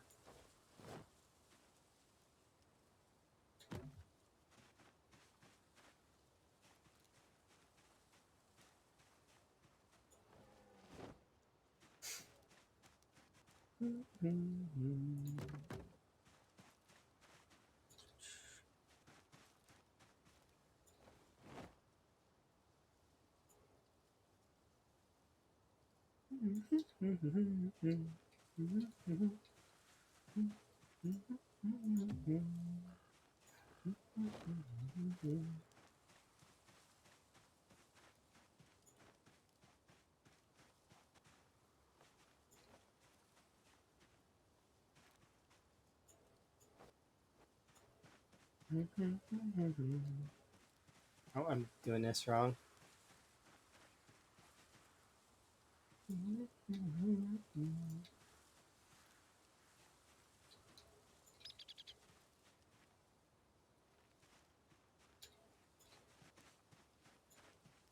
But yeah, you can turbo level most of the skills in the game. And a lot of folks won't because it's kind of boring a little bit to do. Like, for example, if you were to like level mechanics, it is a little bit boring to rush it.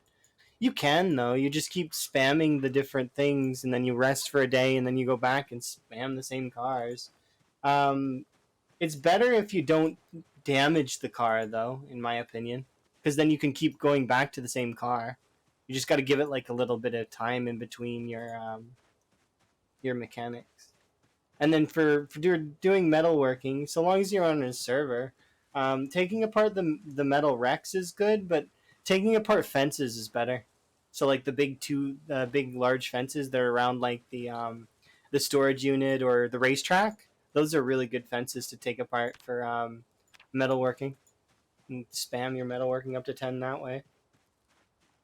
And then I guess for the rest of it, electrical you'll get over time based on generator use, but also based on taking apart watches. And then, like I said before, these three are passive. You don't even need to take care of the crops. You just leave the crops and let them grow, and they'll you get to level them up. And then eventually you get to a point with farming where you can actually see the crops at a distance. And although usually you can kind of tell what they are based on their visual appearance. There are some visual bugs that exist with the crops, though. Like, for example, we seen yesterday, there was a visual bug with the strawberries where it looked like they were grown, but they were not.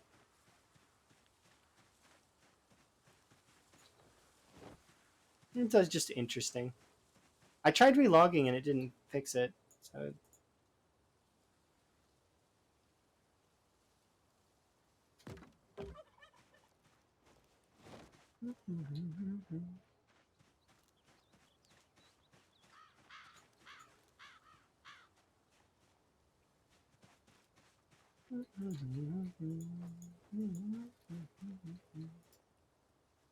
all right, let's see.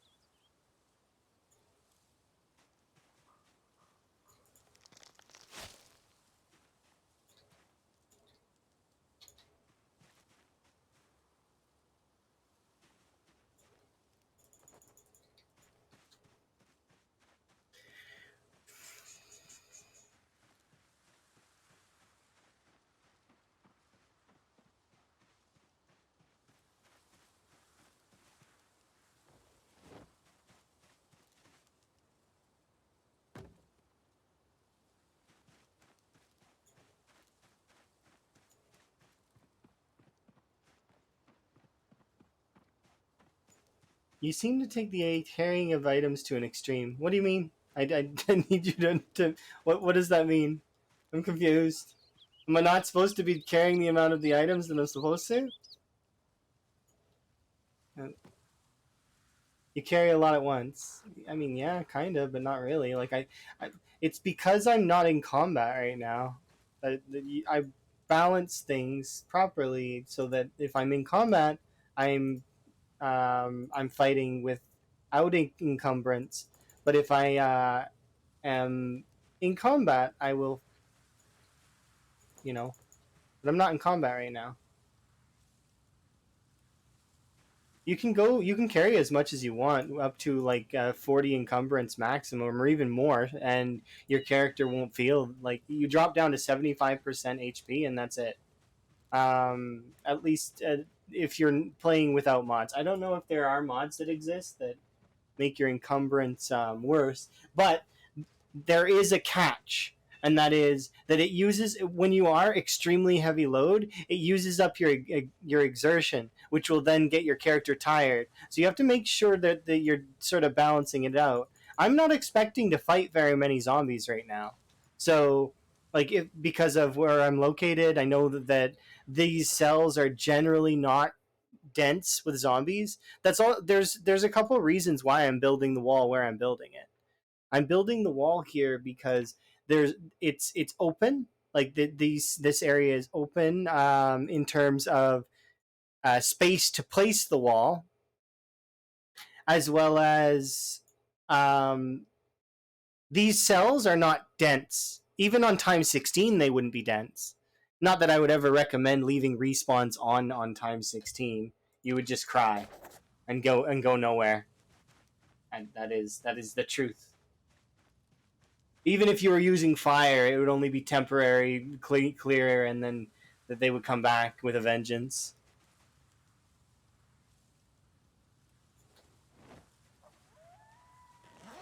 But it is definitely interesting to say the least. But yeah, I'm not carrying too much. I feel like I'm carrying the things that I need, as well as I'm trying to build the wall and take as little time as I can to build the wall. So to do that, I need to be able to carry at most as many logs as my character is capable of doing. So I know the character is able to lift up, like if I were to pick up these 4 logs, my character's encumbrance would be maxed, right? But if I were to now, if we bundle them, so like let's compare, 47.56, right? But now if we bundle them, suddenly it only weighs the encumbrance is now only 23.32. Now if I equip it to primary, well suddenly we're down to 17.02. You see, so you're able to carry quite a few logs actually. It's very interesting. So far, like it gets up to like 20. Like my character is able to casually carry 20 logs in their inventory.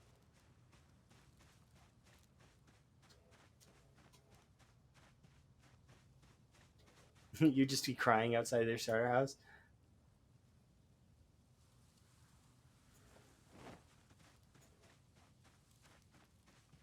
Yeah, it's just about balancing a little bit. When you equip things in your primary, it makes it so that you're able to sort of have more.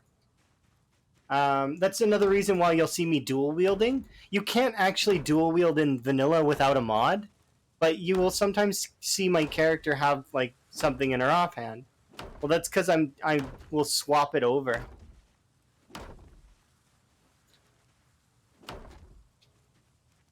Technically, I should be going back already.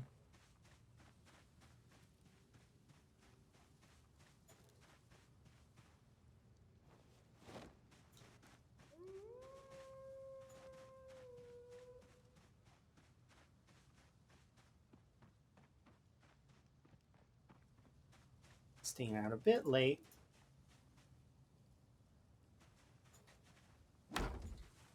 You play on normal pop? That's fine. There's nothing wrong with playing on normal pop. There's a lot of folks that play this game and they come home like they come home from work and they don't want to just clear on the same road for like 1,000 hours. well, it's not 1,000 hours, but like they don't want to just sit there and clear on the same road for their entire Zomboid session. Why build a wall? Do exclamation point wall, and it'll tell you. Um, it's essentially I'm utilizing the wall to combat the AI director in the game because I have respawns on right now.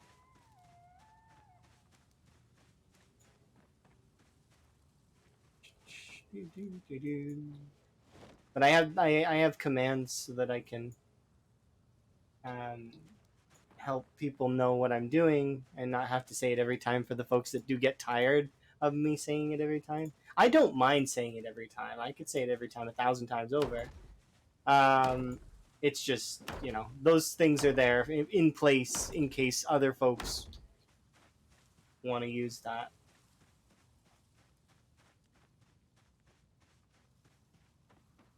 Oh yeah, you can go ahead and do whatever style you want. Nobody's gonna judge you. And if they do, tell them to hold that. Like I mean, like they can't judge you.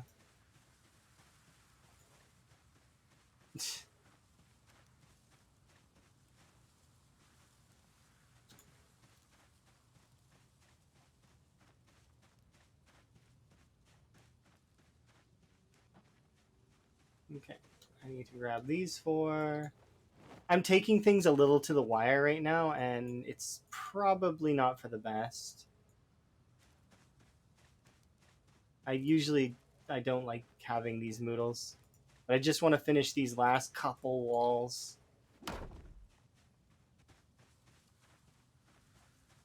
We're too close.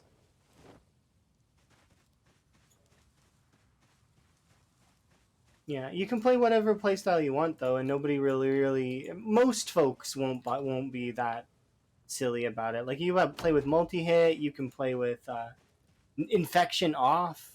I mean, that's not the way that I'm gonna play the game, but it's fine if that's the way you play with. It's okay. My partner plays with infection off because that's the way she prefers to play the game. Meanwhile, I enjoy time 16 with like crazy settings, pinpoint hearing. It's just a different way to play the game.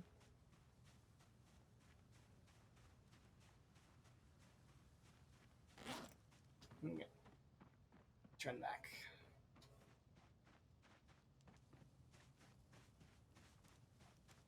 People say they don't play with zombies. Well, yeah, exactly. Because then this game becomes kind of like a Sims with a lose condition. You're playing The Sims, but it's a little bit. You don't have to go to work. There's no collecting money, and instead you collect loot Sims.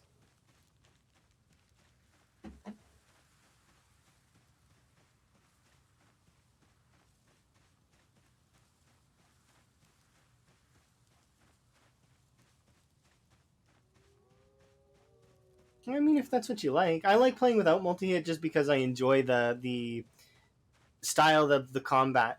Like, it's just the different way to play. I think there's a mod that makes it so that only the long weapons have multi-hit. Because I don't quote me because I don't know for sure if that exists, but I think Time of Chaos mentioned that is something that they use. So like spears, long blades, long blunts, all have multi-hit. But I don't know for sure because I don't use enough mods to really have an opinion about mods. My favorite mods in the game are cosmetic and display mods. I guess integration. I kind of like integration too. Being able to summon the helicopters and the jets to a certain extent. Once you hit like the late game, I don't see much point in them. But when you're in like the early game, like I am right now, kind of, they are fairly good to have because they spice up the game. They make the gameplay more fun. Open your door to 5,000 zombies from West Point. It's the game is more lively.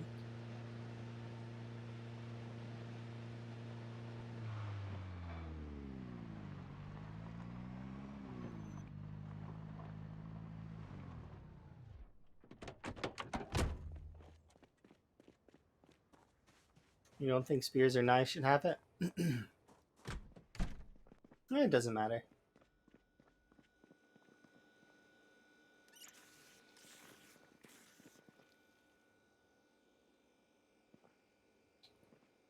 Let's see.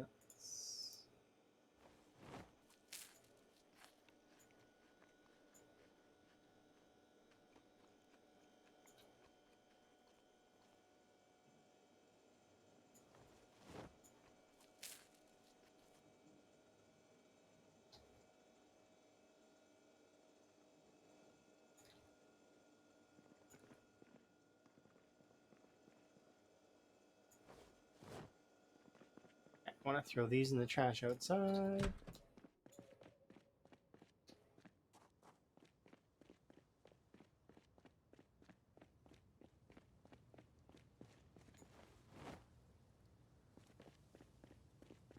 Yeah, that mod is really fun. Ah, I hate this. This is the visual bug that I was talking about earlier.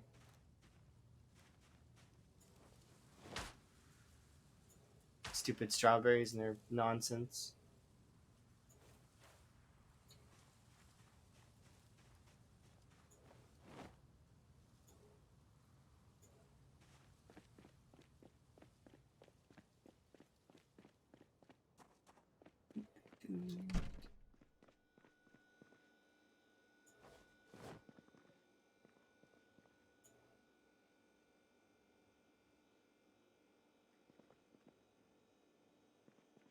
Oh, we just heard this song a little while ago.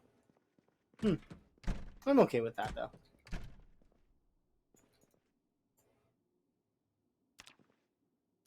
This song is totally accurate about this game.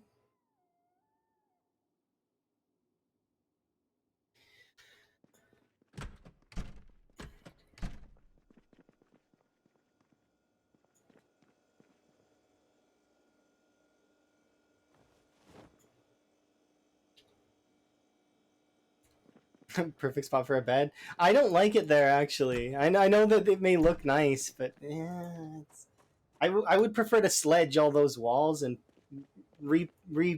situate the bathroom into a bedroom, carpet it, and yeah.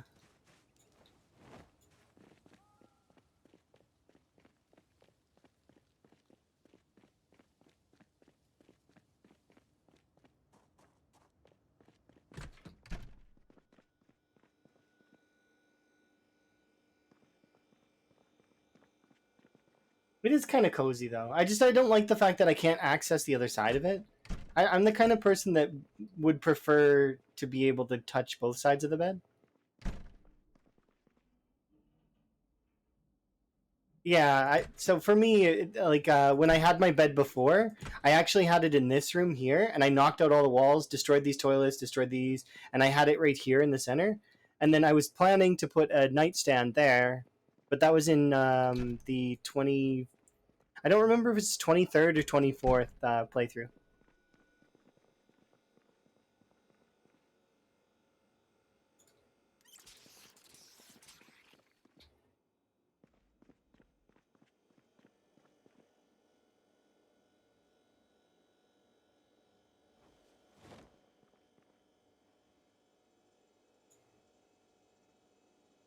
Mm-hmm. Is this my farthest? No. You can do exclamation point PB, and you'll see my farthest.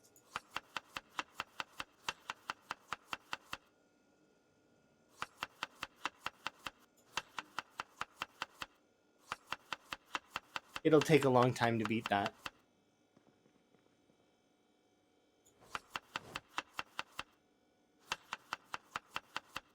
It's just like 2 months, and that's okay. Like, I mean, that's still a long time.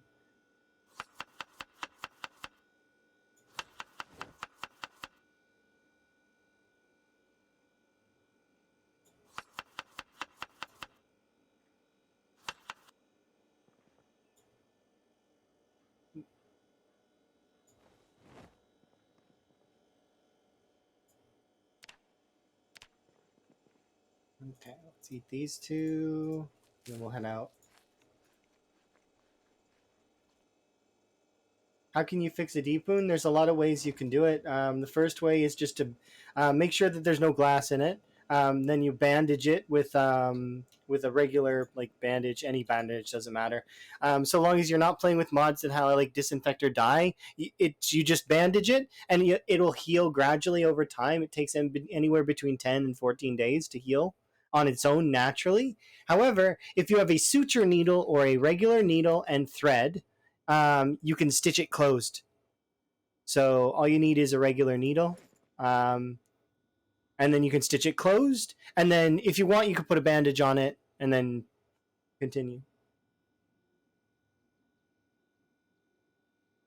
Your best playthrough is when you cleared the Rosewood. I've never been to the Rosewood prison. I know that may kind of come as a shock to a lot of folks, but I very, very rarely ever spawned in Rosewood. And whenever I spawned in Rosewood, I would well, first off, I spawned in Rosewood several times because I was playing sprinters, not sprinters. It's not. I usually would spawn in this area here, or the inside the Rosewood police station. Um, and it's an okay area. Like I mean, there's a lot of zombies that are around this area here. So I never really ever got out of this area on sprinters. But these areas were okay. I especially liked when I spawned in this section here because it seemed kind of comfy. I might have spawned over here. I don't remember if it was here or there. I still, if I were to play sprinters again, I would probably pick Riverside though, just because Riverside's just more relaxed. West Point is my favorite spawn though. In And in this playthrough, this playthrough was a CDDA playthrough, so we spawned in the standard on fire house, naked, with a deep wound and sick and all that other stuff. So I did sort of a standard route, or at least my standard route, which is usually to leave Muldraugh because I don't really like to stay in Muldraugh. I mean, my good run that I had for this was here. Like we stayed in this house and just lost the cold right here. Um, and but this time, like we sieged all of Dixie. We've been quite a few places. I've taken all the books that I wanted out of the Rosewood School or the West Point School. Um, yeah, we're been places. You hate Muldraugh? I don't like Muldraugh because it's killed so many of my characters, but I have to tip my hat to Muldraugh as being one of it's the Mario area of the game. It is the standard PZ average PZ experience. You died? Aw, sorry to hear that.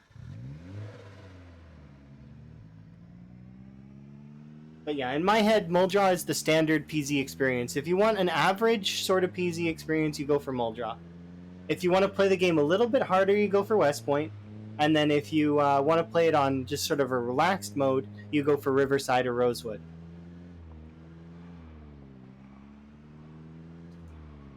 At the end of the day, though, you can go anywhere you want, so there's no really real limits, even if you're going on foot. As soon as you stitched it, you died? That's weird. You should have just left it bandaged then.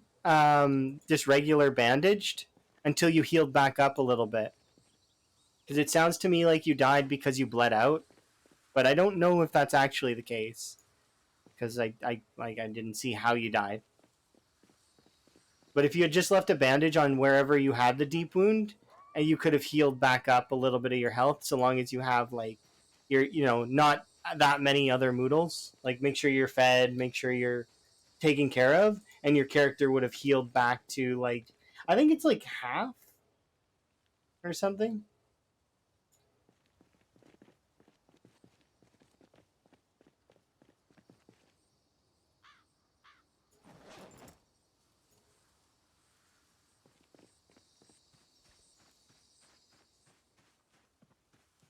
It wouldn't go up.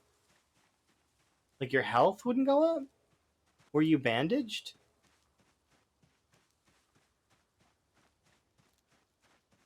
How did you get the deep wound?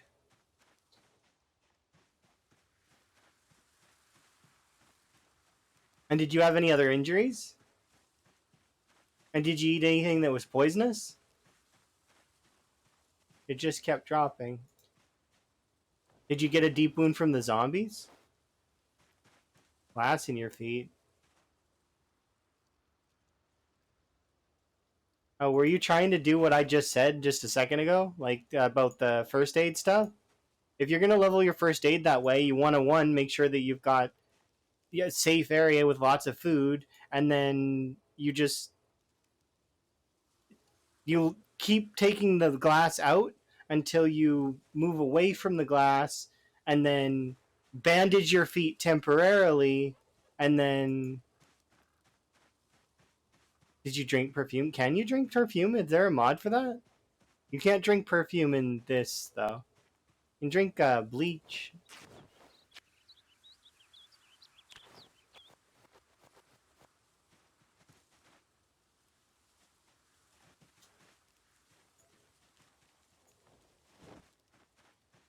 Is trying to drop temp and took oath off and oh, and you ran. Wait, why were you trying to drop temp?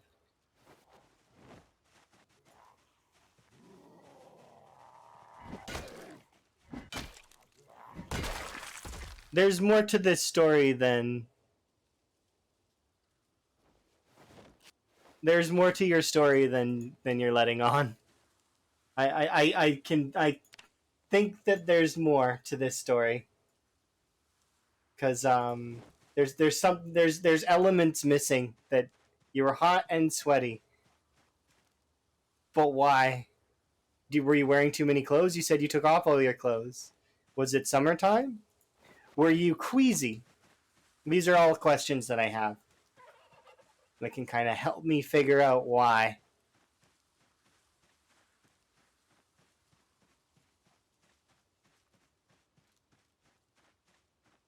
You were queasy. Okay, so were you around corpses? Did you eat anything that was strange, like a berry or a mushroom?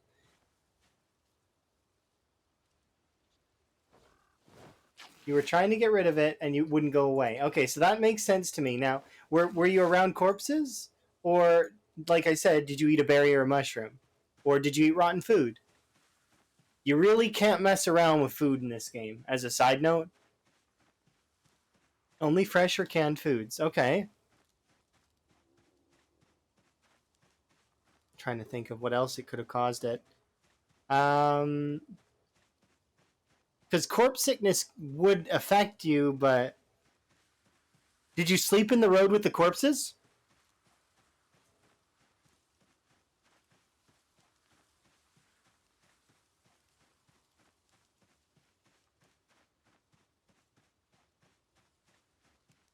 Because you can't do that. You can't sleep in the road with the corpses. Because it'll kill you. You slept in a fire station in the bed. So you should have been away from the corpses then. I'm trying to think what else could have caused your corpse sickness. You took no damage from the zombies, right? Because when you go inside a building, it's separate. So unless there was like a lot of corpses upstairs with you while you slept, um, you would have been fine.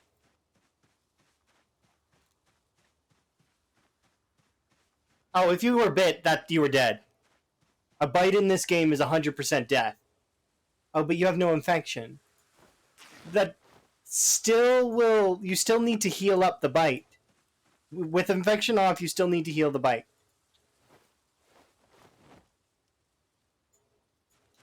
Which means that bite probably was damaging you. And you walked on glass by accident.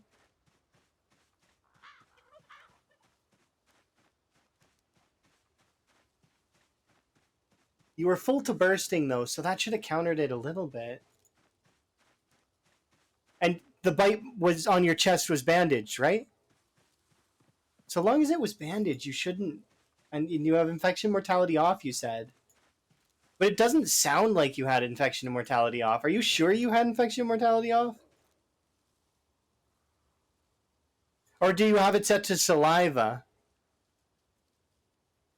I'd check my settings if you had it off and it killed you, because that sounds like you had infection mortality on saliva at the very least.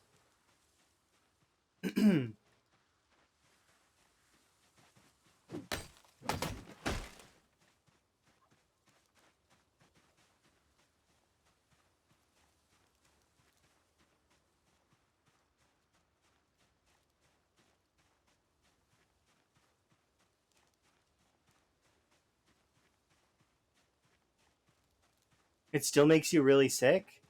Oh well, if it makes you really sick, then you should definitely. I would get lemongrass and stuff to keep myself safe.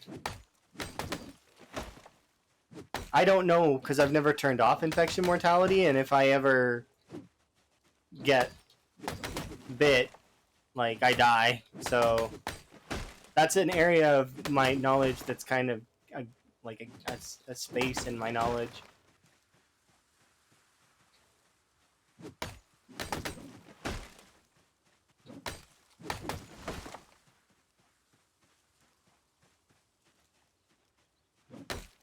Queasiness does go away on its own if you're away from the corpses, as well as if you uh, see you can eat lemongrass to help a little bit, but lemongrass has a cooldown.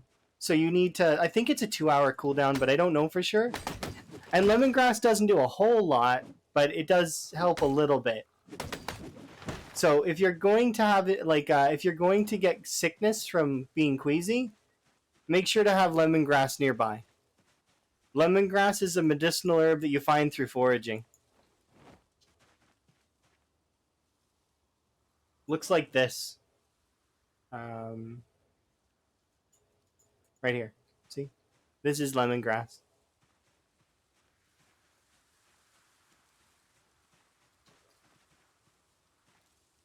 Super useful to help you in the case where you're queasy. Um, it's not going to break the bank on queasy though. Like it doesn't 100% super cure you. And like I mentioned before, it does have a cooldown. So yeah, just be careful. I don't know for sure if the cooldown is 2 hours. That's more of a rumor that I've heard. I've never actually tested lemongrass in debug. I probably should, so that I know for sure in the future.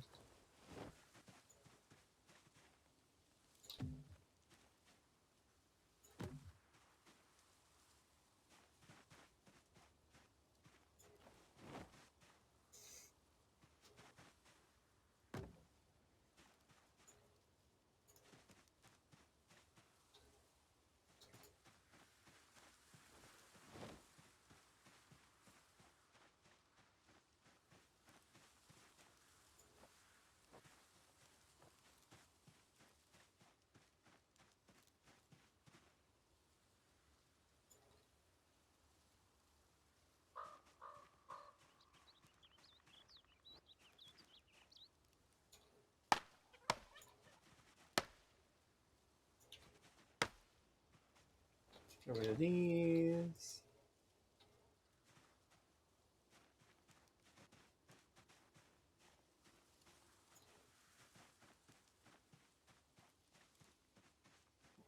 Mm-hmm.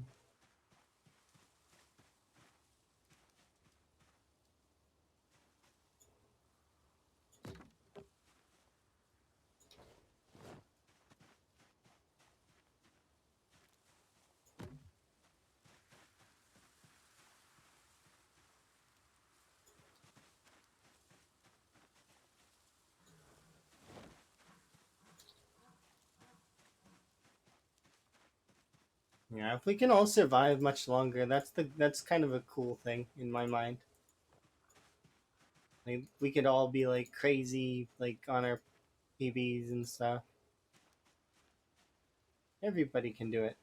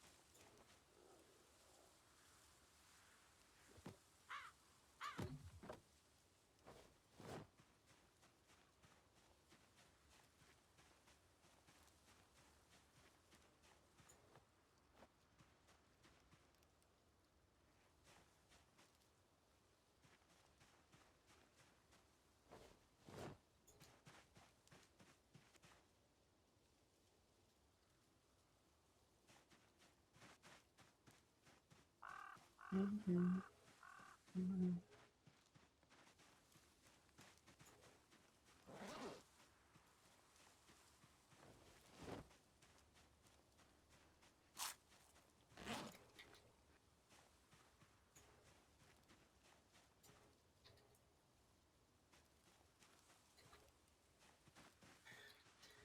see where we're at. Where are we at with the wall? We're doing good.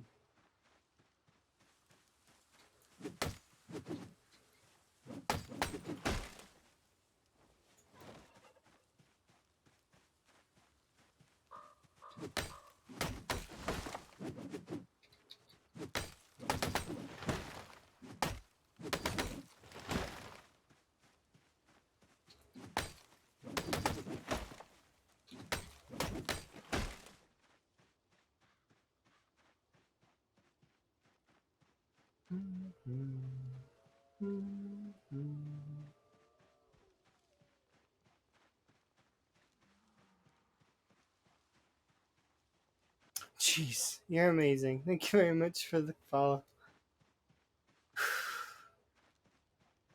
Oh my.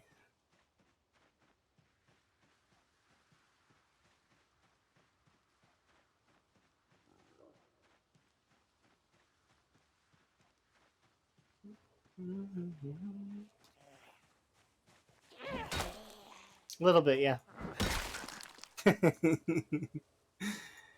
Look, I don't get scared very often, but I do get scared very often lately, and I don't know what's doing it, but it's mostly alerts lately. My following sound and a bunch of things. I don't know what's with my mind, but it's been like those things have been startling me. It doesn't startle me again after, and you are amazing. Thank you very much for the follow. But it's like it's been startling me lately, and I don't know why. Because the PZ jump scare noise doesn't startle me very often, although it does lately when I'm watching other people play PZ. Sometimes I'll jump because it. But when I'm playing by myself, though, I like the jump scare noise will interrupt what I'm saying sometimes, I just keep kind of going, and it doesn't really affect me. It's weird. I don't know. Human beings are strange. It's so weird. We are weird creatures.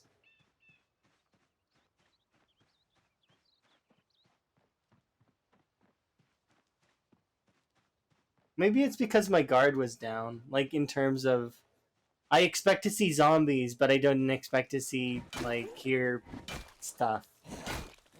It's weird, I guess.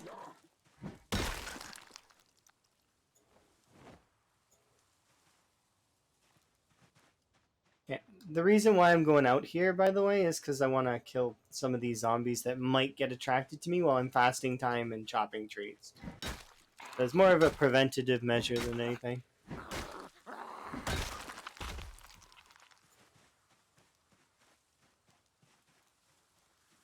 You rip your headphones off and have to check around. I mean, I check around sometimes when there's weird noises. Like when we had that earthquake way back when, I did leave my house and look around because I thought it was a big truck.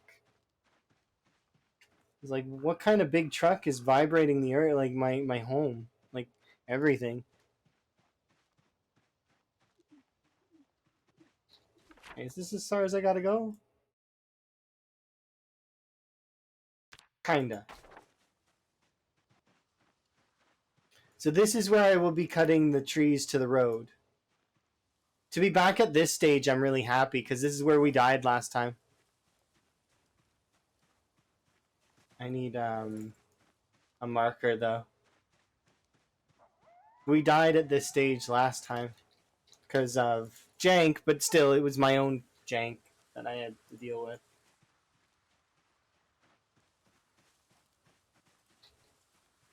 Come on, there's gotta be one zombie around here.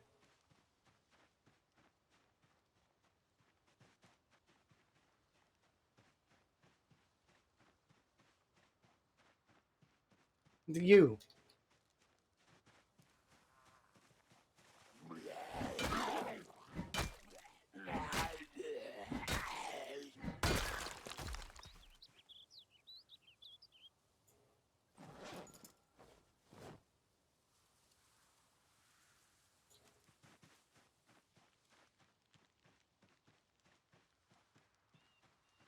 Okay, so I'm pretty sure this is the area, right? Let me just double check on the map.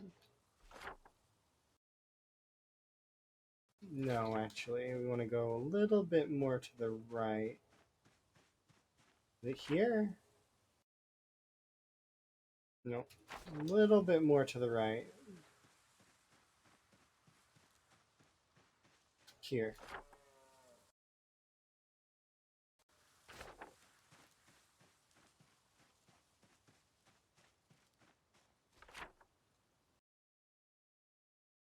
Yeah, this is perfect. Kinda.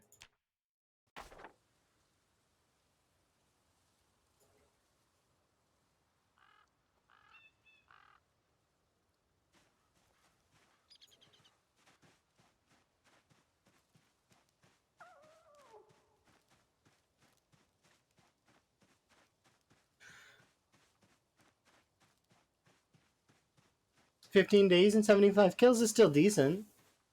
It means that you're starting to get a grasp on some stuff, but you just need to work on positional fighting probably. And what was killing you? What kills you the most? Would you say? Would you say that you get bit most, or would you say that you get cornered most?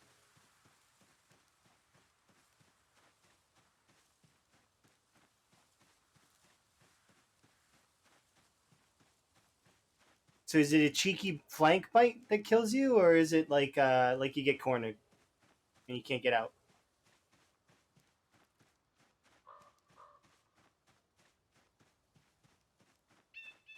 If it's you die to food poisoning or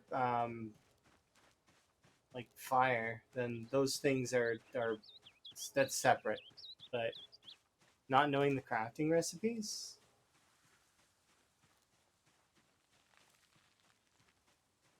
in what way does that kill you?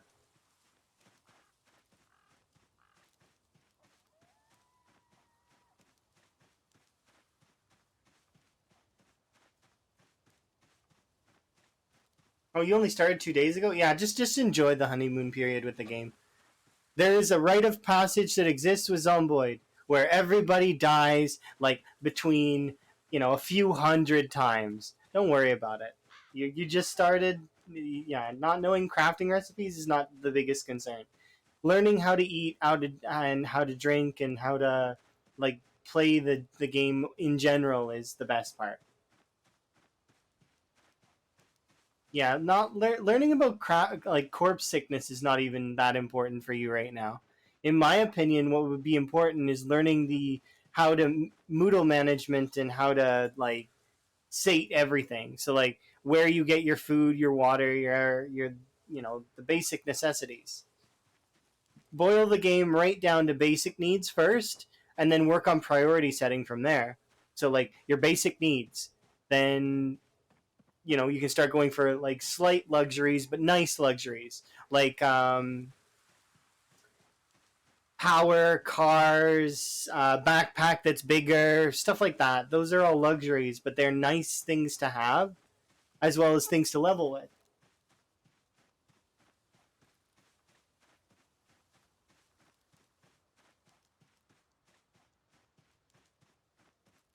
You're hitting them with a machete. Okay, see, that's good. When combat's made easy, that's good, because then you can start learning the other sides of the game, like how to sustain yourself with like the either the foraging or the trapping or the fishing and that stuff. Or you can start doing like urban stuff, like fighting towns, depending on how much like stats you have.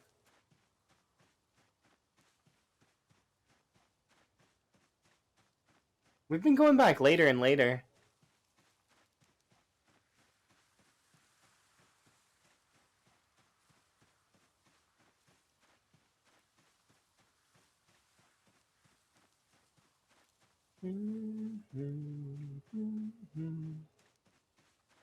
I'm listening to a lot of stuff, but yes, this is the original Skyrim song. Yeah, done by Jeremy Soule. There's a lot of fun songs on my instrumentals playlist that I like they and they keep me smiling and enjoying. And that's why this playlist is built the way that it is that it's I will not get sick of these songs. These are songs that I could listen to 100,000 times, and they just are good music. It's just like the Sims soundtrack. I could listen to that whole playlist as well, but I expanded it a little bit because I wouldn't want everybody else to get bored with the songs.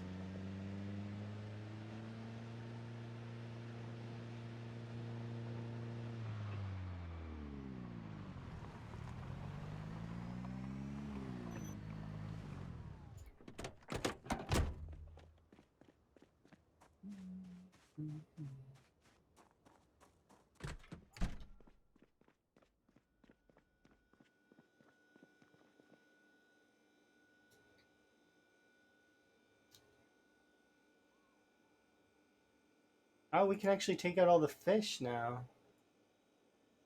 And also, I can do.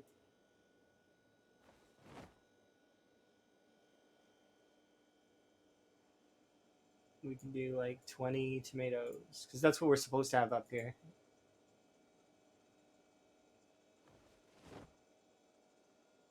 That's good.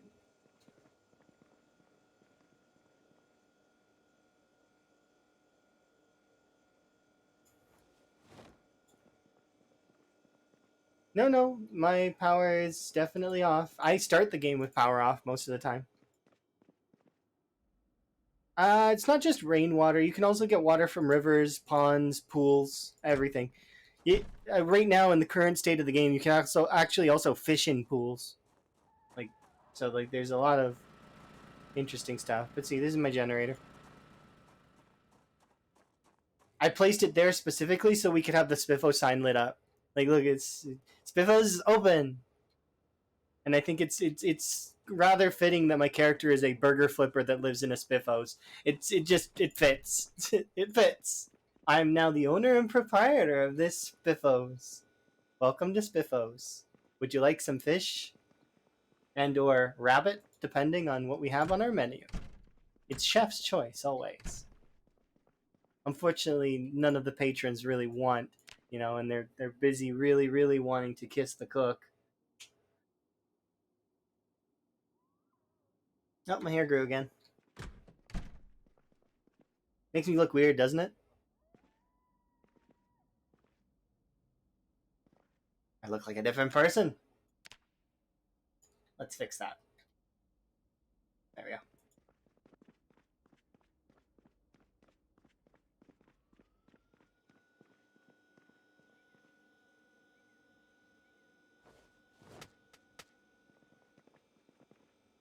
Okay, let's cook these up. What was the reason for Burger Flipper? I've just never seen a use in my personal opinion, apart from the cooking and the short blade. Not even the cooking. The short blade. That is enough. Like, I wanted a short blade bonus, and Burger Flipper's great for that. As well as Burger Flipper, I think comes with maintenance, as well as Handy gives me maintenance, and Hunter gives me short blades, aiming, all the traps. Hunter's a ridiculously good trait. But combine these three, and I don't even notice the slow learner and the pacifist, which I have both of, to lower all XP gains, and everything takes much longer. But you can see, like, level 7 short blades. They're my favorite weapon. I really like them.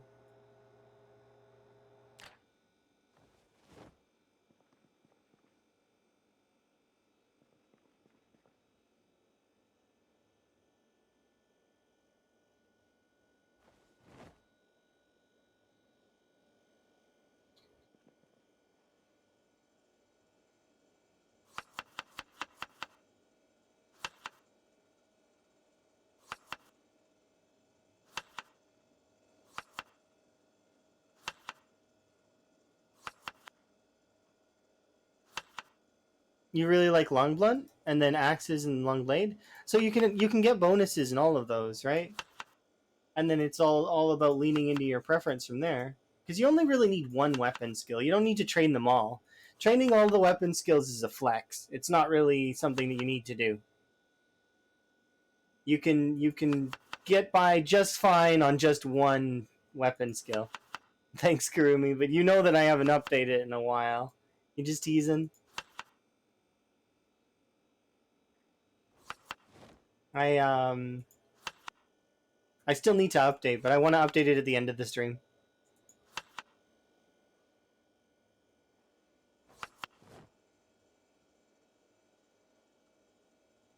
I can't wait for 669 or sorry 69 696,969.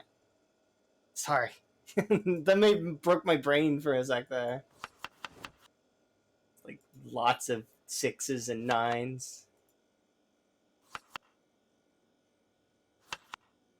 Also? Yes.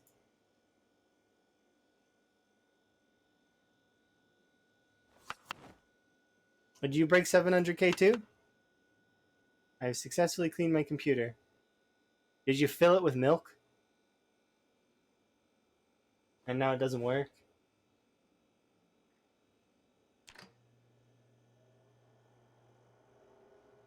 Okay, well that's good. I'm glad that your PC's running better then.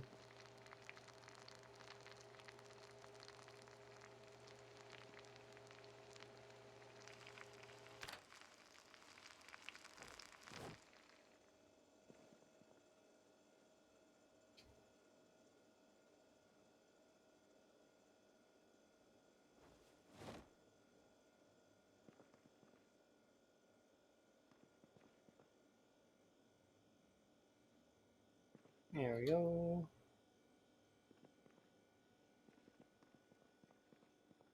4C less hotter? That's crazy. I wonder if my PC is less hot because I did a compressed air clean just a little while ago. There was no dust though, which is weird. No dust inside the PC at all. At least none that I could see.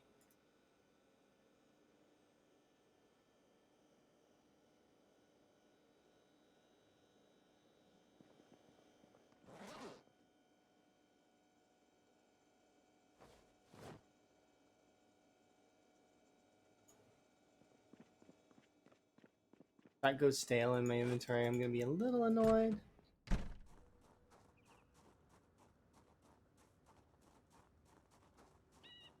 Oh, that's kind of cool. I never thought to use that kind of thing to clean the PC before. Does it work? It's not too high though, is it? Like in terms of pressure?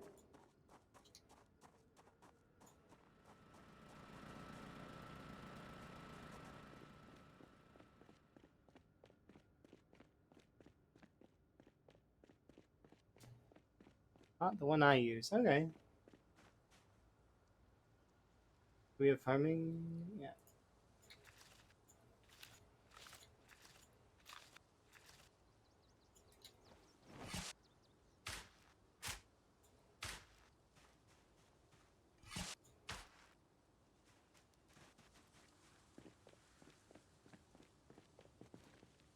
Why do I make so much crops? Because I'm training farming. I'm training farming. Leave me alone. It's how I train farming. After which I don't have that many crops. But Kurumi knows that's a lie. That's a straight lie. Kurumi's seen me make crops before. It's not my fault. I need them so that they can go bad in my freezer.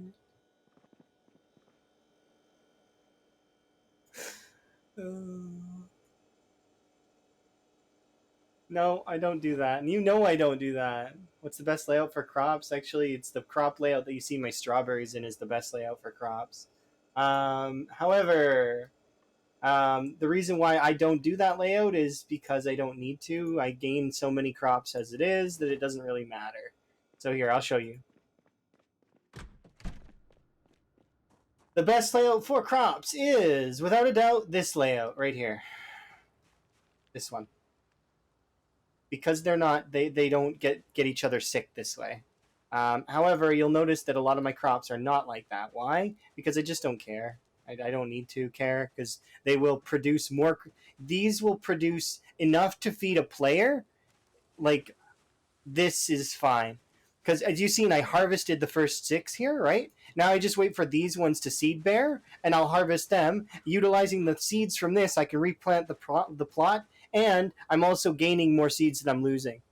So this is not too bad. The reason why I checkerboarded the strawberries specifically is because strawberries have a higher chance to get sick than all of the other crops. So you don't need to do either of these actually. You can do them like this if you're worried about their sickness, but I also don't water the crops. Like nature takes care of that. I don't need to water anything. Why would I bother? Waste my time. I'm not going to do that. I got better things to do than to water crops.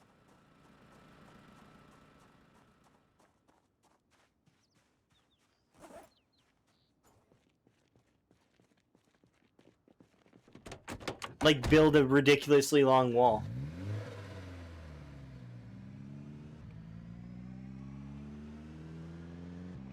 You can make 1x5 because it looks nice. That's fair.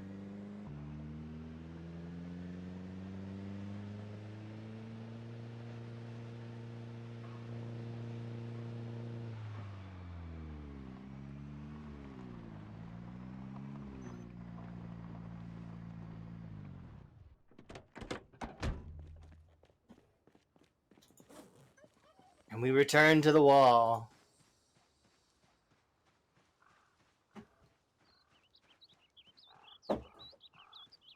Once we make it to the other end of the wall, though, I'm gonna take a brief, like, couple of minutes to refill drinks and grab myself something. Probably a snack.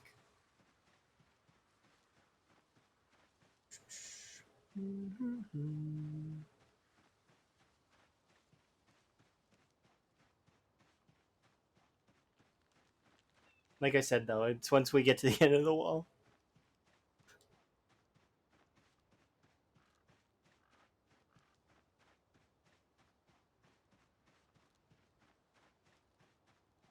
Should have left earlier in the day.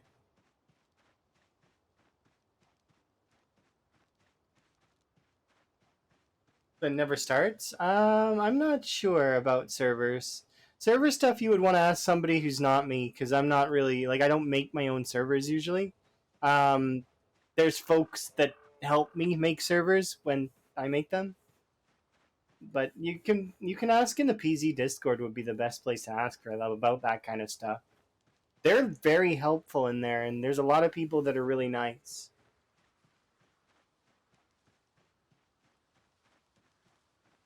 There's a person in there that actually helped us with our server at one point in time, way back when we had a server for PZ. It was a private server for me, Elm, and Emma, and one of Elm's friends. But the server was having a problem, and somebody in the PZ Discord fixed it. And see, Kurumi doesn't know where to start on that because apparently it's not specific enough.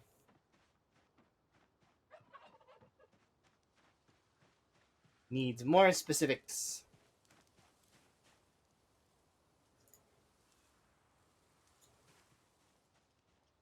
Alrighty. Okay, I said I would be right back, and I am going to do so. So I'll be right back.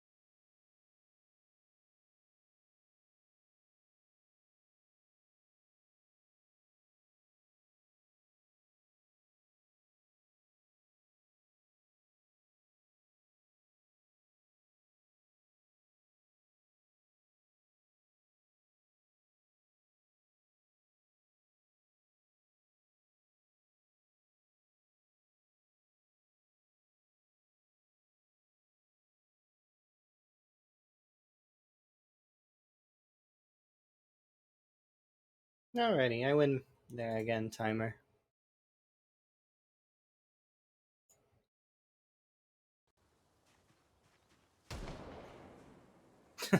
Meta.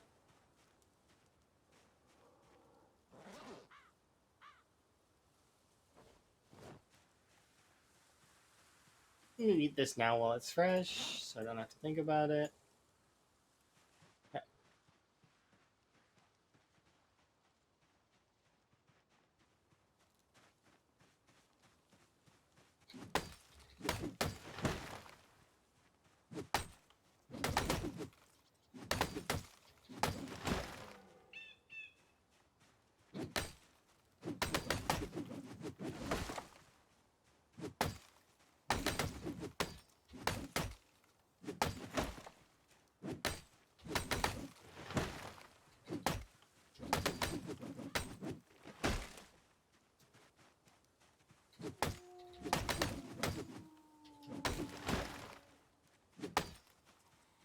Really? Come on out.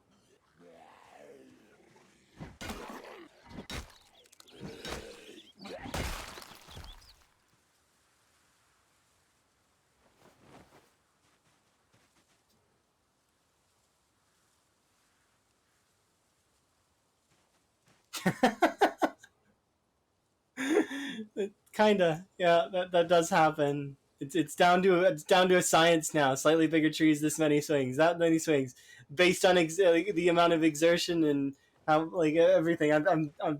It's almost a science at this point. I can look at a tree and tell you how many swings it'll take with a different weapon.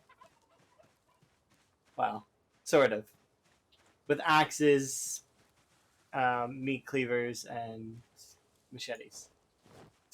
It's kind of specific, I guess. Never mind. It's a niche skill that nobody would ever need.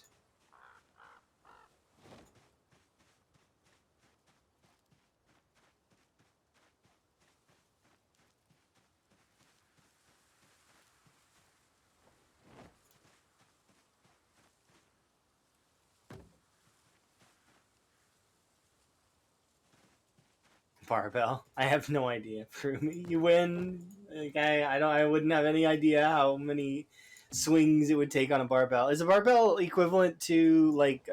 It can't be equivalent to a machete, can it? Maybe it is. Maybe it's about the same as the machete. It has the same damage as a wood axe? For real? So then it'd be faster than pretty much everything. The wood axe is super good at chopping down trees.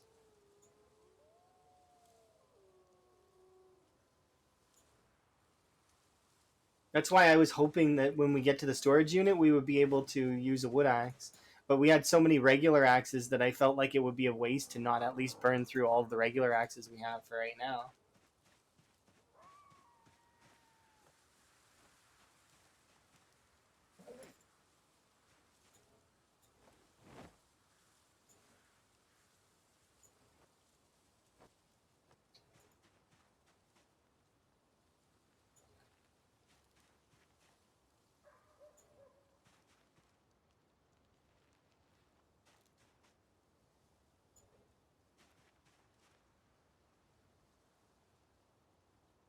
You swing it like a sledge.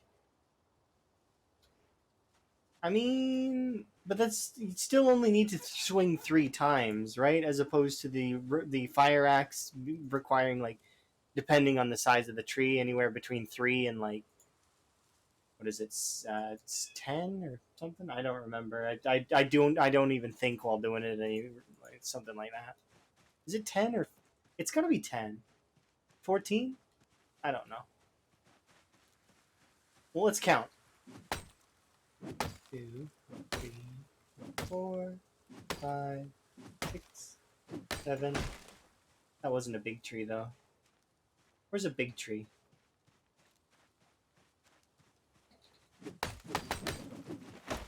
Here, let's get rid of these small trees and let's get a big tree.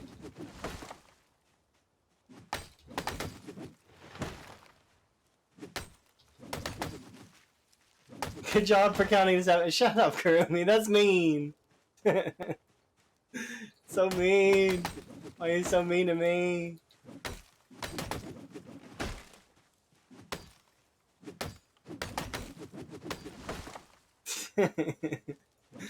It's funny because Kurumi and I are similar but different. They're like two sides of a coin.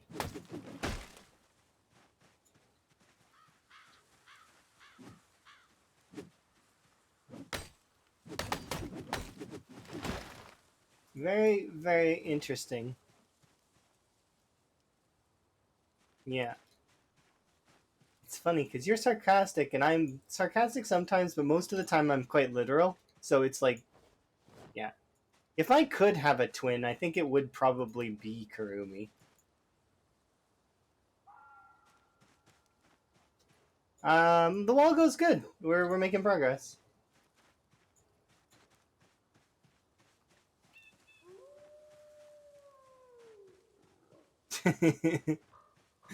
Yeah, I could see that.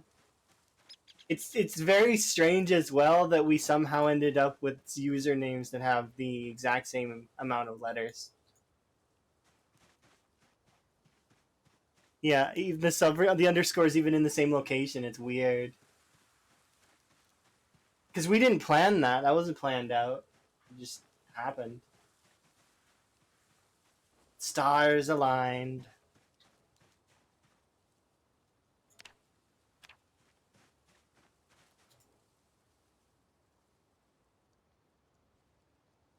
You were gonna change your color of your name though at one point. I'm kind of glad you didn't.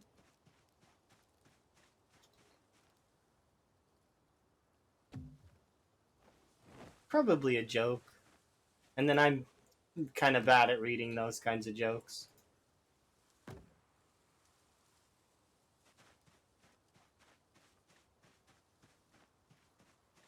RimWorld stopped responding. Yeah, it probably is a tribal raid.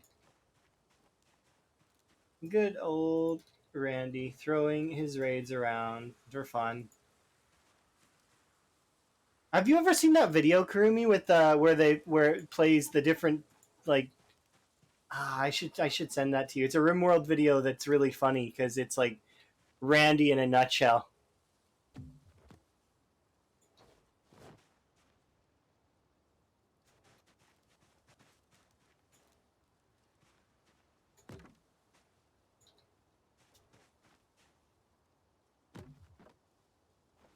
What's that music playing for it called again? Remember.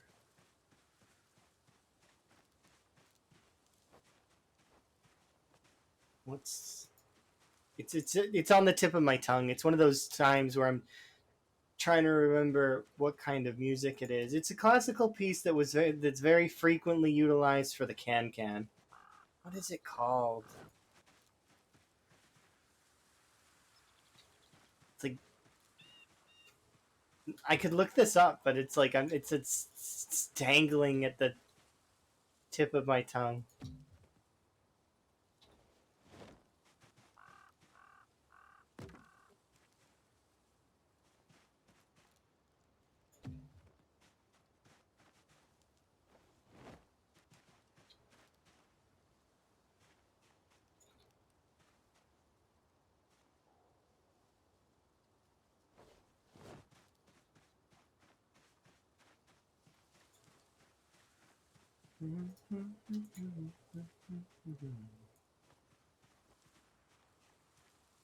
I'm actually really, really happy with the progress on the wall for today because we're gonna be reaching the end of this cell soon, which is good because then we just need to reach this cell, and then we're literally a cell in a little bit from this X that I have here that marks where generally where the wall will go vertically, and then we'll start doing the vertical wall. We get to go at a different angle. Imagine building walls up instead of down, like horizontally. I know. Intense level of gameplay is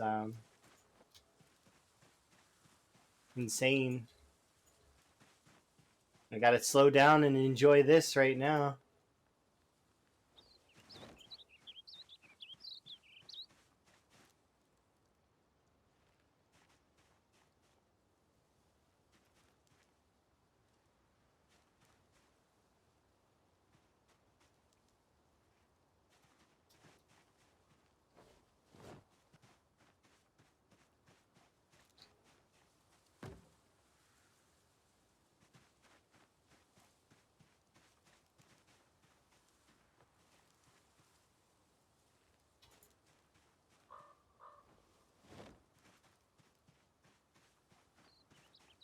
Oh, that's a body. I was like, is that more logs? No.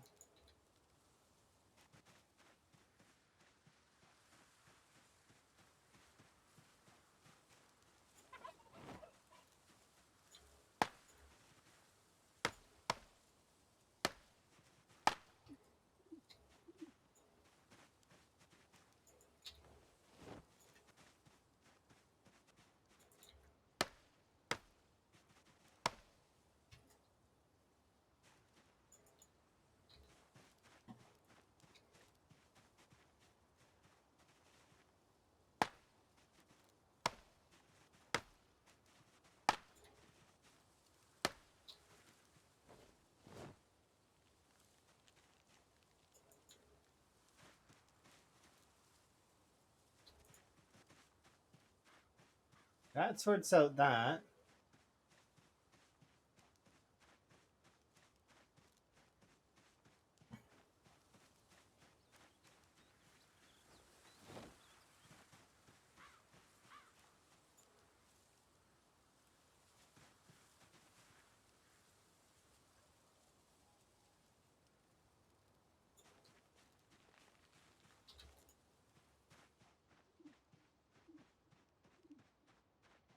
I want to take out this cluster of trees here.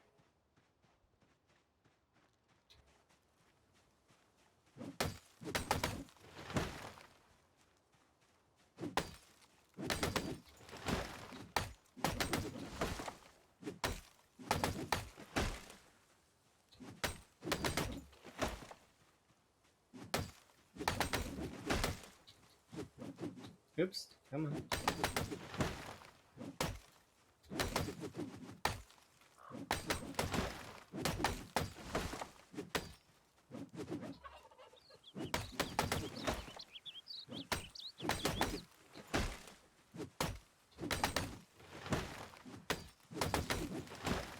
Yay.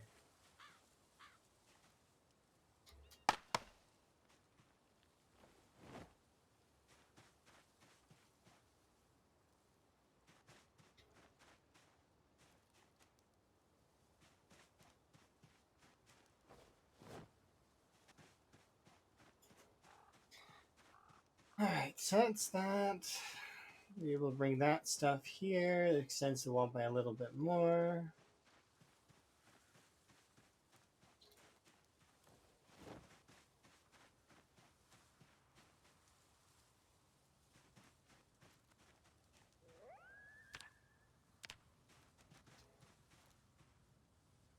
No, let's not sleep on a chair in the middle of nowhere. We probably would be fine, but I don't have food here.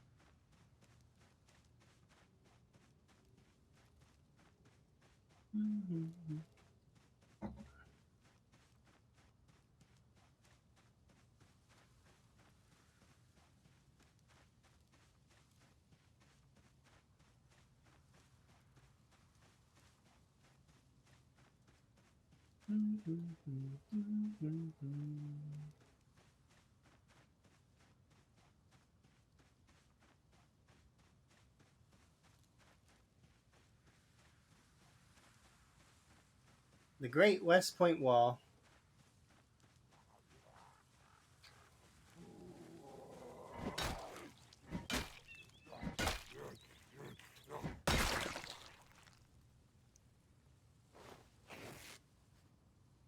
Thank you for your contribution.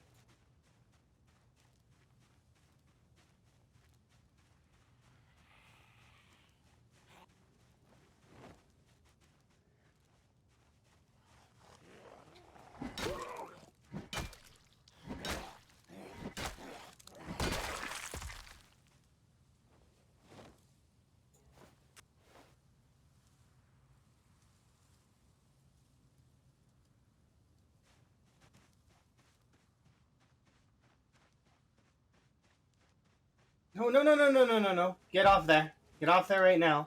You don't touch.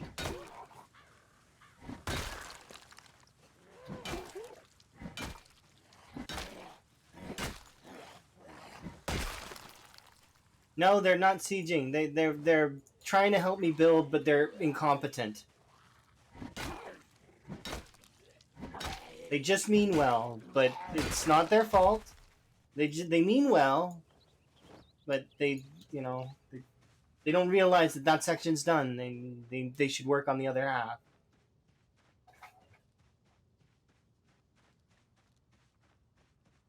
Silly, silly zombies.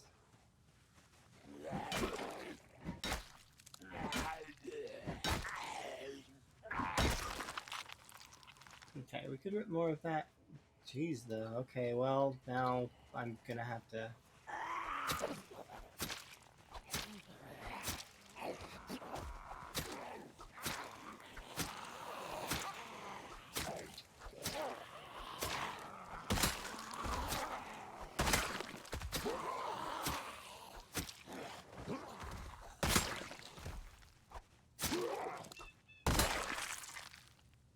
There we go. Okay. I have to switch to...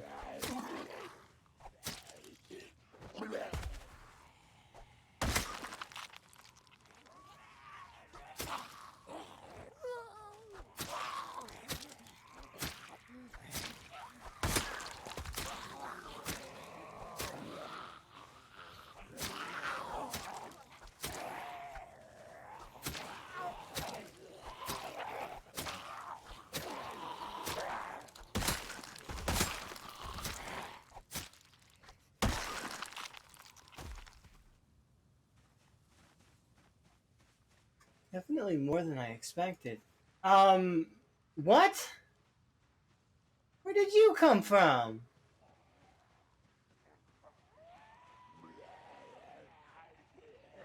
It's not a sage! Why are there so many, though? That's so weird. Look at it. There's definitely more than you'd expect.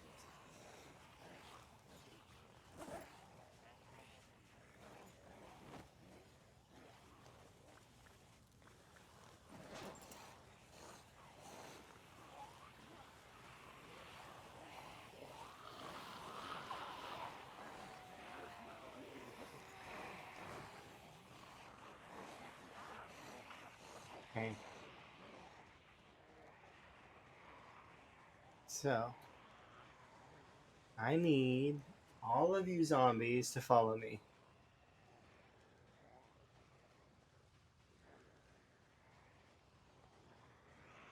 I want to fight them really badly.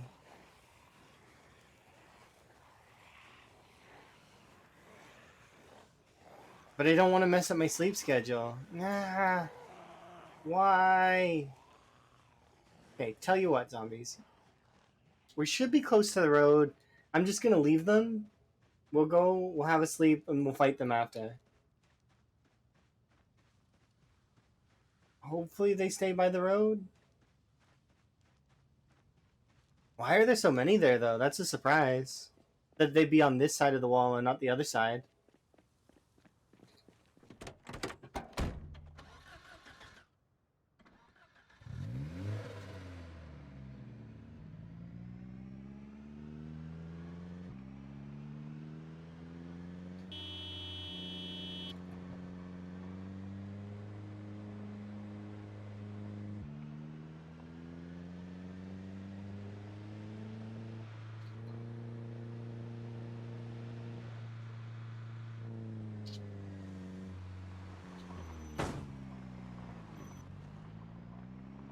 Left top.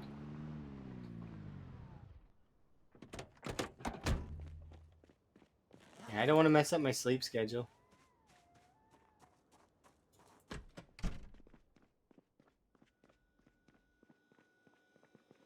There was quite a few there, huh?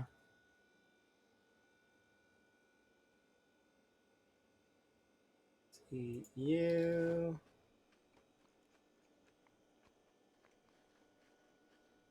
That should be enough.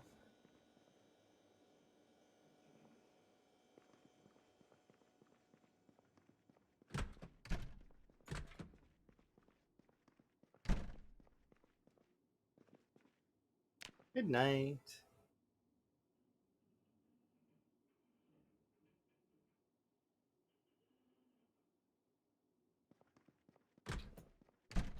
Alright, we'll go take care of those zombies.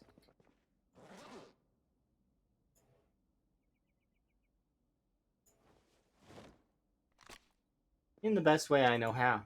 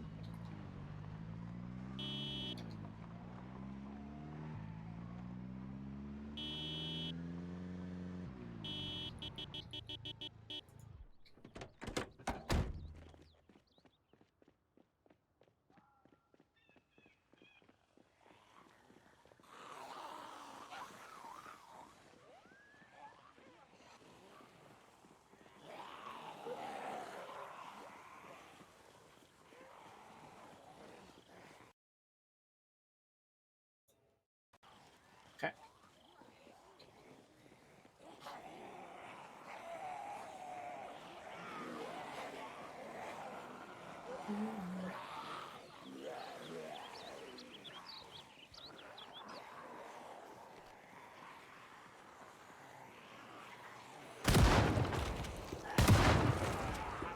Oh, look, a katana.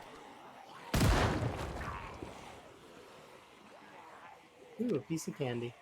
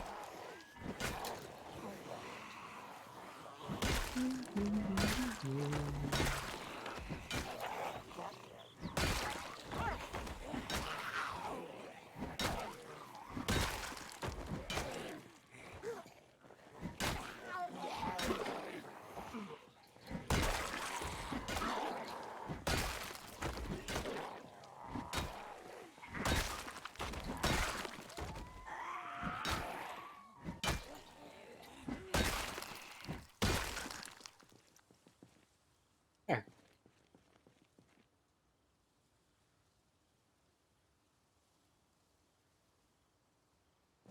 It's in my backpack. It's weighing me down.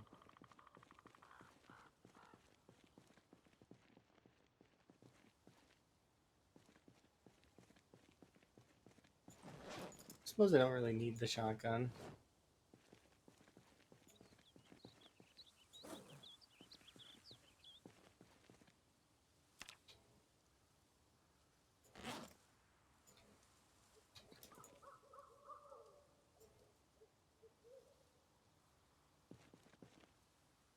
Okay, let's head back there.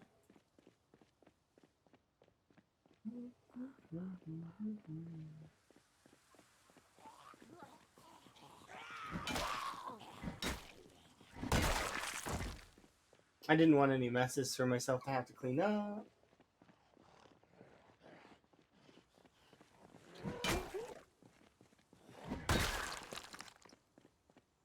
So let's go tidy up the messes just a little bit.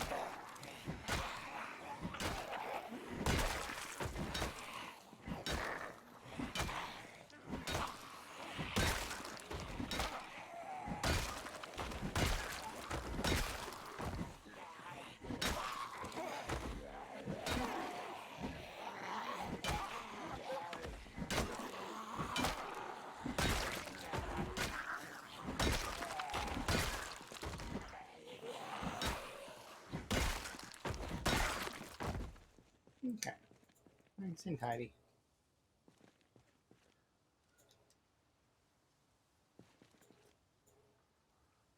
Run, run, run.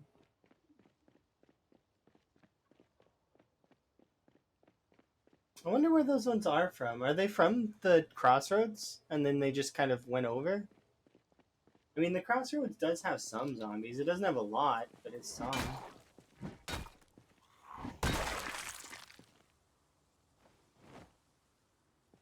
I wouldn't expect that these are the ones from the crossroads.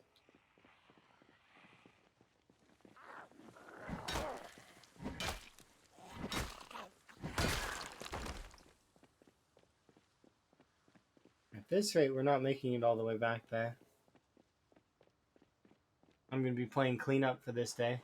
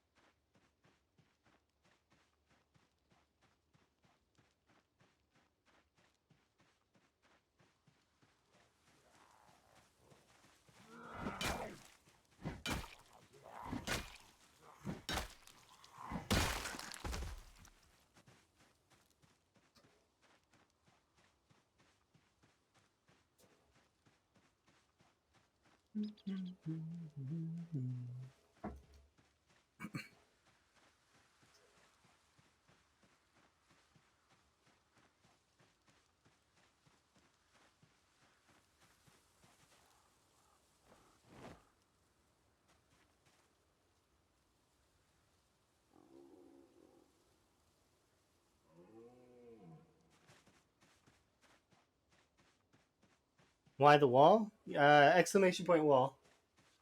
But long story short, it's for fun.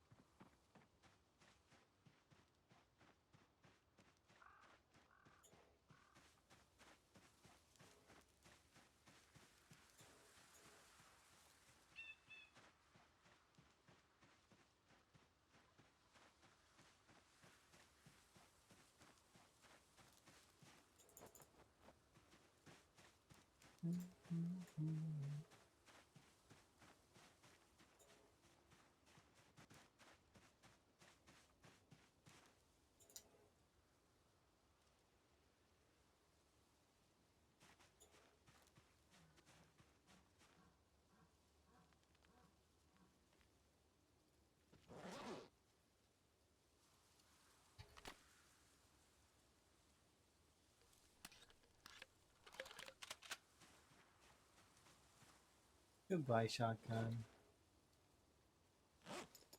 You're too heavy, and I can't bring you with me. Yeah, okay, just need to make sure, and we also need to rest again. Okay, we're good. Now we go along this route.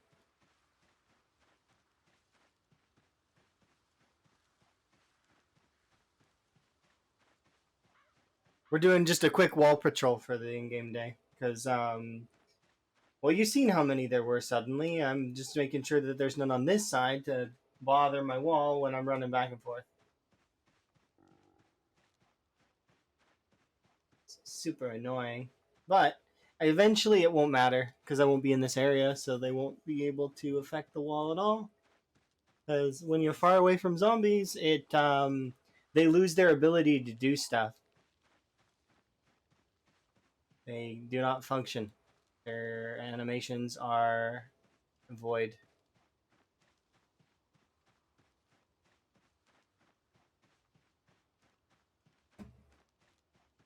And then we can actually sink our teeth into West Point proper.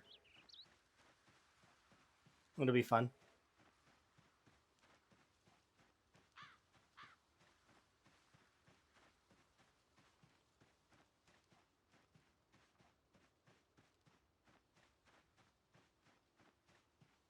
There doesn't seem to be anything on this side right now. That's good. So then it was just the crossroad zombies. Because there are sometimes crossroad zombies that pool up inside the woods. So they weren't West Point zombies. You can kind of call them West Point zombies, though. Because the crossroads is either part of Dixie, which would be part of Muldraw, or it would be part of West Point.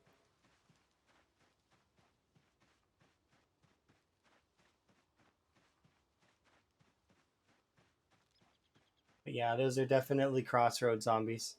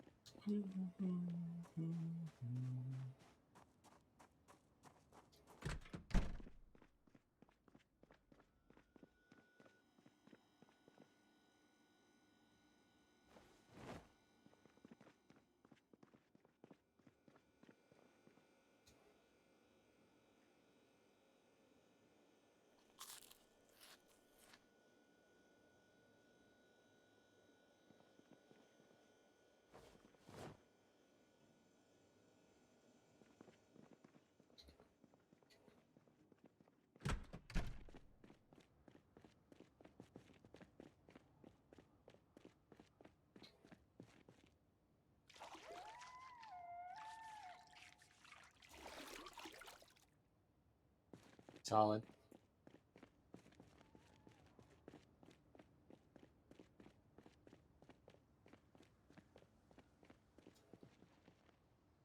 Not quite ready yet, but soon.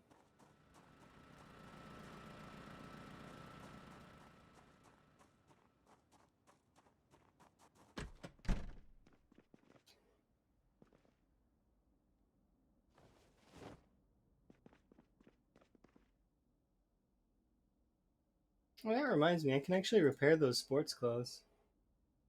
I wonder if they would be better to wear than. Which I don't think. I mean, maybe slightly better to wear than the long johns.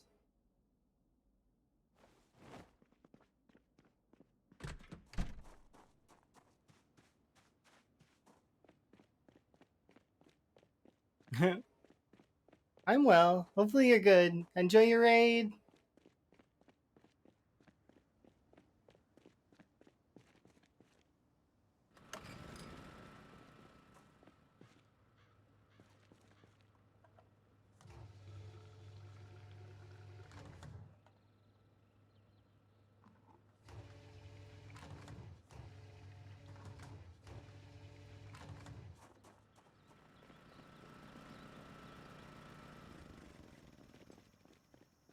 Run across, put this stuff away.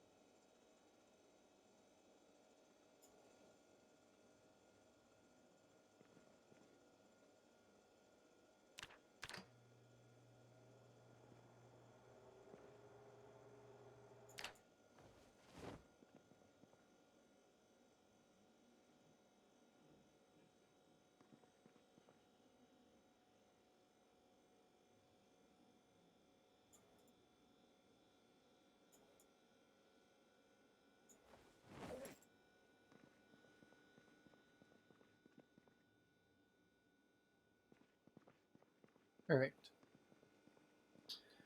All right.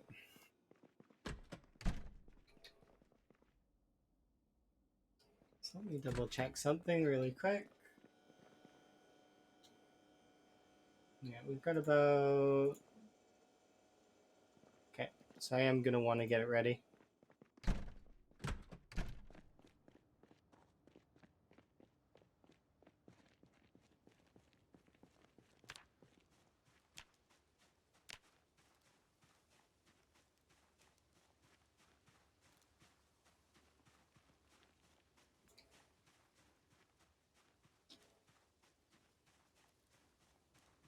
Come on, wild potatoes.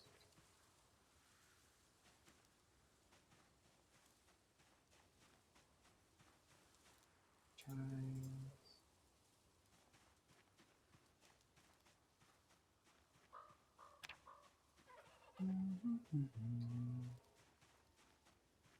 Egg.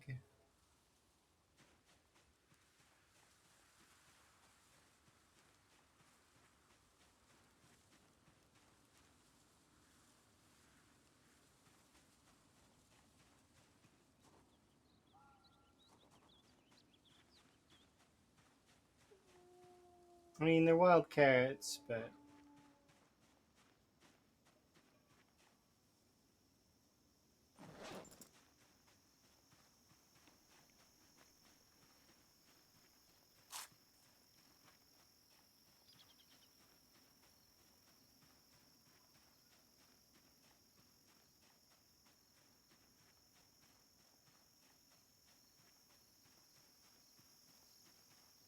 oh, there we go. That's what I was looking for. Wild potatoes and broccoli. Fingers crossed that we find some wild cabbages as well. But those wild potatoes, that's more seeds than I need. So, and I can kind of just work with that, I guess. We got potatoes. That's what I wanted. They are the best crop in the game forever.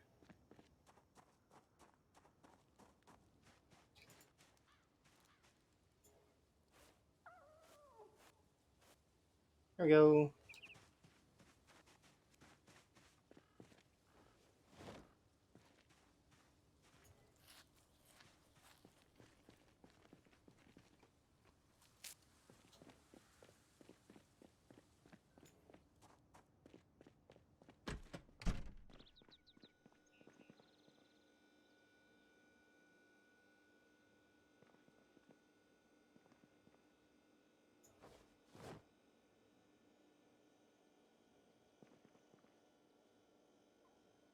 All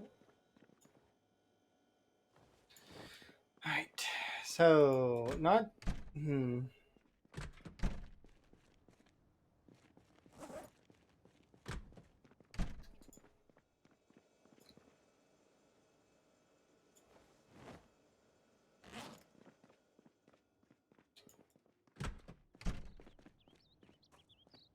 How many nails do I have? 30.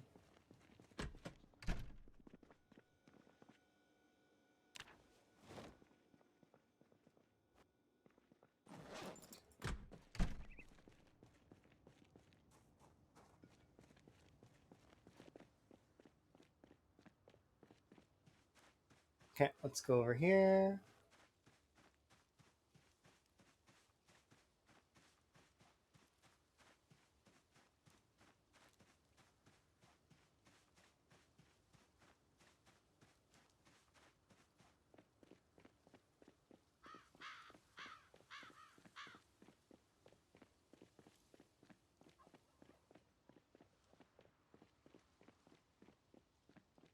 I'm trying to remember the exact spot.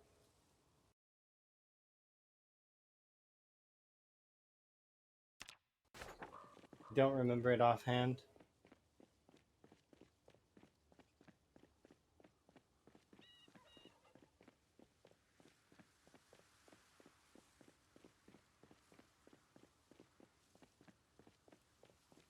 Is this good enough?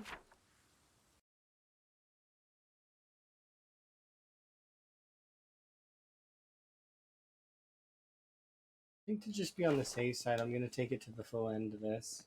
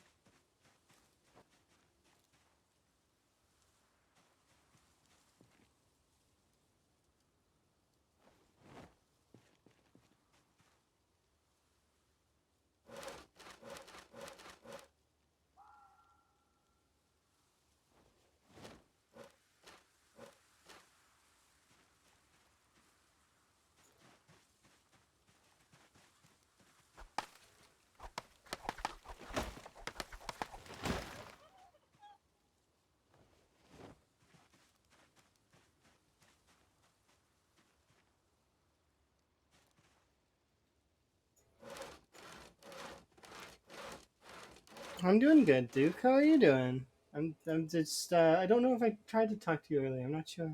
I might have waved at you, maybe. I don't remember.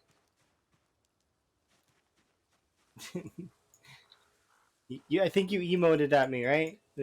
Because there were so many zombies suddenly out of nowhere. They just appeared like magic, as if this is the zombie apocalypse or something in my Sims game.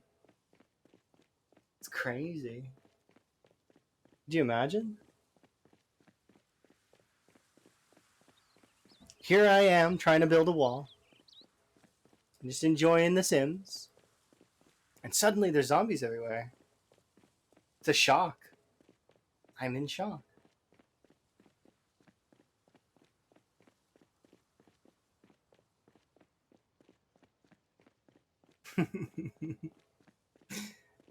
Yeah.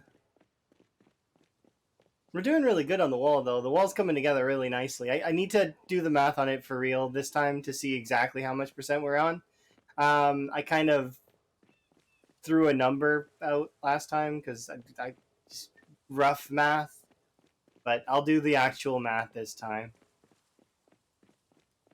before we wrap up. Which actually I'm gonna need to start considering here in a bit because I do have D&D and you know yeah. But today's been good so far. I just need to get this garbage to the base, and we're ready. I've thrown the traps down over there, so we're ready to start trapping. Um, we'll be utilizing carrots. I think is going to be what we're going to use. Go.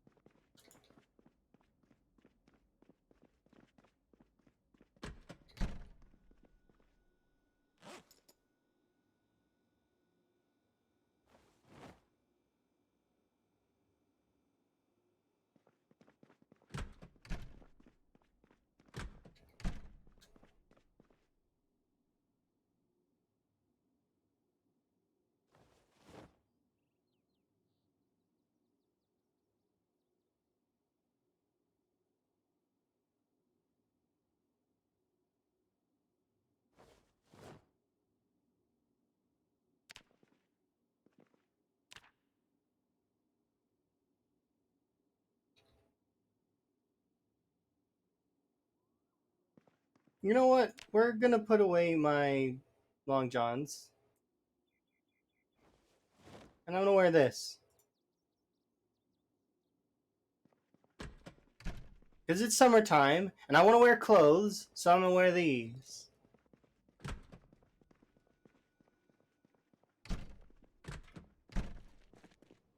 I should be allowed to wear these. They are like workout clothes.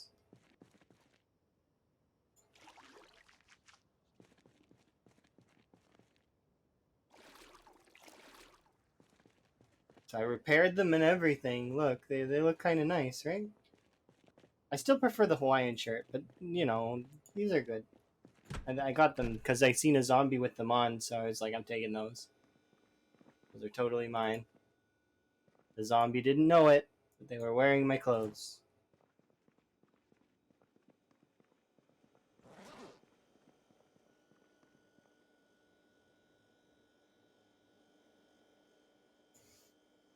All right, let's eat this.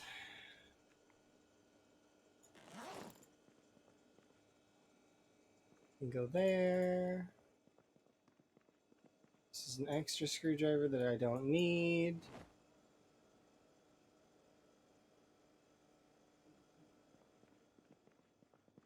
Extra knife that I don't need. I mean, I don't need the meat cleaver and it's about to break. I should just break that meat cleaver later.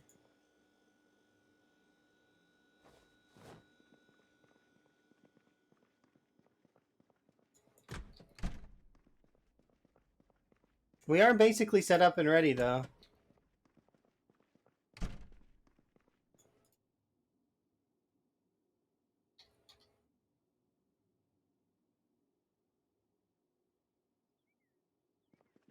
Should have done reloading, but it's fine.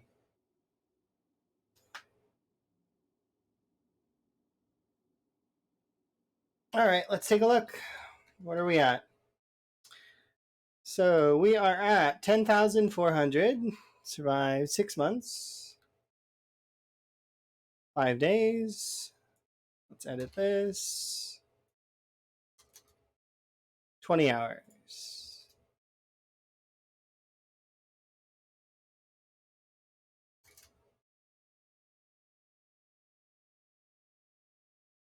There we go. Perfect. Alrighty, but that's well, that's it for today for the most part. I do want to check the wall really quick. We are, because I remember we were actually closer to that. Okay, perfect. There we are. Alrighty. It's been my pleasure as always, everybody. I'm going to find somebody for us to go raid and hang out with so that we can kind of enjoy their company. Thank you very much for all the subs and the follows and the raids. That was me. I was talking to myself. Let's see.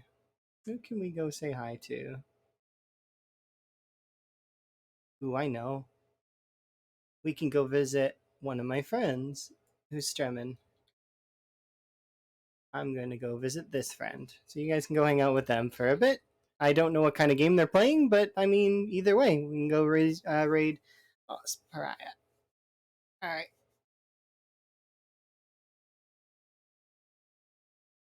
Anyways, it's been my pleasure as always. You guys can like, if you're, if you're subbed or whatnot, you can use like the frogs with the rainbow sticks or the glow sticks, rainbow sticks. Um, raid, etc. He is playing the void, as far as I know, right? I think, pretty sure.